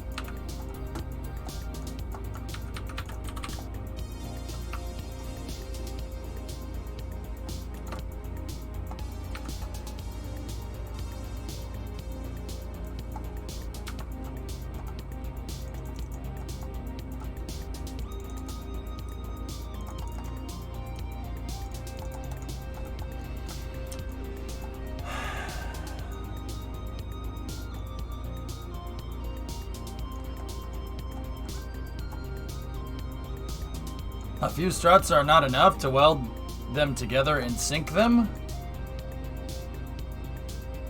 Huh?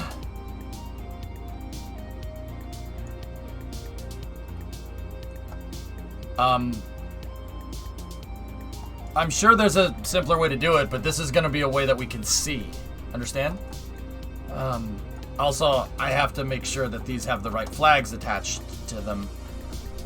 And then, now what I want to do is give me this fan shroud right here.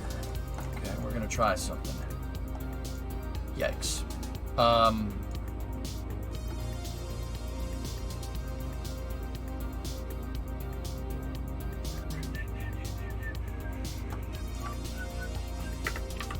Here we go.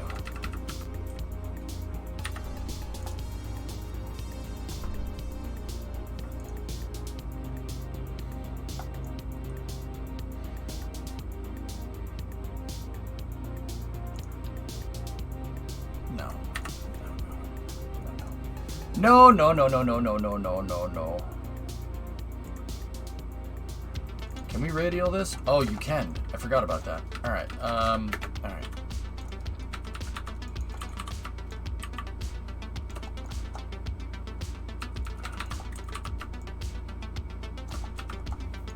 This thing looks like it has rocket pods on it or something.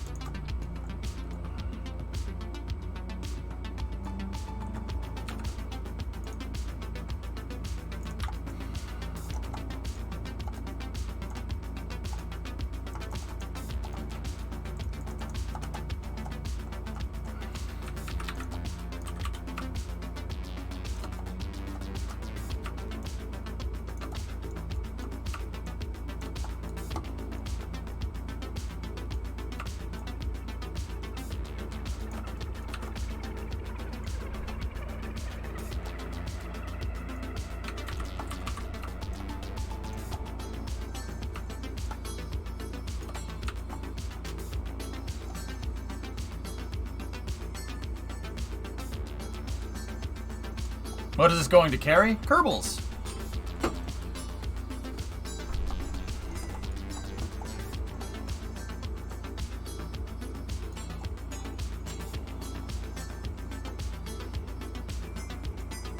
It's based off of the Tuk Tuk MGB.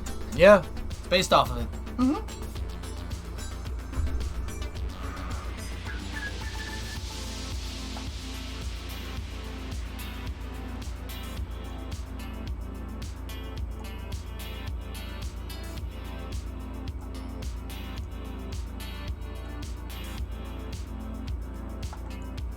EJ, those engines will explode, just saying. Okay.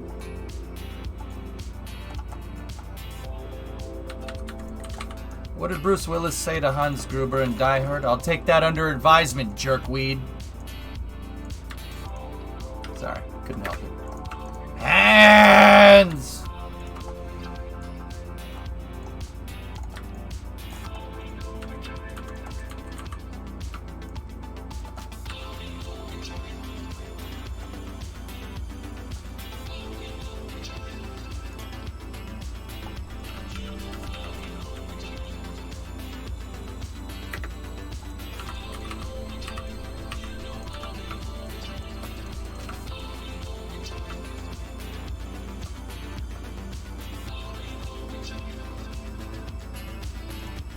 I don't like it.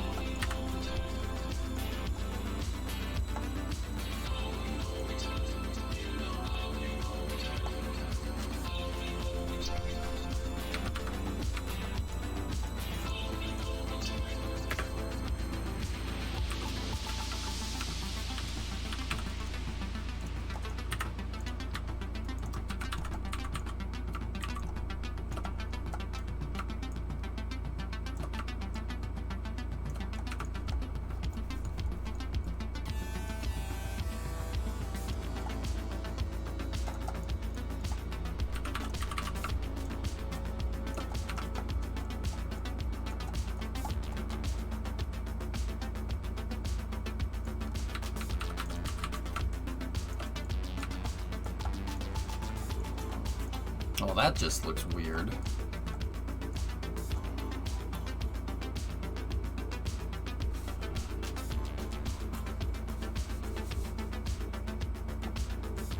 Yeah, they're relatively new.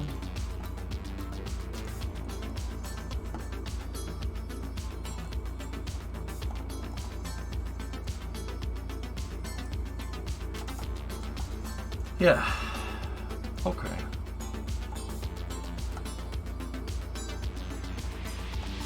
An afterburning turbofan is not what we're looking for, J-Speed.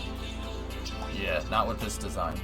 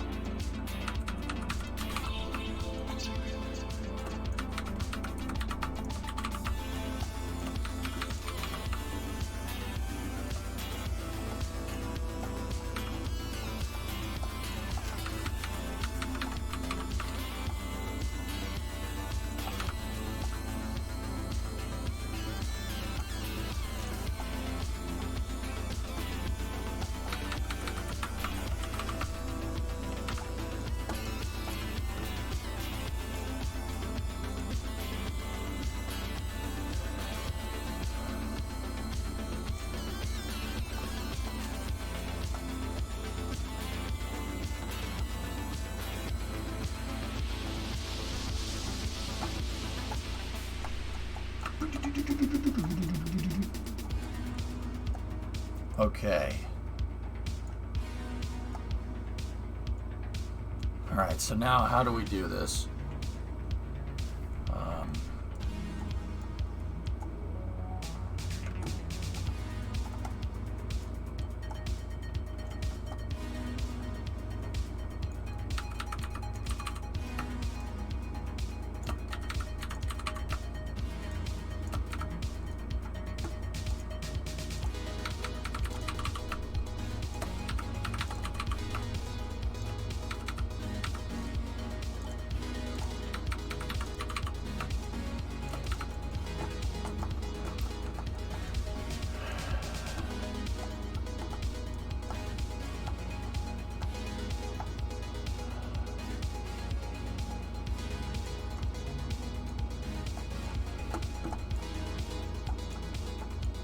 We're building a Fairchild Sikorsky AH-160 Black Hog. Yeah. Yeah, I like that, Tessa. That's funny.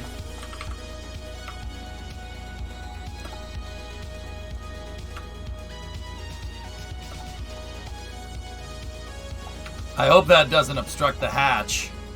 We'll see. I like that thing moved out a little bit so we get one continuous shape on the fuselage. I think that looks really nice.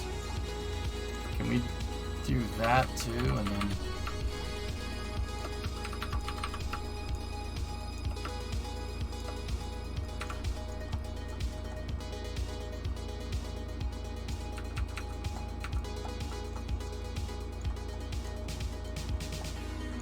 They're bad, man.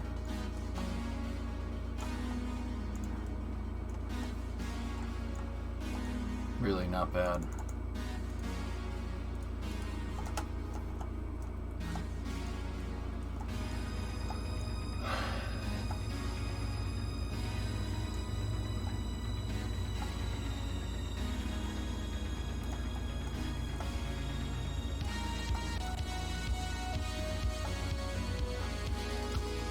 Really don't need that wing in the center.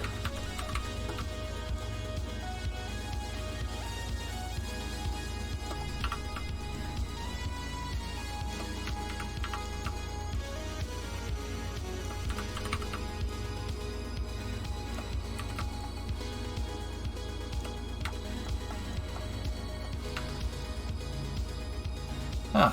I like that. It makes it look...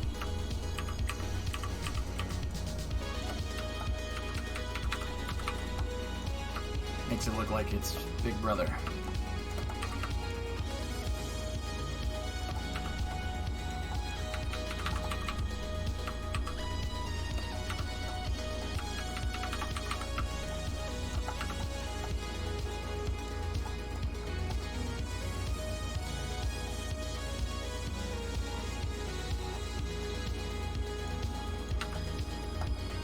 It's a nice looking vehicle.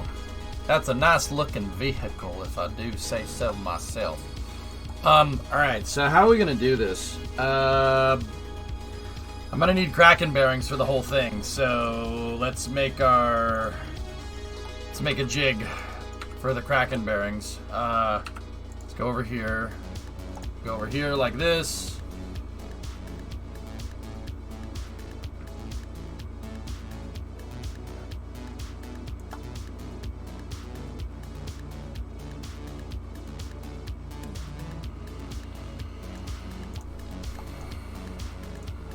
We'll get the Koenig thermo bearing right there. Josh Koenig is the guy that came up with this. I wrote it in the description. What's with the Tesla logo up front? It kind of does look like it, doesn't it? That's just coincidence, man. Just accident.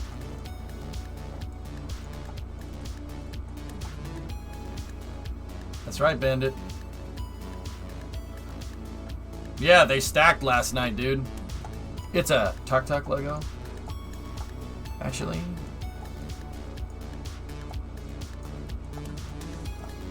Okay.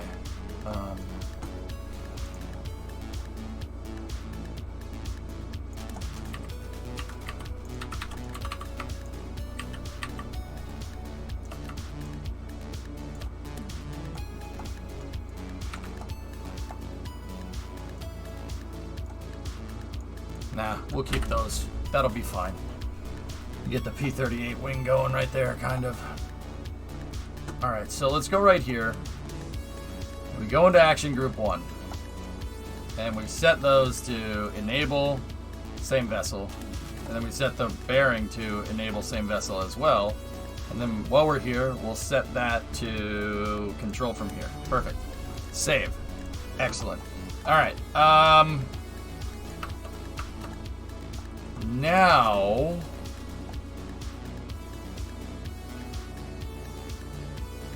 give me a second.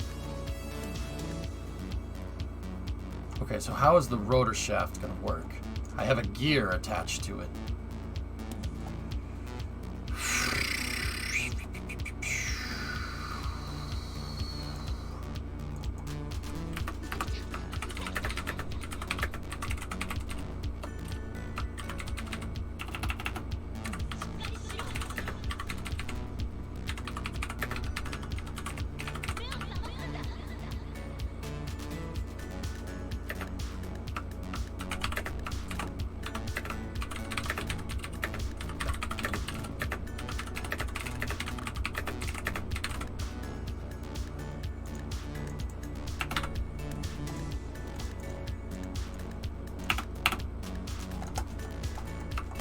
Okay, so now we're gonna have to start breaking symmetry on the rotors, and that's gonna mess things up, but that's okay.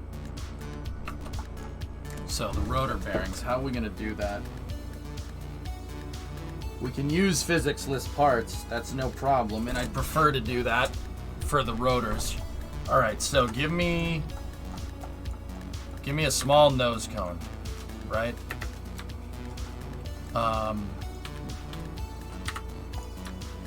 Actually, oh man, we even got tiny nose cones. Now give me one of the gears that I know. I know this gear works. So I'm just gonna put that right there. Actually, let's get rid of that. Detach the nose cone for a second. Go right here. So this is a synchro. We're making a synchronizer. Or at least I'm gonna try.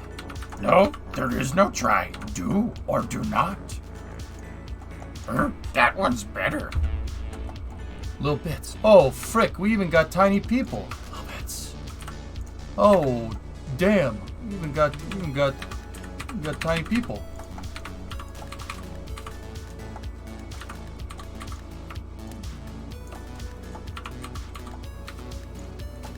Okay, so... Yep, okay, that's action grouping correctly. Now, take that, just leave it like it is. Here's some nice pictures.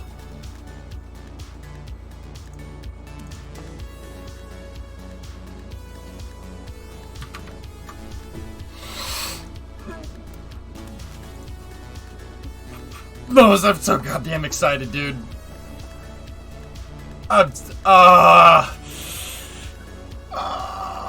Oh my goodness, that's so freaking cool. I love it.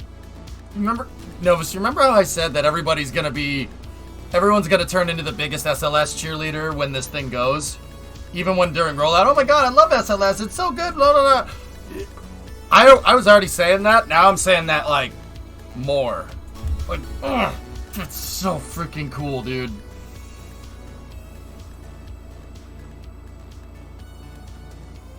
Oh my god. I'm fanboying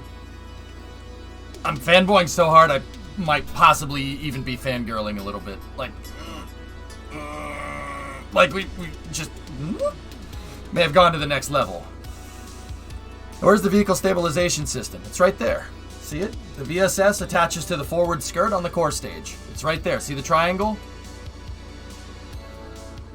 It's triangular. It's a big A-frame, and the A-frame goes like this. It falls down.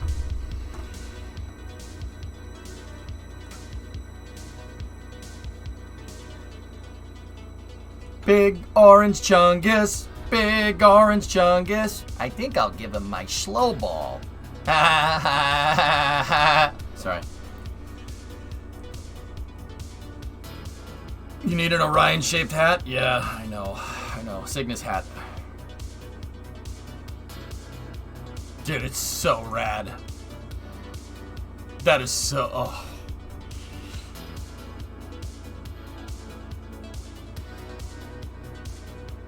Worth the wait. Worth the wait.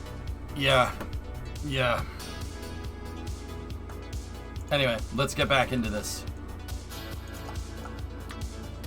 No, that one's better.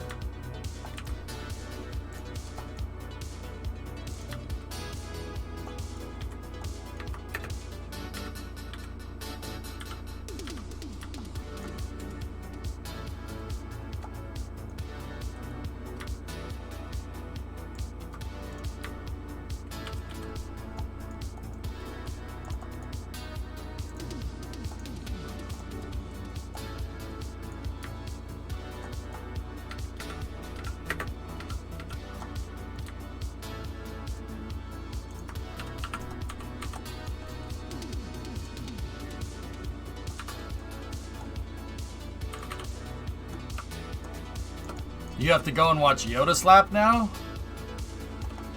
That one's better.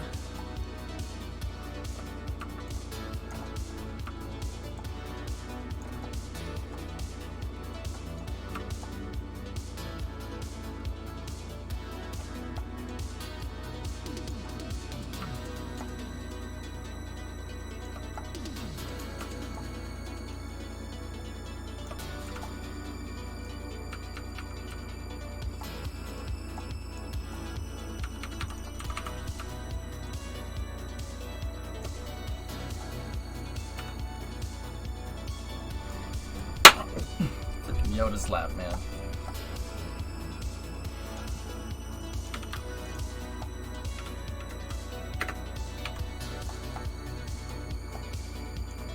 Alright, now we gotta go in here.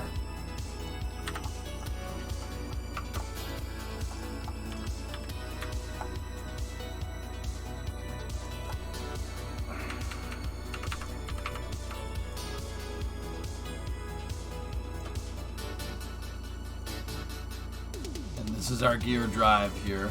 There we go.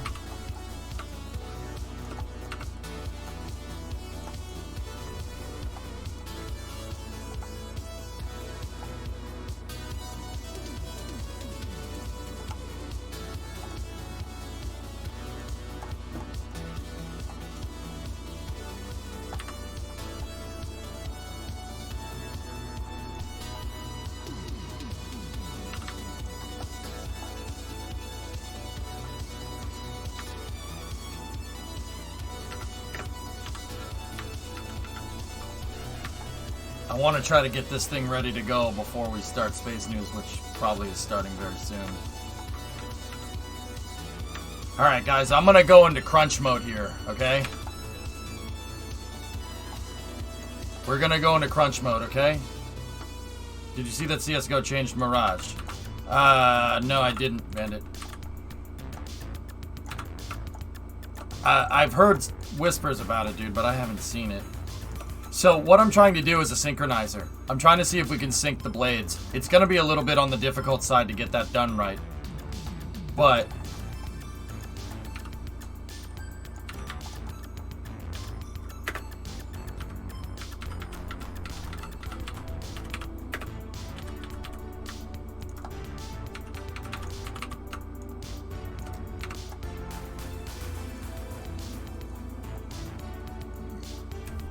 Van, they're targeting, let me see, Novus. Oh, yeah. Oh. Dude, I can't. Dude, I can't. I can't. Man, what, dude, NASA should just do this every day. We should just get pictures like this every day. Yeah, alright. We don't need that. Dude, it's nice.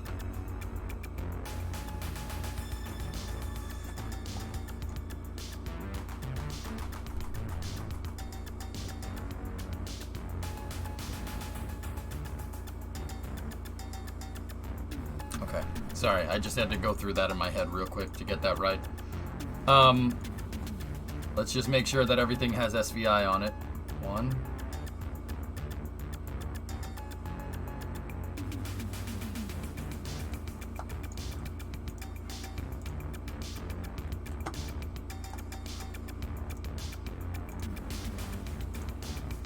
Okay.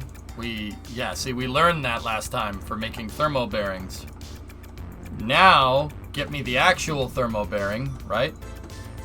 And now, okay, so what do we need? I need a housing.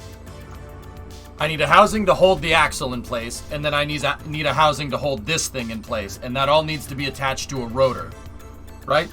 So, let's get dual rotors here. These rotors can basically be free spinning. It doesn't matter. All right.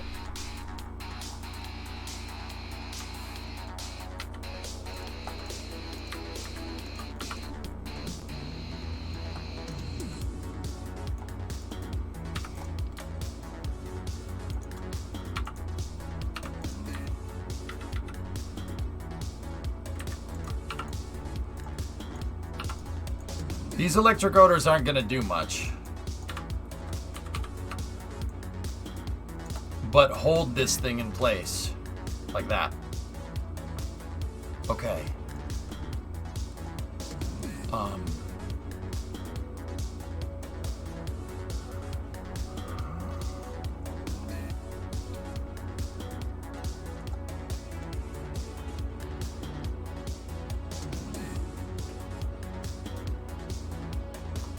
Sorry, I blanked.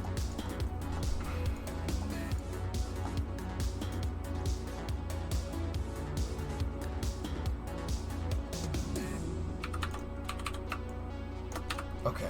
All right, I'm back.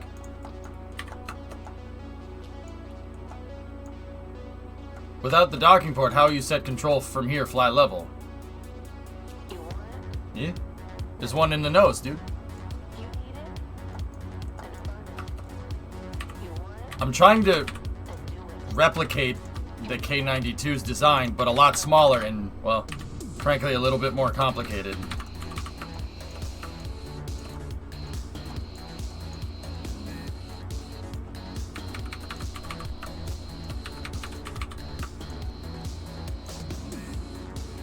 Okay. And now, this rotor, no rotor brake. Motor does not need to be engaged, not motorized.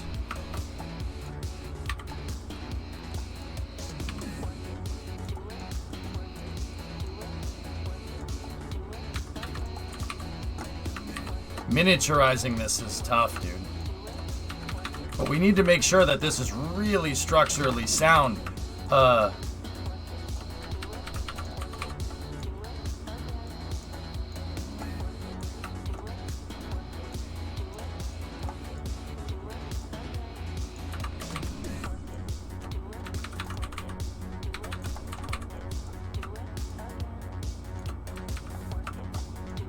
This thing has to be really strong.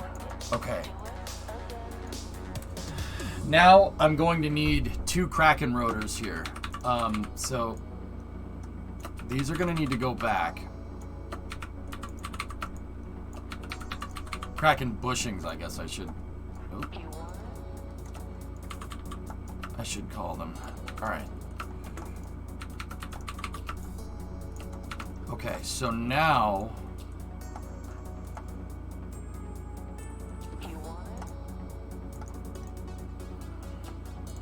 Give me the tiny nose cone. Oh man, we even got tiny nose cones, chat. Look.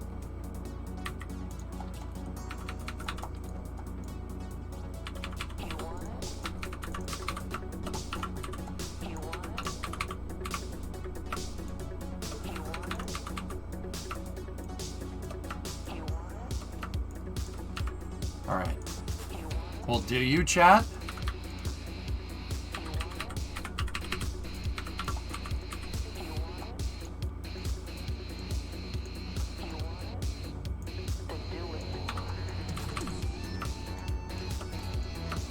Just do it. Yes, you can. Nothing is impossible, chat.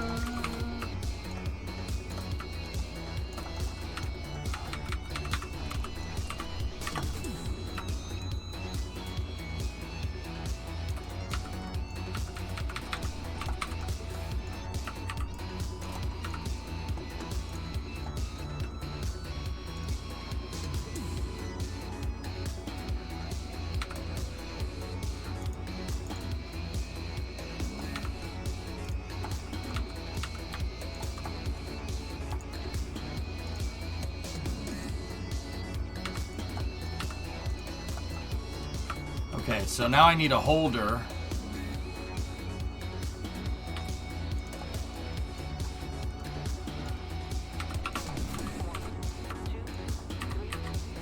I'm gonna have a holder on the fuselage right here, and then we need to set that to the rotating axis, like that. And then we're going to, oh no, I can't move those locally now because we're in double symmetry. Okay, so let me just make sure that those 2 hot thermometers enable. Okay. Now, let me copy another one. I'm going to need another housing.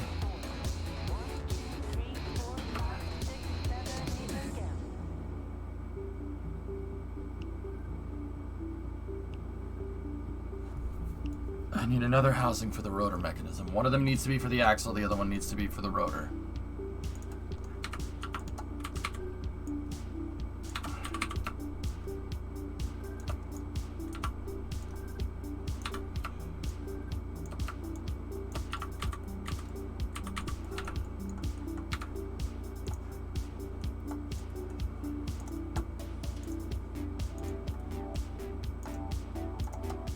Okay, so now we're gonna save, and now give me, nope, give me a thermo bearing, right? Get rid of that, RCS off. right? All the RCS. Oh, jeez. I don't need those spinning off if I accidentally hit RCS, but we don't have any monoprops, so it's not that big of a deal. All right.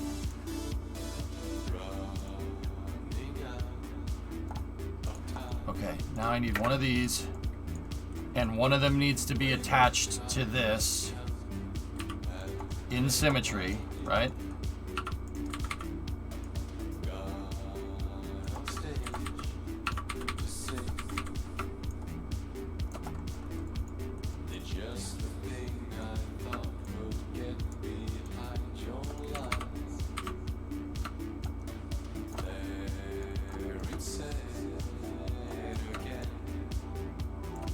Okay, and now I'm going to need to copy that.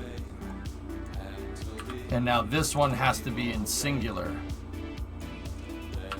symmetry because it needs to be attached to the axle.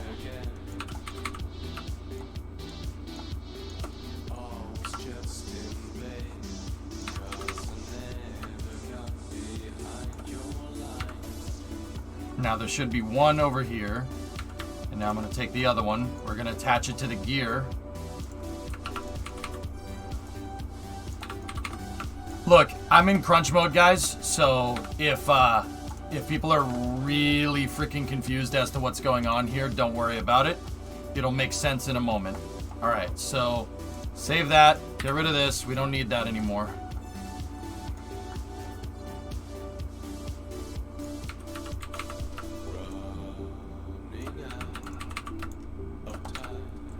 Save.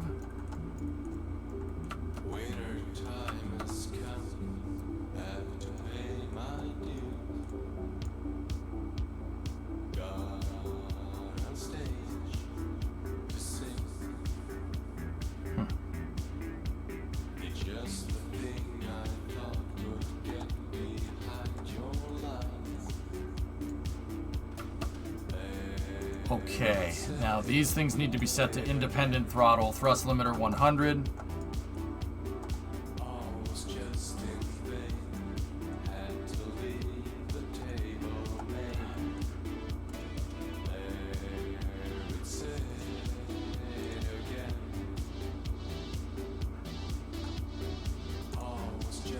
You need to invert direction on that one. Save. Go over here. I need to go to translate forward and back, take that, torque limiter, save, get the light duty rotors out of there.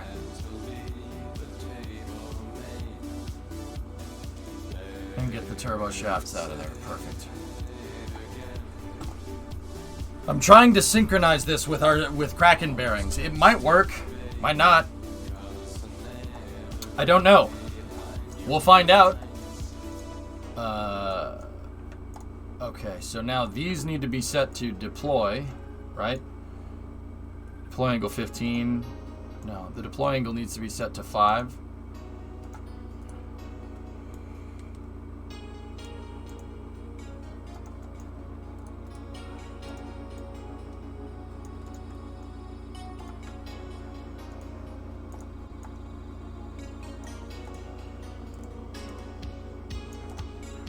Save. And now, okay, let's get a cal controller.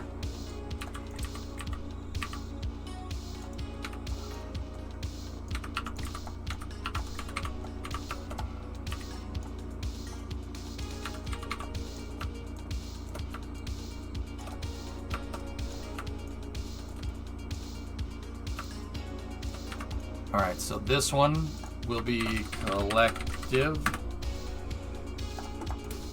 Save that. Oh, also, I gotta make sure I adjust the servos correctly. No damper rate. Good. Save. All right, collective. We need to go in here.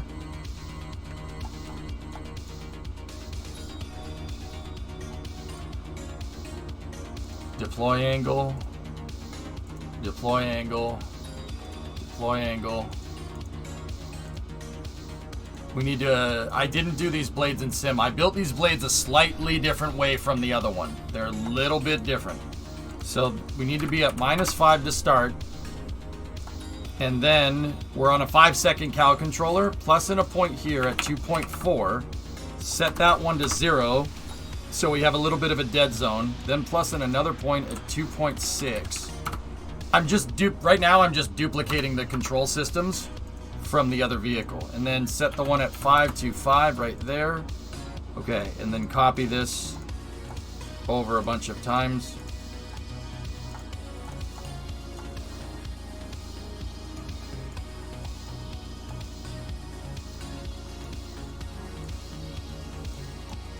There we go. Save that, and then go into over here, get rid of that. Action group mode, click on that one, and then click on main throttle, play position, normal control, save, good. Get rid of roll here.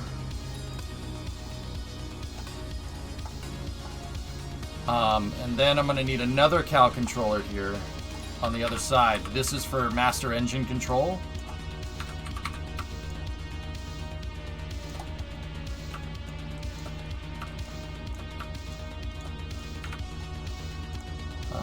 Actually, yeah, this is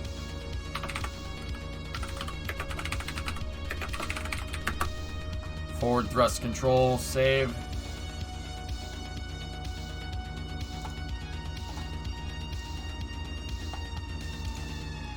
Throttle.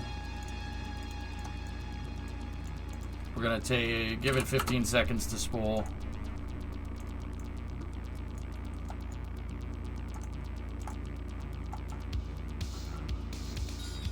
Good. And then we set the throttle controller right there to up and down. Play position. Okay. Our engine control is good.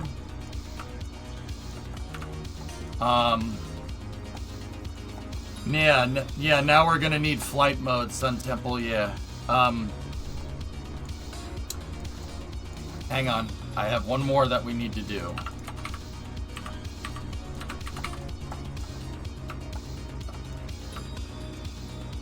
Now this is where we save, and then now we're gonna break stuff. So we gotta go in here, and then I have to remove the servos from symmetry here. Save. Now we need differential yaw. So this is diff yaw. Go in here like this. Select the rotor. Diff yaw. We need target angle.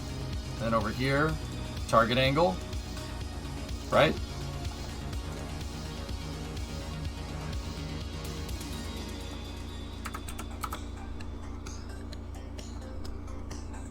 -5, and then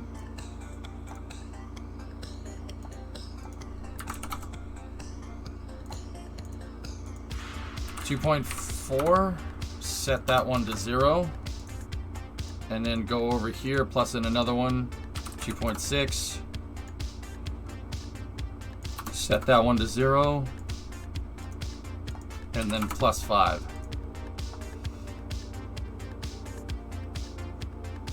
Well, the one on the left is correct. Let's try copying the curve over. Let's see if it... Okay, so we just need to flip it. So that one needs to be set to 5, and this one needs to be set to -5. Bingo. Save that. Diff yaw is good. Click on the differential yaw controller and bind that to my yaw axis right there. Perfect.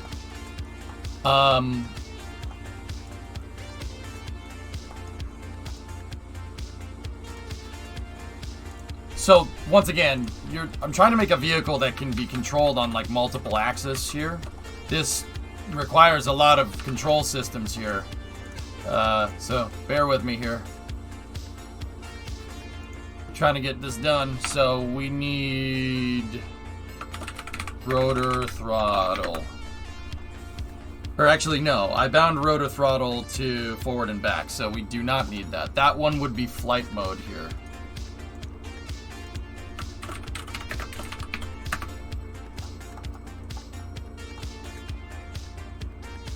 Discovery, go at throttle up.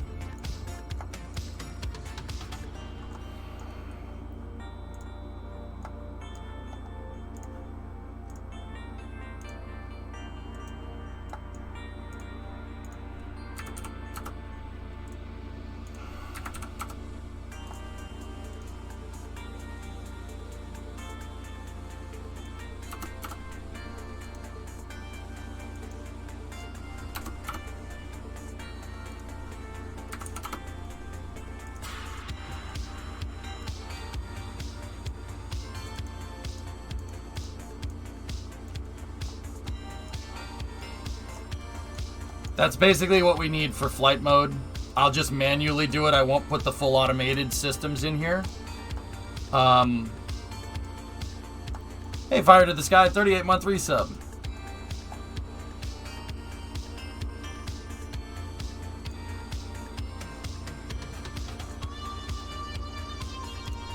And then we need to bind AG7 to my engine start. That's what I had it down to before. Toggle engine.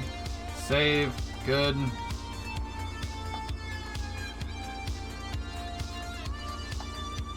What is this museum masterpiece? It's a auto rotate. It's an auto gyro. It's an auto gyro slash helicopter. Yeah. Auto gyro slash helicopter.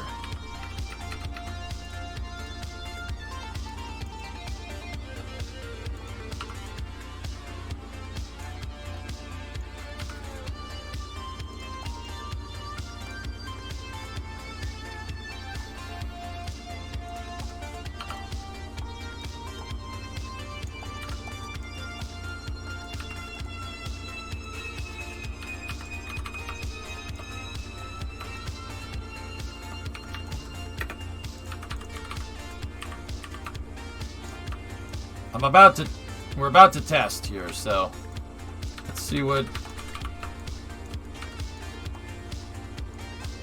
this does. Is our center of mass in line? More or less. Okay. Pilot.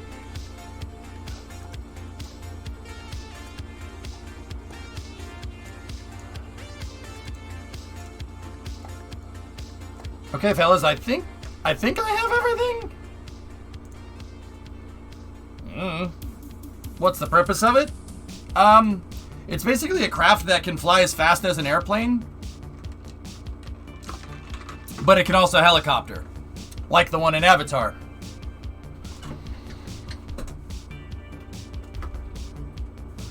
Kind of looks like an A-10. Yeah.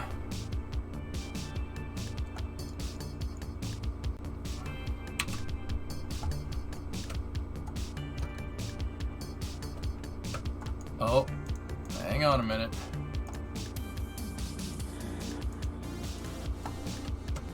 There we go.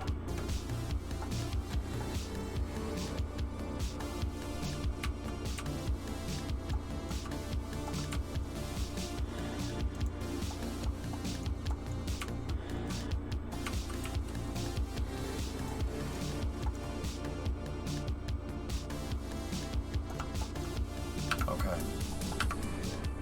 It looks like we aren't fuel feeding correctly. The AH-1060 Bort Harrier.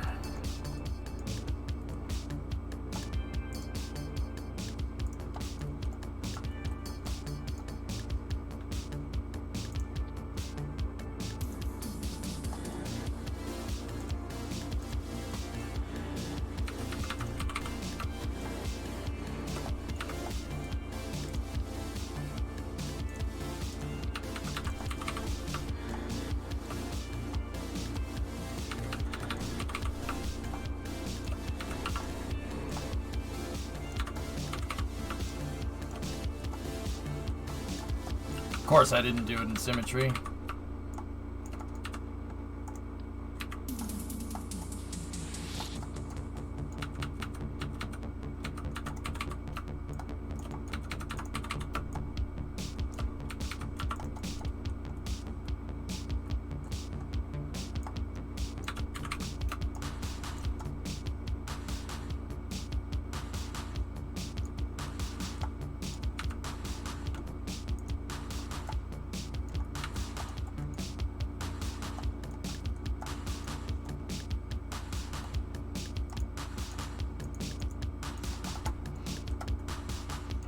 please hold.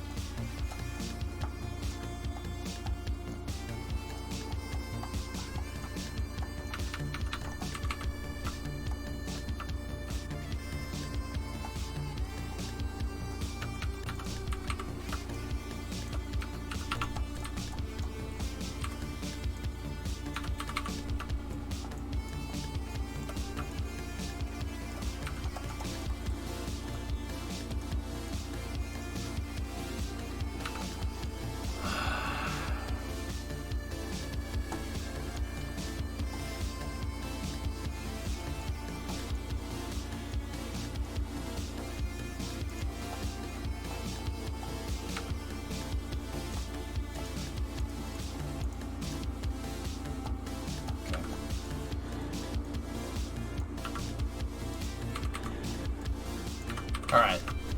I'm close to getting the test flight ready to go here, guys.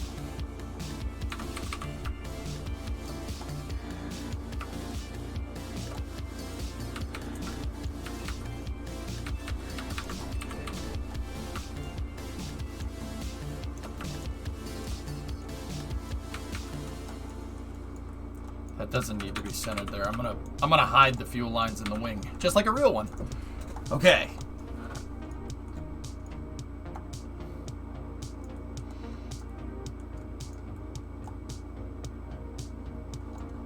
All right. Let's see what we got.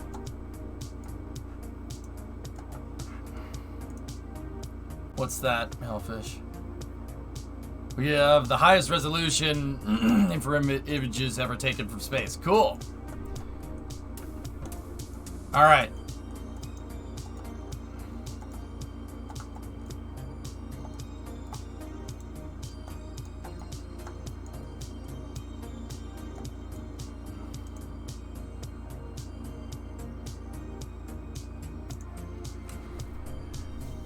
Okay, we should have the fuel lines working correctly.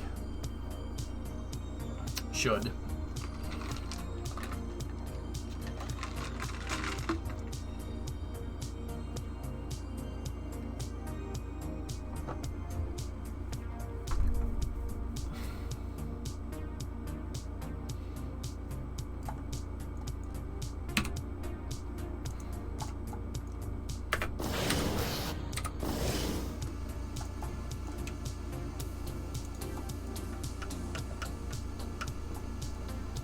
Collective is working. Set authority limiter to 5 on the cyclic controls. That's fine. I need to make sure that my yaw input, that was what I forgot. Yaw input needs to be set to absolute.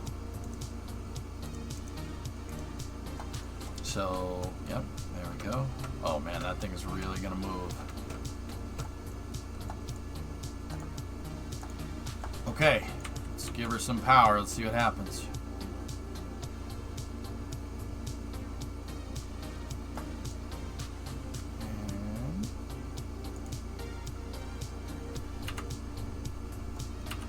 Huh.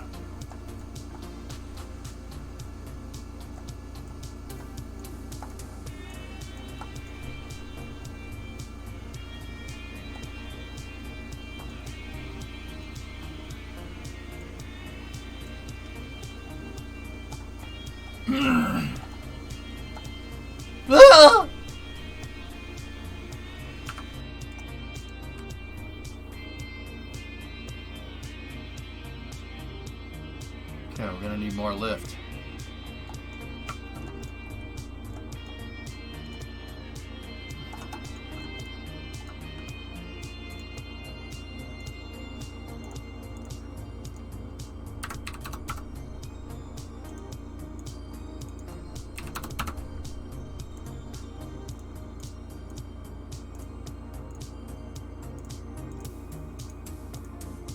Discovery, go at throttle up.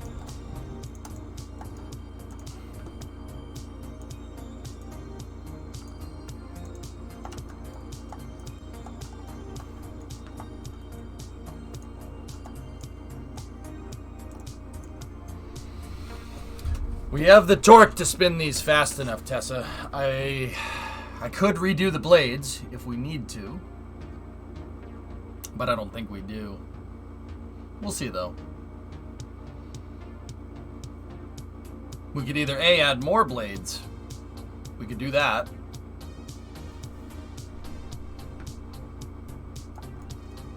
Bouncy, bouncy.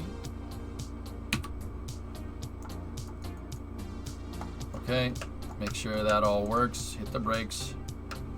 Make sure that all works. Yaw control is working. All right, let's see.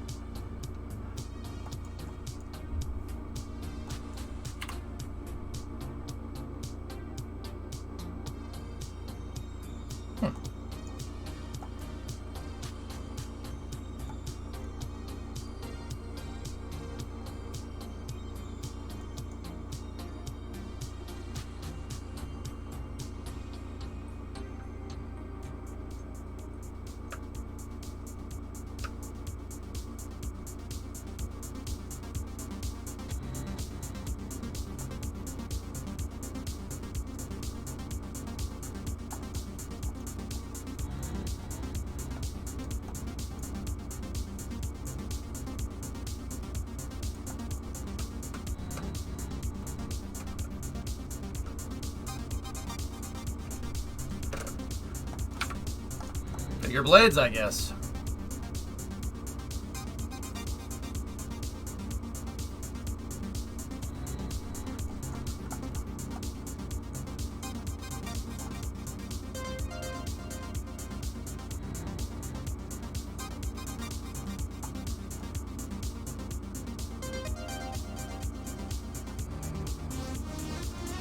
Hang on. I gotta see if those are spinning the right way.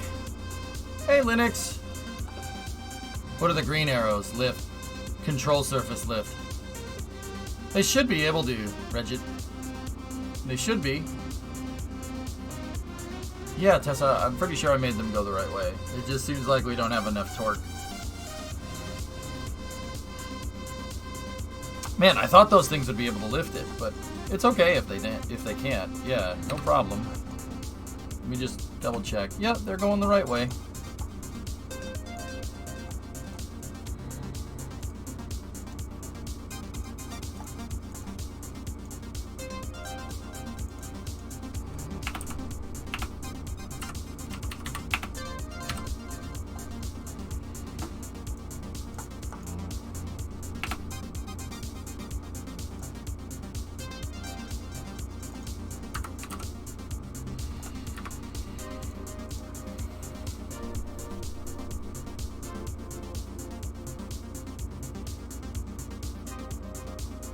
Okay, I noticed a couple of things. Okay, so the first thing, blades aren't big enough.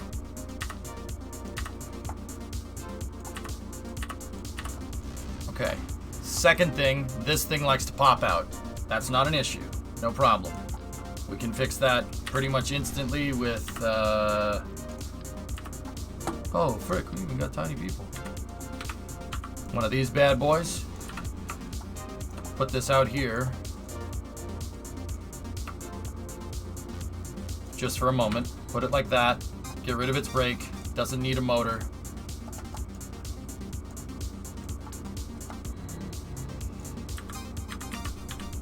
We need to run a strut from here.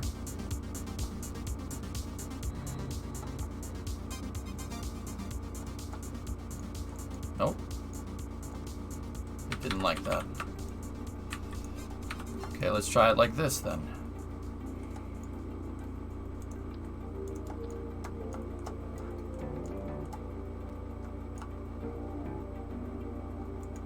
There. All right, I just got to go down in there and down in here and fix all this. So.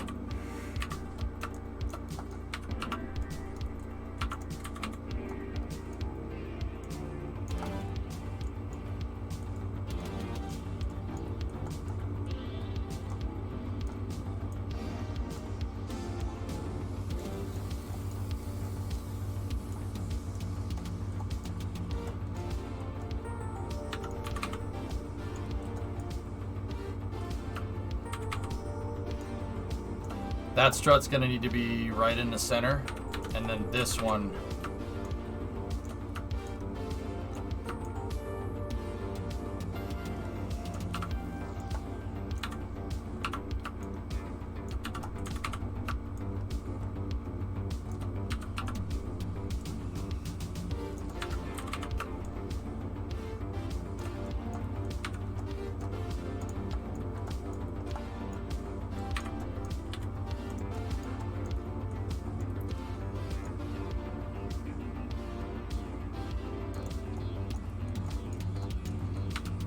This is getting to be as complicated as a V22.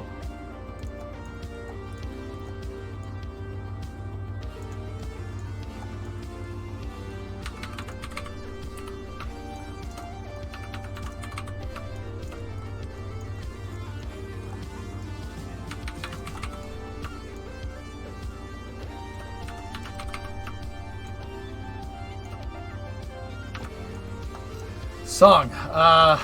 The current mix that I'm listening to, Skull, is right here. You should limit the RPM on the rotors if those gears will pop if you spin them at max speed.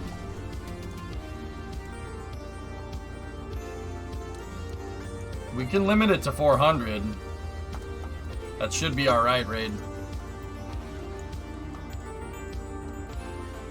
Yeah, those... Yeah, this is a whole complicated mechanism, J-Speed. It's...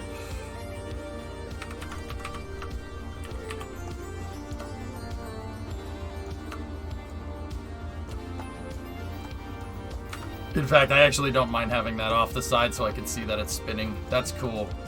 Alright, so now we need bigger blades. We were using that. We need type B blades here.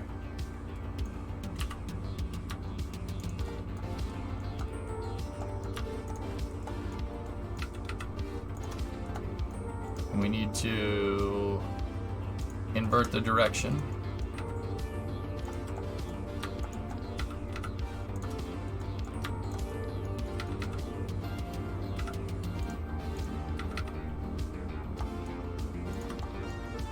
Man, I think this might be too much blade. Deploy.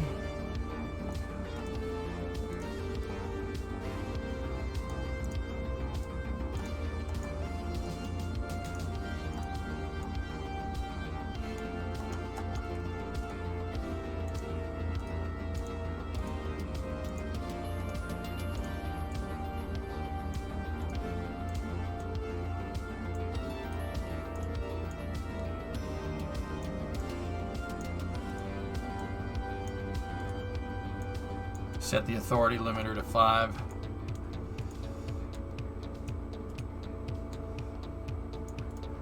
Save. Okay, now we gotta go back in here. We gotta find the collective controller. Open. Collective. Deploy angle. Deploy angle. Deploy angle.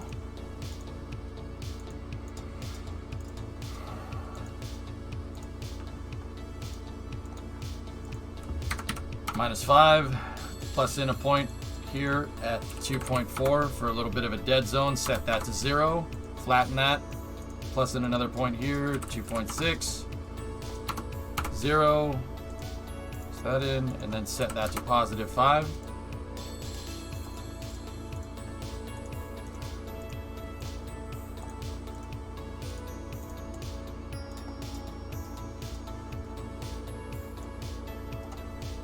Okay. It looks cooler with the bigger blades. All right.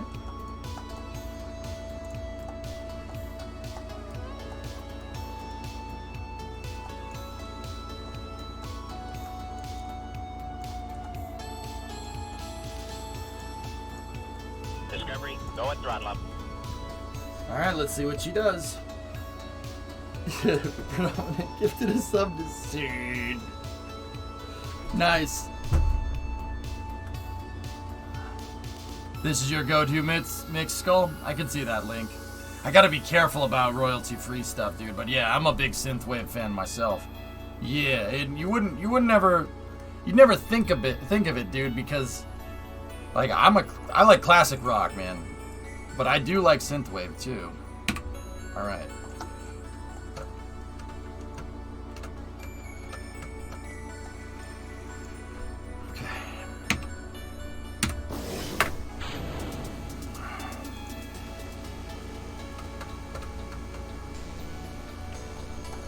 Okay, start spinning them.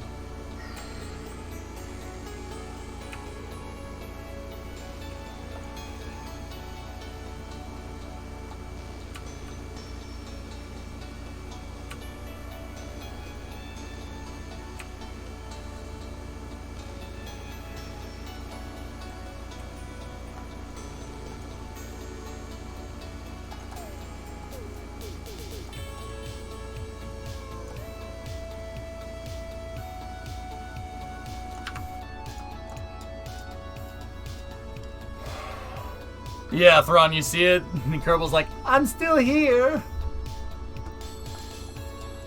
Yeah, Tessa, I don't think that strut did what we wanted it to do. It seems to have bound it up, which is not what I wanted.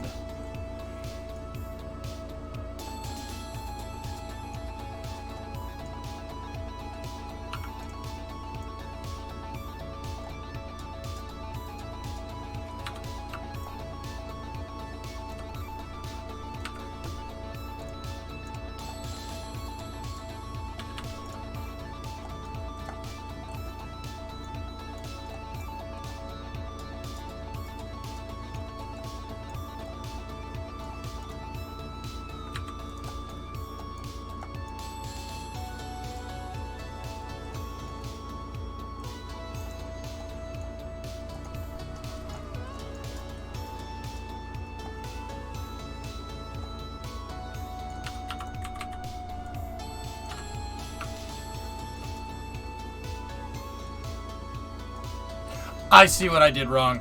Yep, I see what I did wrong. Yeah, you can't attach this in symmetry. Those gears are not in symmetry because they're attached, so they're attachable to the rotor. So this side broke the strut and that side didn't. Yeah. It's a synchro, Tom. So we gotta attach off the rotor to the RCS ball. Right? And that did that correctly? Yeah, okay.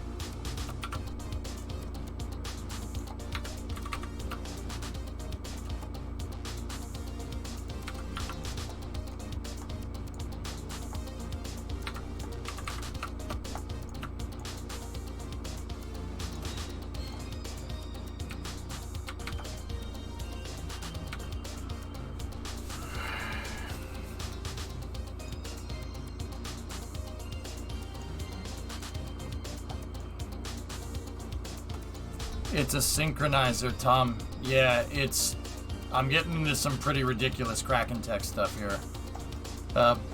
So basically it synchronizes the RPM on the blades. Yeah. Really cool stuff. Hey, Swish.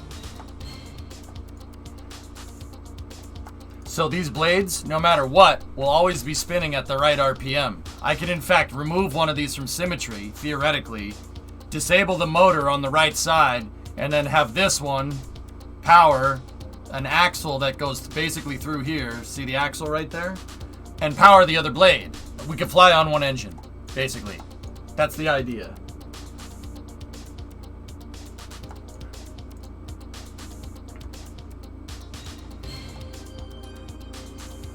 Yeah.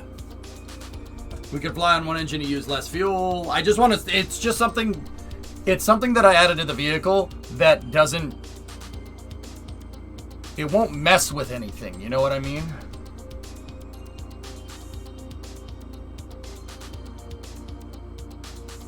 Yeah, Dip, Yeah, I like getting crazy, dude. It's like I could take it off if it doesn't work. I just want to see if we can get it to work. So when I throttle these now, yeah, the struts weren't run correctly. See? Using RCS ball as we're using the RCS balls as gears. So these should always be in sync.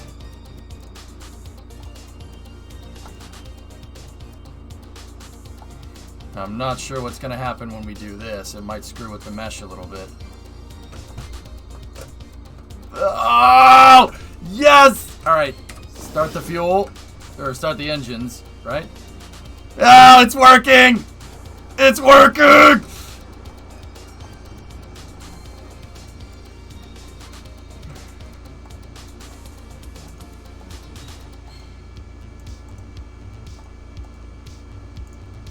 I didn't set the blades correctly, guys.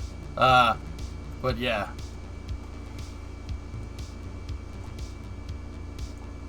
Whoa! And away we go! Oh, it's riding in the axle. Oh, man, it doesn't like that at all. But the gears are still working. It's still meshing correctly.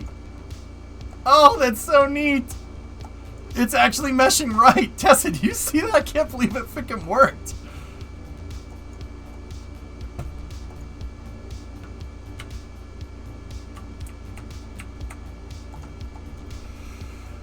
Ooh, it gets unhappy when you start to torque these things.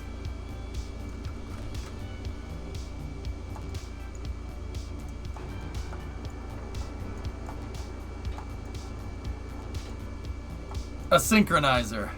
How about that? Oh, yeah, it's trying to skip teeth. This will really piss it off if we do this. Okay.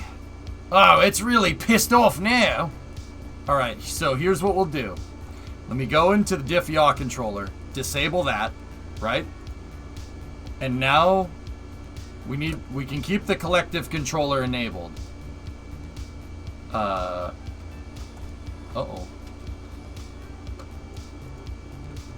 Forward thrust control.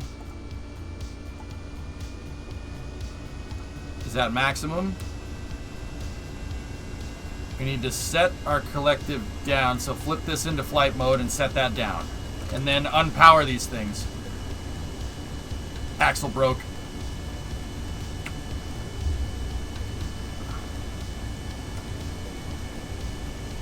Yeah, the axle popped out. Discovery, go and throttle up.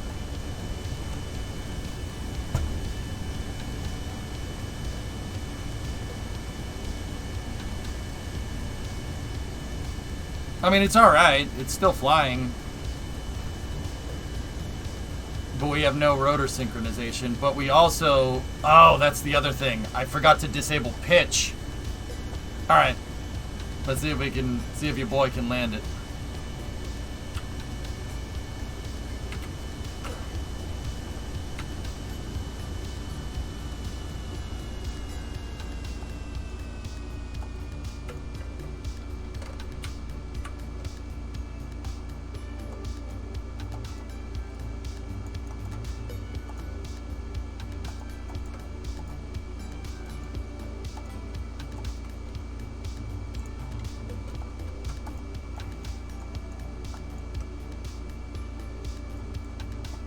It should still work, even though those are they're popped out of their sockets.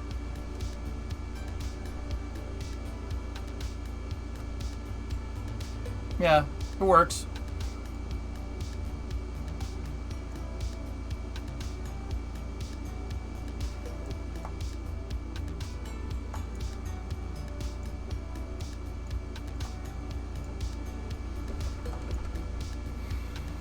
Well, as long as we don't max RPM test it, should be fine.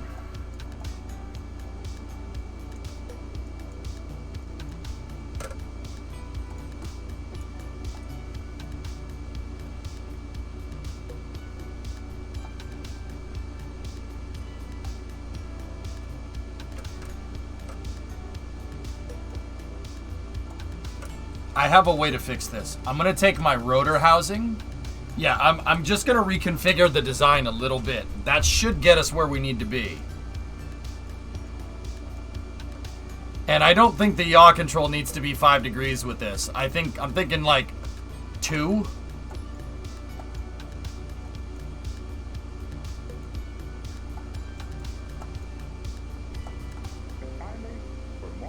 It was out of sync before you throttled up too. Yep.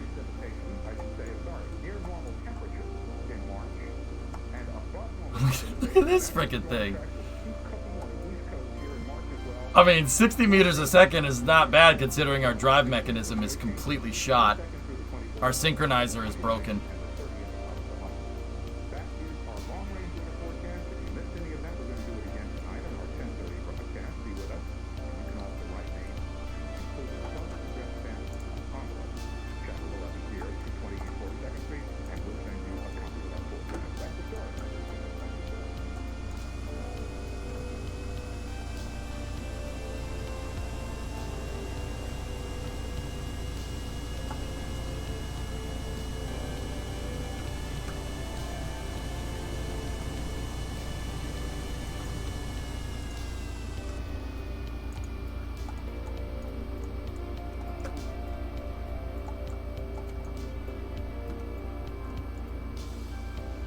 She's a little broken, Vin, but it'll be alright.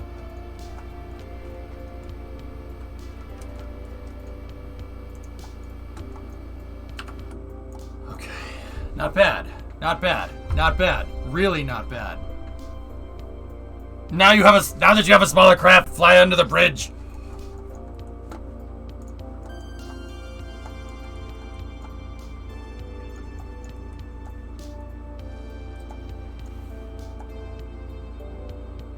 Okay, so the first thing I'm going to do is on this rotor, I'm going to get rid of the fuel line.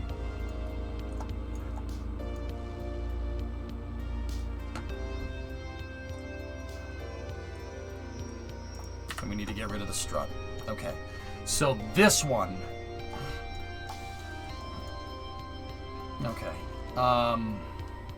let me think. All right, so I'm gonna move this one around like this.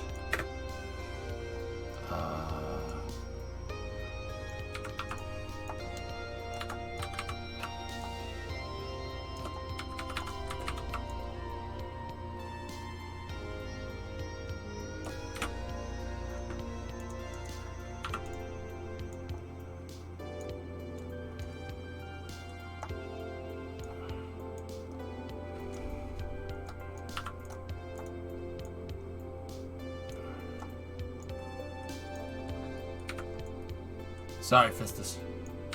Sorry. I'm sorry, man.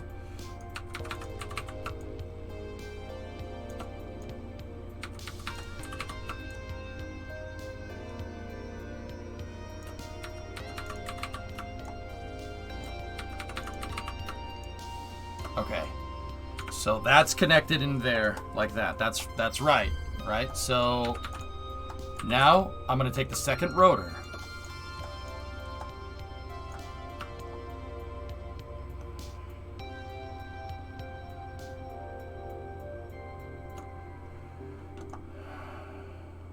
How are we going to do this?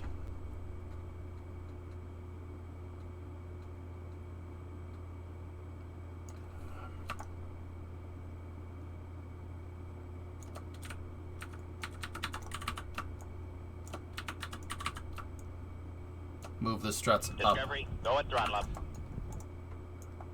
I'm going to move the struts into the wing, just like the fuel lines. That's the right move. Okay. So, hey Alex, 413 sub. Guys, be patient with me, I promise. I promise this will be worth your while. If I can get the stupid thing to work. Okay, so that's strutted to the wing. Now, right? And then what did we need from there? I needed a fuel line connected. A fuel line from this rotor connected to this.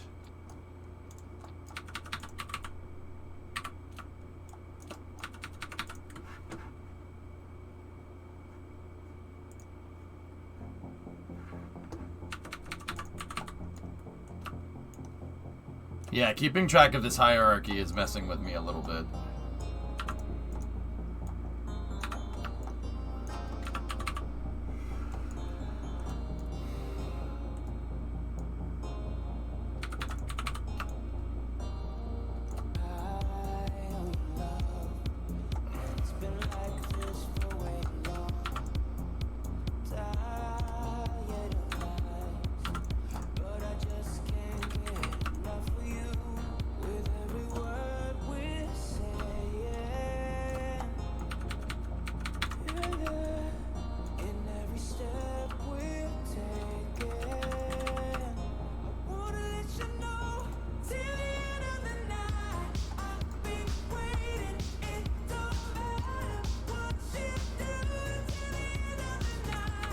We can run away and go play the kazoo. Don't you guys want to do that? You want to play the kazoo?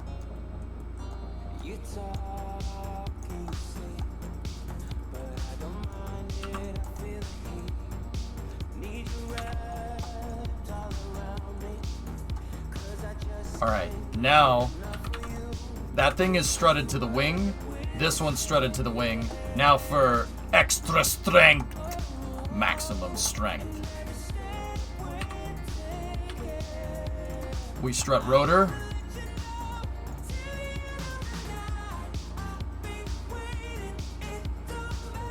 To rotor. We can run away and go play the kazoo. You guys want to play the kazoo till the end of the night? What you making, Master Chief? Alex, just like one of the most complicated freaking designs that I've ever come up with. It's so, you know how we were having, I don't know if you saw the K92. I was having problems with differential RPM over the rotors. So for this version, the mini version of the K92, which I based off of the tuk-tuk hull, I have a synchronizer. That's what this mechanism is. It's all the bearings and all the holders and stators that you need for a synchro. We have synchronizers between the left and right engine. So no matter what, the blade should stay in sync. But I'm having problems with it skipping teeth.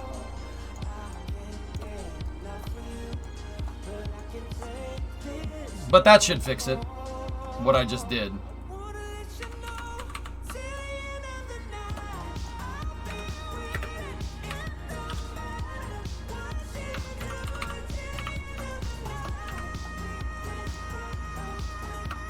Today on How They Do It, plumbuses. Everyone has a plumbus in their home.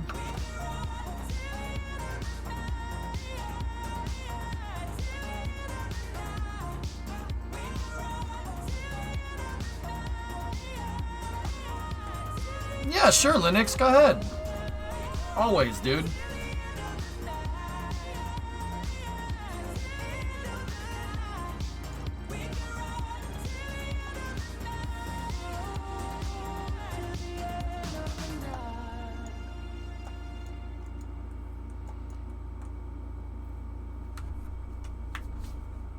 Hey Max, what's going on? Okay. The other thing I noticed is that these should not be set to yaw, they should be set to roll. I screwed up there, because I already have differential yaw. Or yaw, I think it's a soft J or something. Now, instead of an automated controller, I will just go to AG9 and toggle pitch control.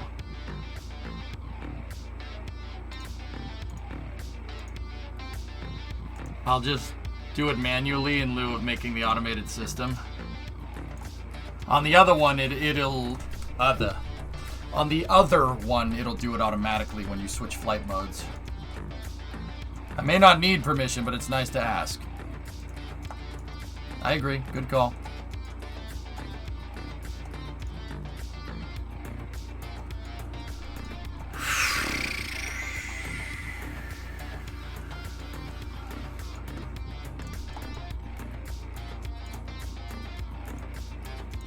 And I do believe that the last thing that we had here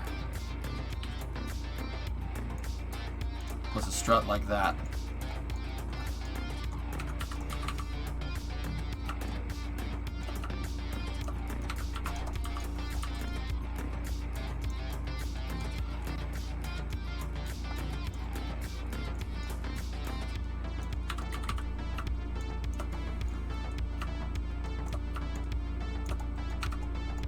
Okay.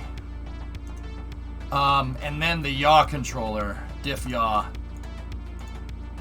This needs to be set to like 1.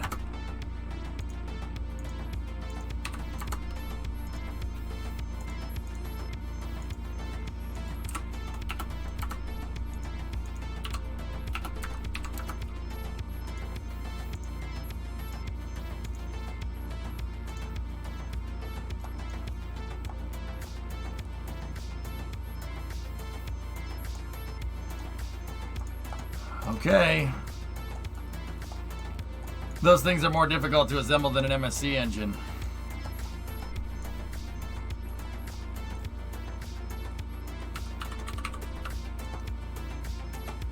I mean, yeah, this is about as complicated as I can do here.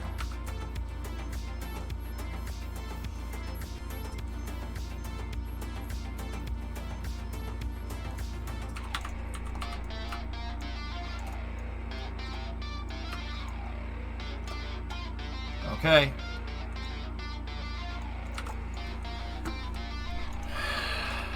Here's to hoping, kid. Auto gyro works properly, Ozzy. I was saying in the past that KSP doesn't really understand auto gyro. No. KSP understands auto gyro just fine. EJ didn't understand auto gyro exactly. Yeah, that was my fault. Many apologies. Yeah, you can auto gyro just fine in this game. Oh yeah, just fine.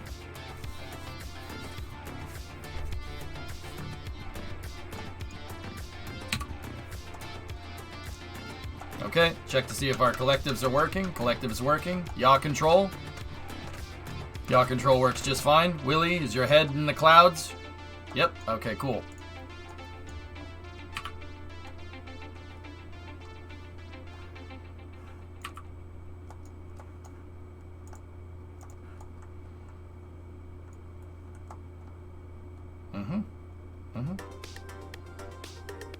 This is like Slave 1 style. You're right over each other.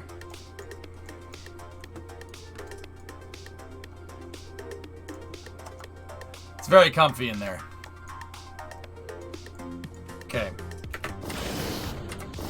Engines are online. Welcome aboard, Captain. All engines online. Alright, make sure my flight sequencer is working correctly.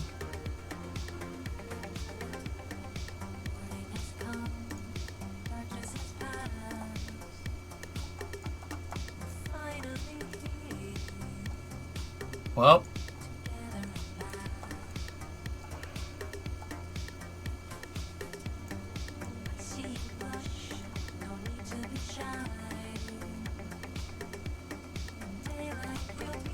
okay, let's take off.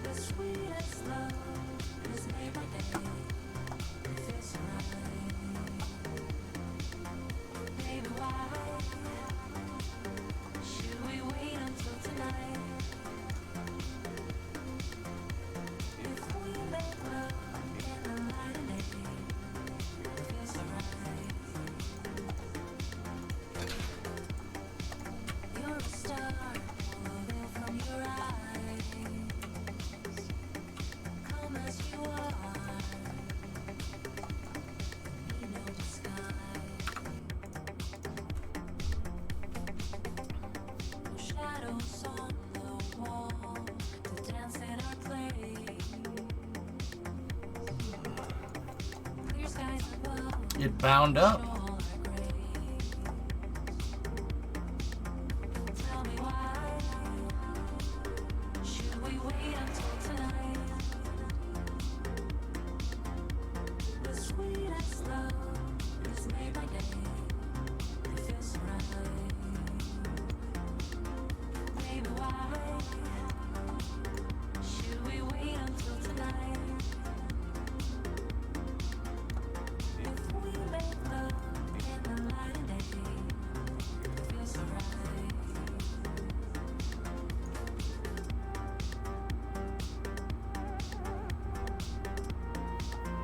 What is this attached to?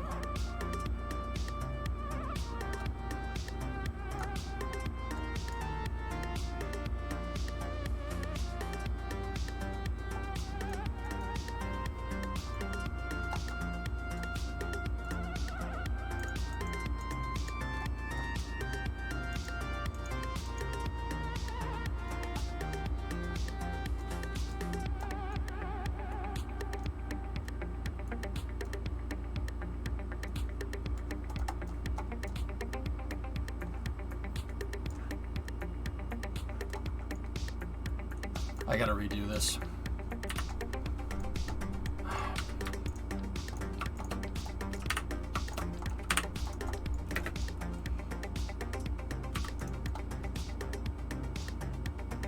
Yeah, that's not right. No, Mikey, no, that is so not right.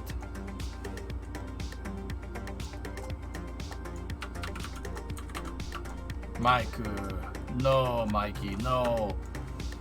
All right. So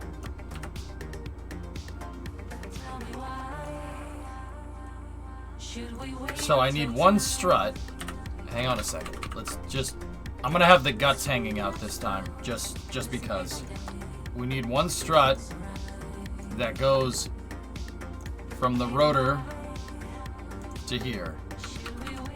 And that should be working just fine in symmetry. Right? That's clearly attached to the motor, so that's fine.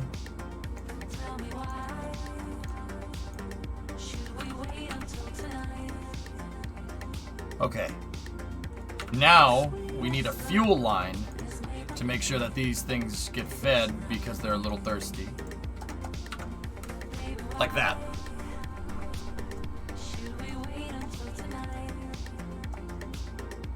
Right?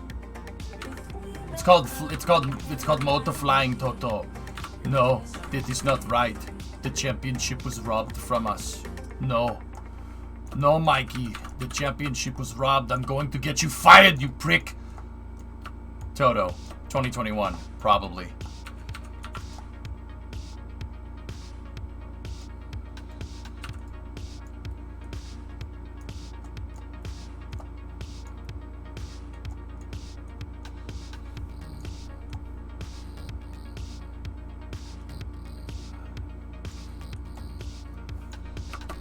Oh, that would be amazing, Panta. I mean, with this design, it's so complicated that I basically have to.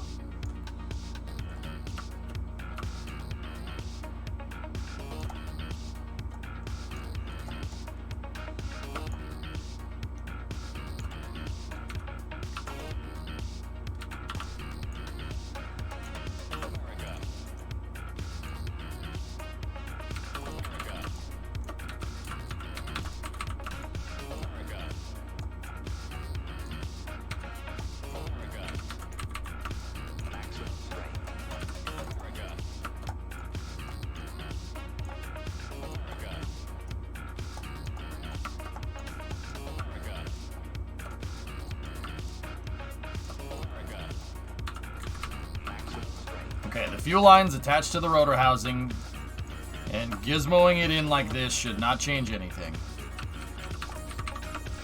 But I want to do this, right? And this rotor needs to be attached to the wings.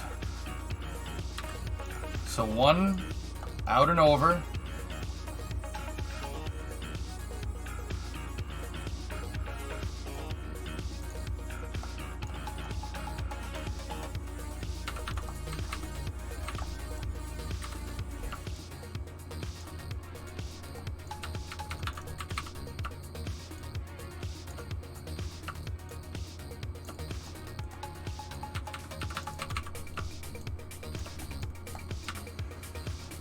Okay.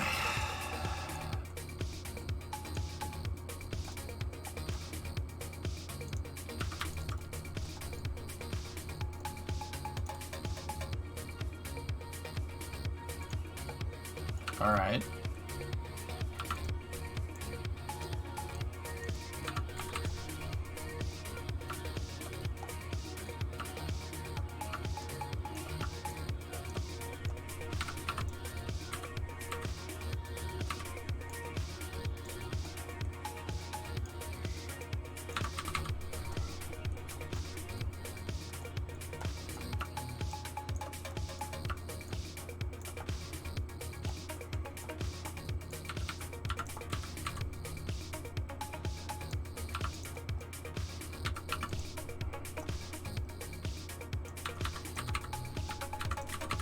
I'm hoping that Kerbal understands this strut symmetry because this is getting complicated.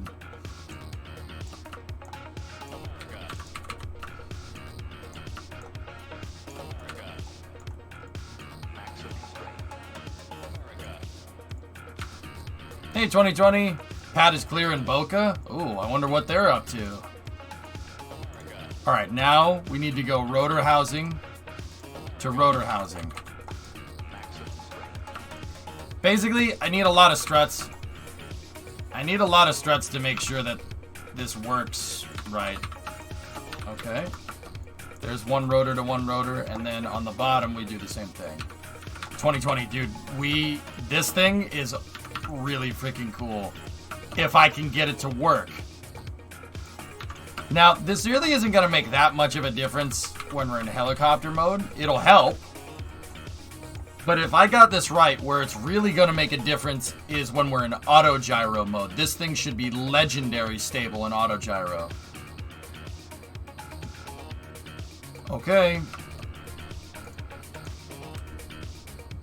My symmetry is 1 times. Please don't tell me that after I hit the damn launch button. I know there's chat delay, Alex. Mon Dieu. Alex, mon Dieu. I'm very sorry. Is this a tuk-tuk version? Yeah, it's derived. It's a heavily modified tuk-tuk. Yes. Alright, well, let's see.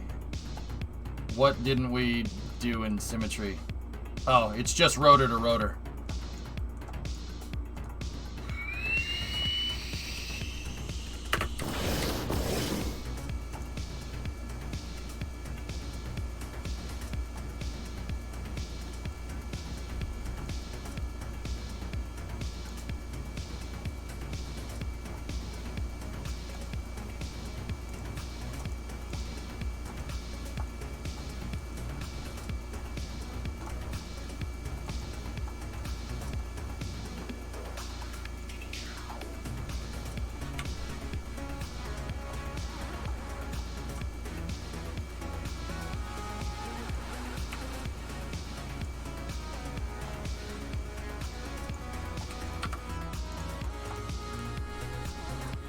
Ship 20 is venting. Cool. Guess what I did today, aka it's not good. Yes.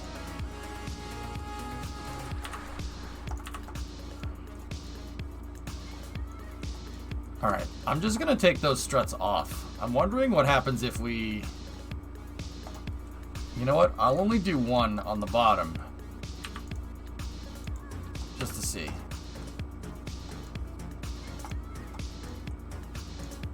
Stuart, it's coming, man.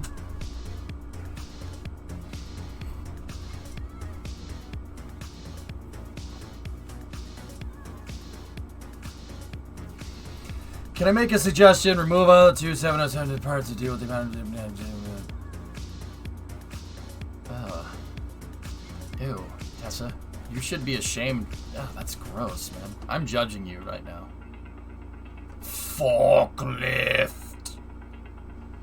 See, look at Predominant. See? You think Predominant would be like, nah, abandon this really potentially awesome idea. Okay.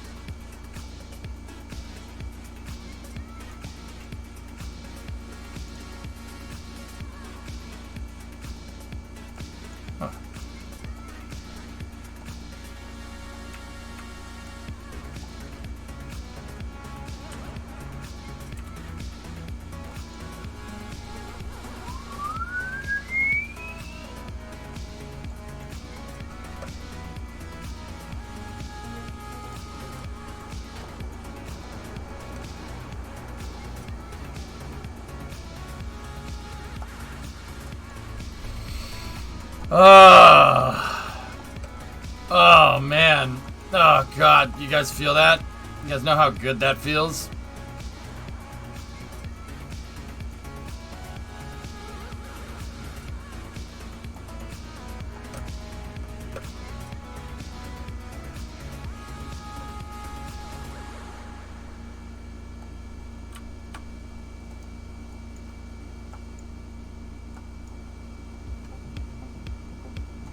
Now for the auto gyro part?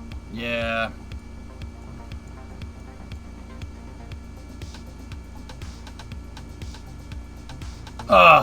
Oh, this is pretty dope, dude. It's got a synchronizer in it and it's actually working. All right. Okay, Alex. Let's see. Tuck for what? Alright, so we got a lockout differential yaw, right? And then power up the motors. I need to lock out pitch control here, and that's AG9.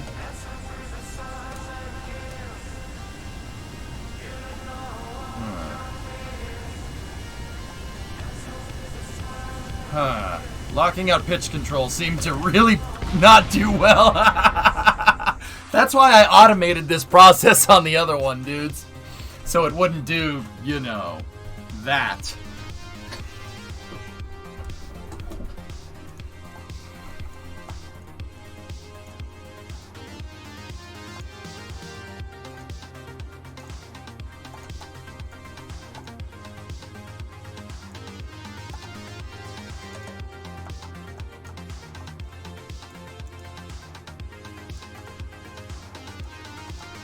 I rolled a 5-ton forklift, wasn't fun.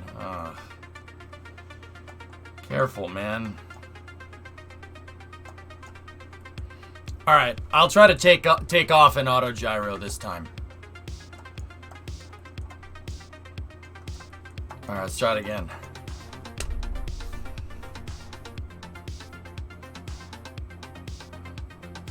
Yeah, exactly, Doddle. The pad is making very loud noises. Cool. Let's automate it then. I gotta make sure the synchronizer works. I don't want to commit to automating the entire process before I can't verify that the synchro works correctly. Omelette du fromage.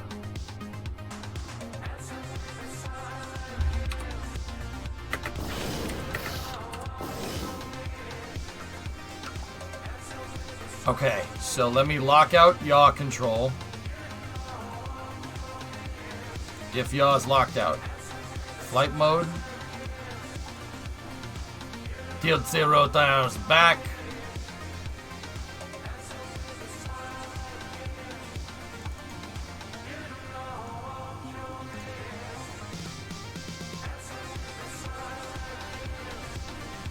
And then we need to lock out pitch control.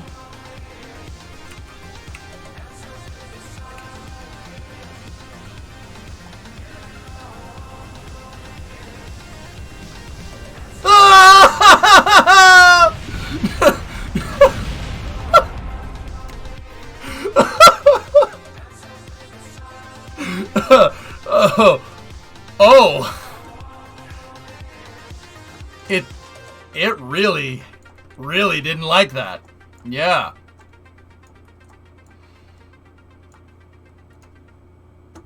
Yeah. That,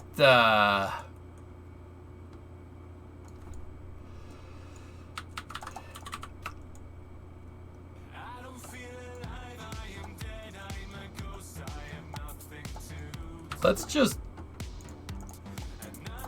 move that back. Oh my goodness. I can't believe that.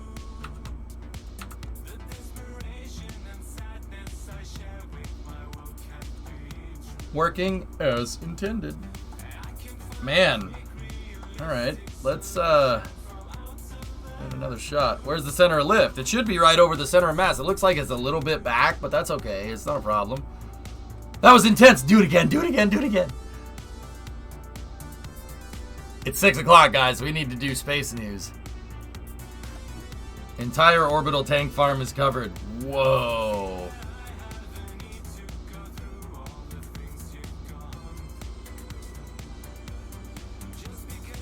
That's cool, man.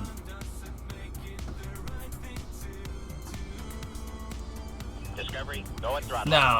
I mean, well, the Nerva video? I can put the Nerva video on if you want, man.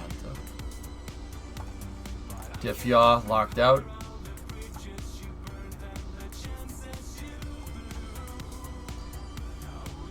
I think I may have had these things pitched back a little too far. So I'm gonna set them to 1, and I'm just gonna leave it like that. Lockout pitch control.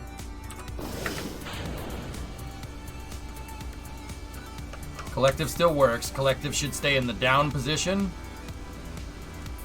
Let's bring our throttle up to 50%.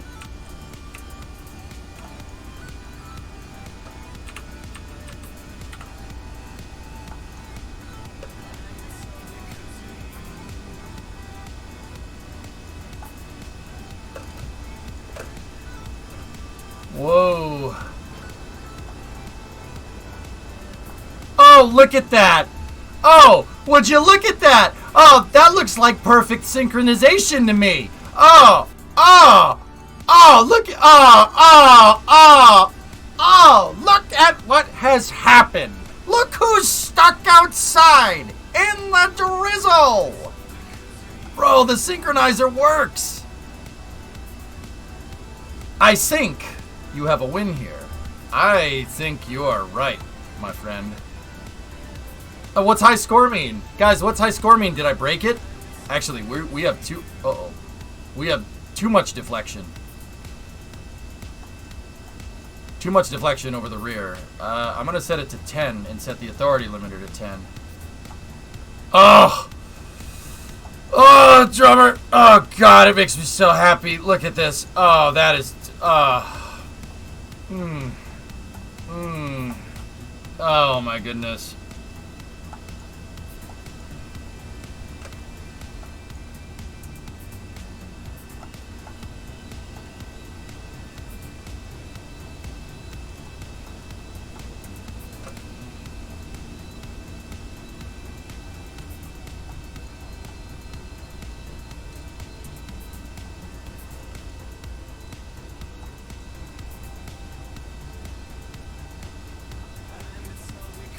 Oh, that's so cool! Tessa, you seeing this?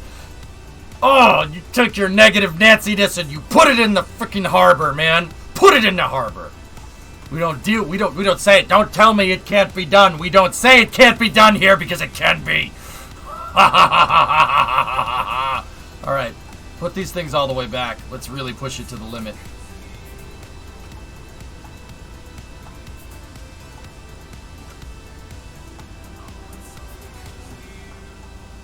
Alright, turn. See what happens. Oh. Well, that's good. Well, that's nice. I popped it out. Oh, we popped it out, chat. Oh, no. Oh, no.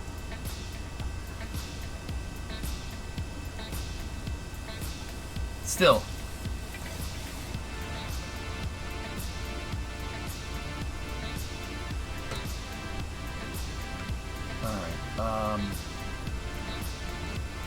There we go. She's back in. And now my rotor blades are desynced. Oh, man. Yeah, it really doesn't like that.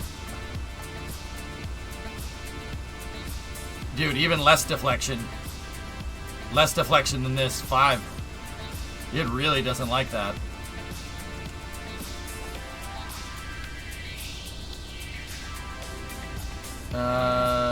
Maybe not. Yeah.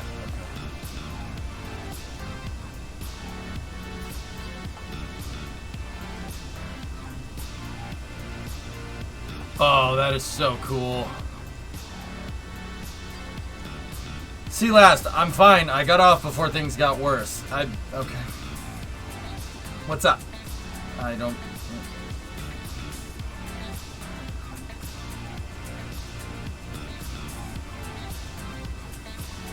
Truck ramp failed under the lift and rolled me. That's amazing. Nothing else broke. Well, I'm glad you're okay. Discovery, go and throttle up.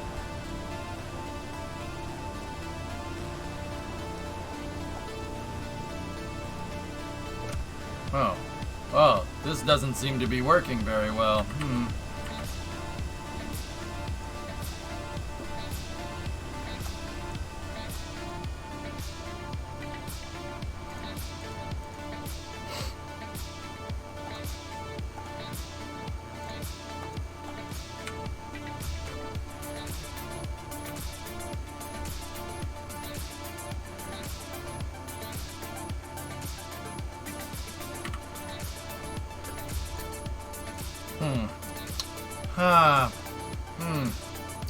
Man.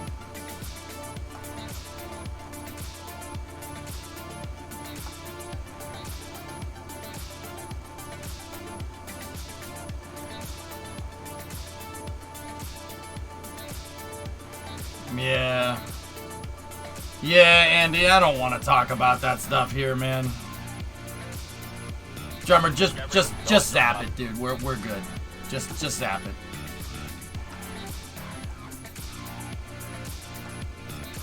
Yeah, see, because the blade popped out before, we're not synchroed as much. Are we? We're capped at 400. Okay. Still at 399. All right.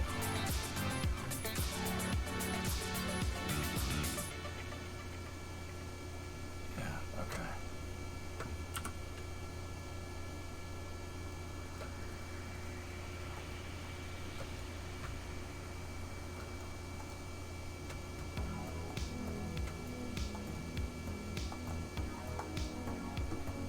So why is the Osprey design so complicated compared to this? Osprey engines rotate, Ozzy? The Osprey engines rotate, mine do not. My engines stay fixed.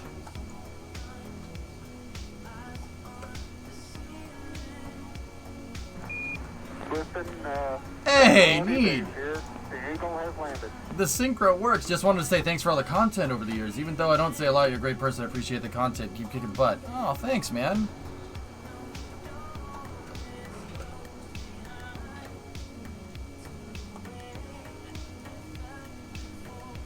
Just need to beef up the controls just a little bit. Oh, careful. The yaw control is not really working right.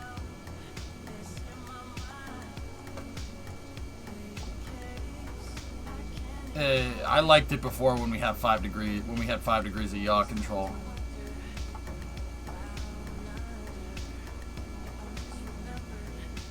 Yeah, see, the yaw is pretty uncontrollable right now.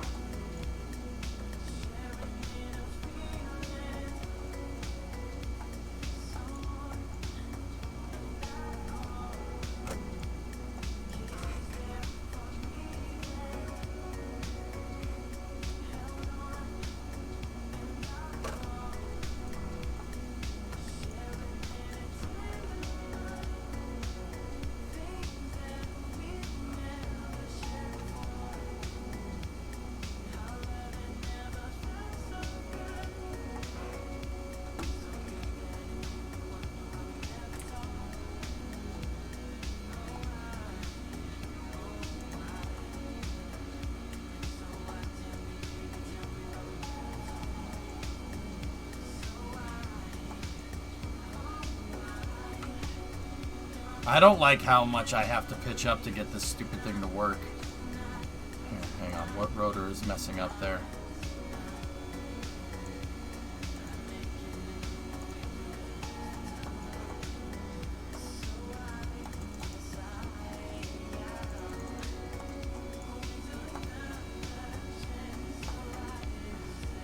Something for Space News, 3 minutes of platform. Oh. Most excellent. Guys, I would have to say that our synchronizer is working pretty well, dudes. Do you guys mind if I give it one more test flight?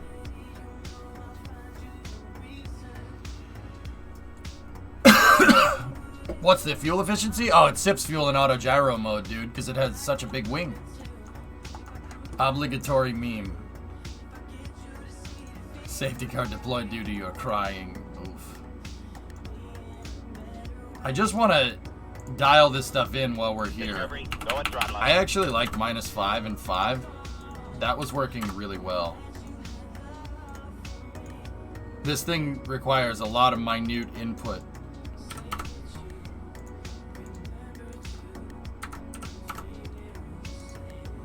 Okay, switch that back. And then a forward thrust controller we don't really need. Gears are 1-to-1. What if we change the ratio? It's just a synchronizer gear, Chief. It's not a ratioed gear. I mean, time is the rollout tomorrow. I don't know what it is for you, Andy. I think it's midnight, 11 or midnight. It's 5 Eastern. NASA just showed them adding another DSN in Madrid. Okay. Hey, Lunatic, 2-month resub. Thanks, buddy. All right.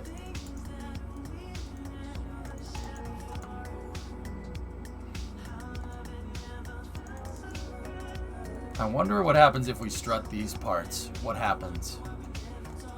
And then this. That fuel line actually isn't needed anymore.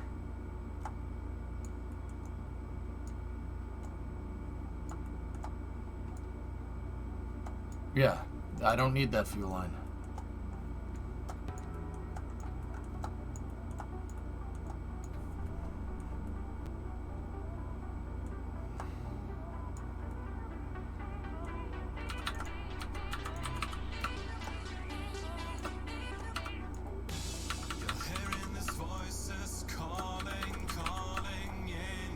Yeah, you know what? I'm not going to change anything. That was working.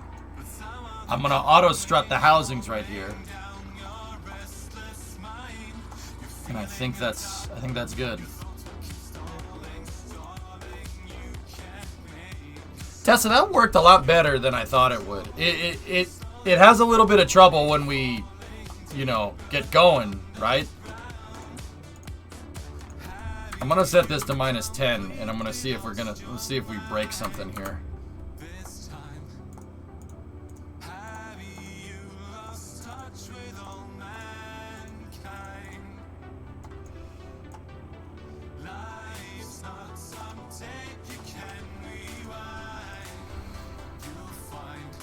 Let's see. Last test flight, and then we'll do space news, okay?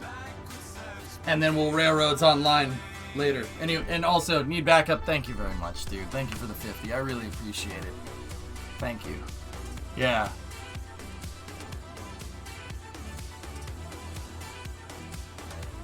I never said it worked, just that it's a lot of parts in so many ways. Oh, you were doubting the entire time. Don't retract your statement. Don't do that. No.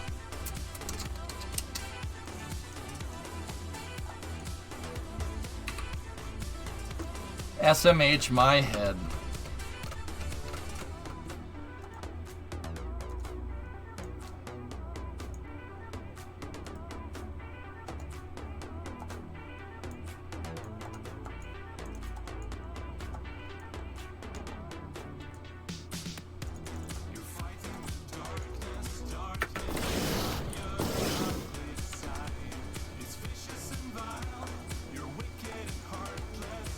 Thank you, T-Man.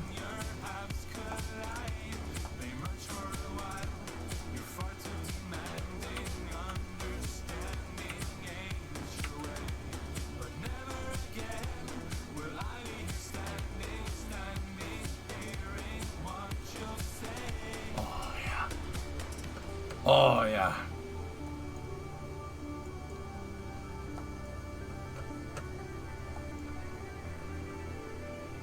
Oh, yeah, that's nice. That's nice.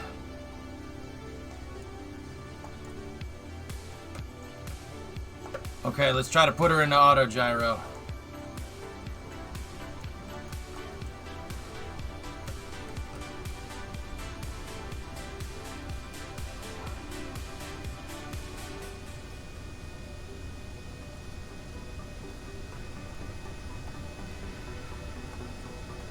Okay, shut yaw, shut pitch off, gear up.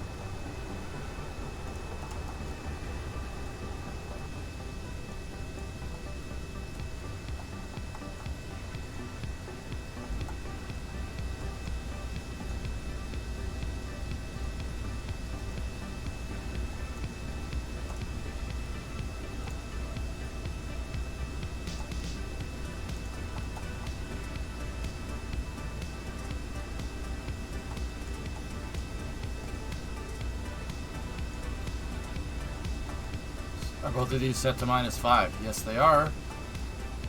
Blades powered down? Yes, they are.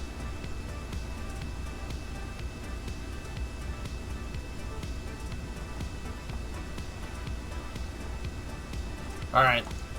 Hit it.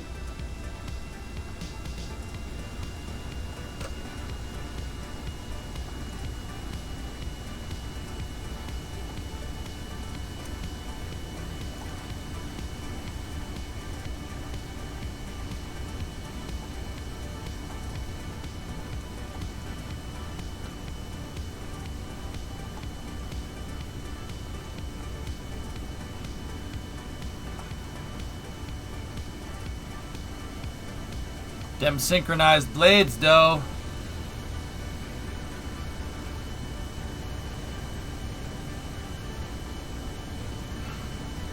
And the changes that I just made make it so it really doesn't skip, does it? Something is fighting it there, though.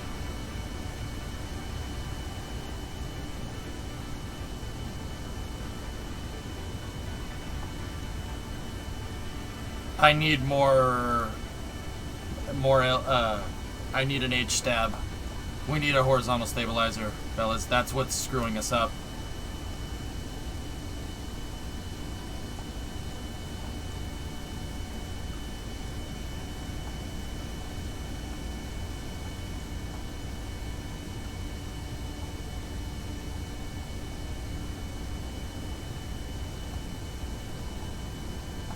But look at that, dudes.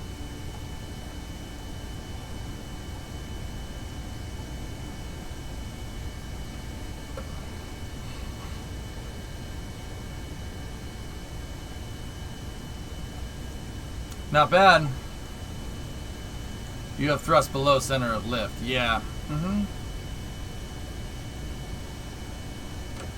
How does rotor pitch affect auto gyro? Just like it would any other time.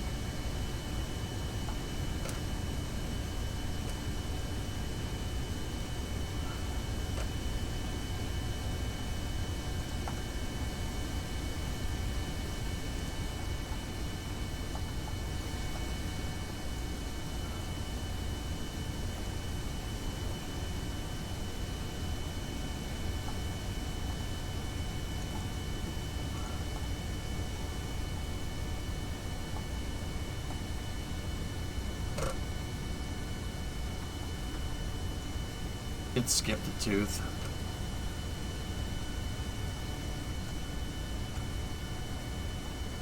Alright, trying to stress test it.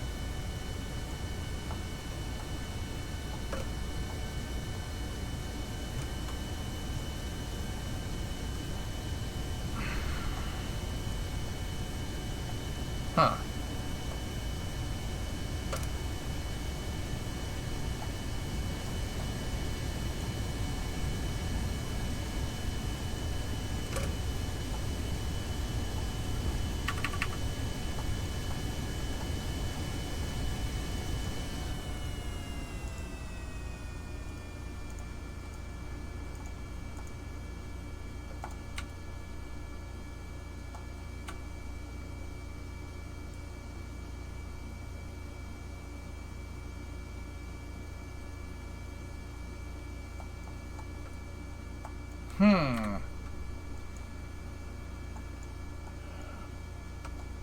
Okay.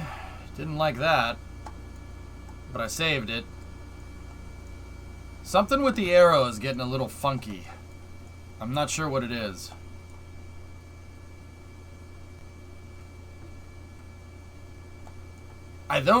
We might not be tipping the rotors back enough, but I also think we need more, I need more H-stab here.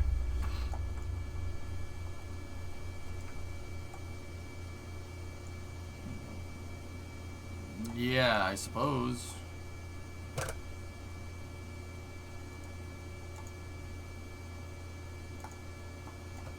Yeah, it's just the bearing that's popping out a little bit, fellas, that's all.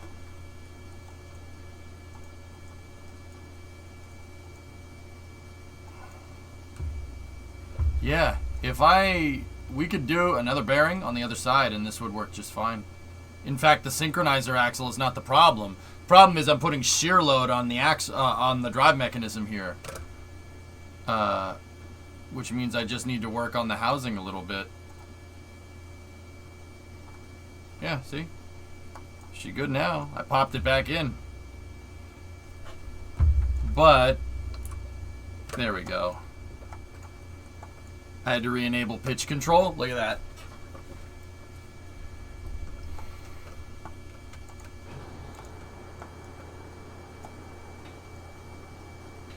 Yeah, Alex, I mean, making the gears on the bottom might help, but I'm not sure how it's gonna... Yeah, actually, that might mesh the gears more, but then again, it could pop more.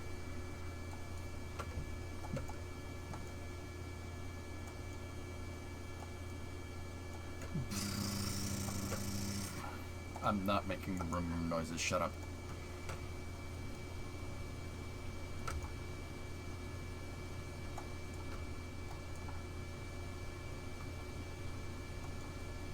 Nah, it's best part is no part in this scenario, Chief. But yeah, we definitely have a synchronizer, which is really freaking cool, man. I just think we might need to make the tail of this thing a little bit bigger. That's all. If I make it a little bit longer, I might be able to remove the counterweights that I put in the back of this. And if I can remove the counterweights...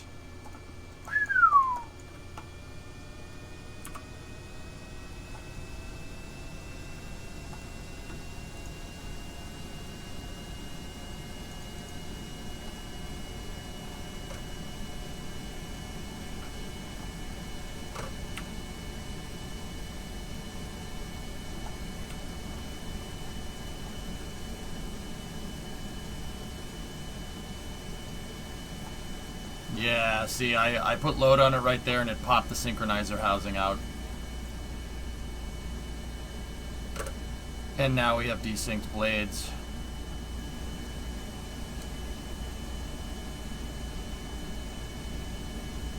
Uh-oh. Yeah, we ain't coming back from this one, chat. Sorry.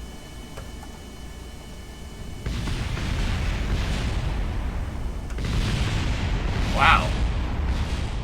Things stayed together pretty well.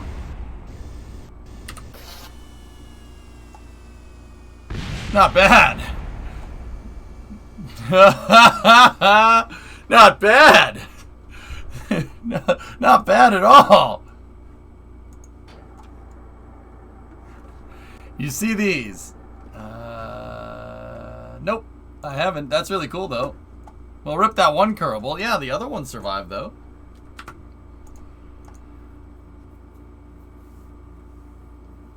You killed one of them! Oh, no! Alright, are we gonna do space news now?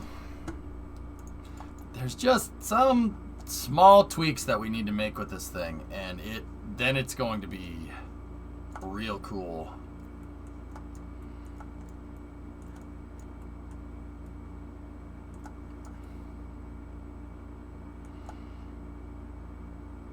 Yeah. Yeah, Alex, I could move these. We can move it down, dude. Honestly, it just, it's that's it. Done. I'd be curious to test it now.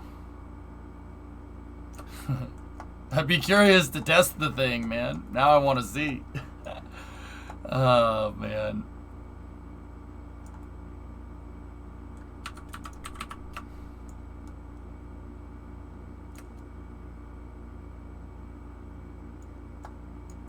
They are misaligned. One is lower. Yeah.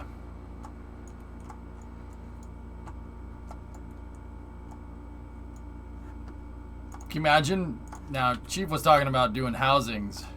Imagine we put that right there and covered it up. That would be really cool.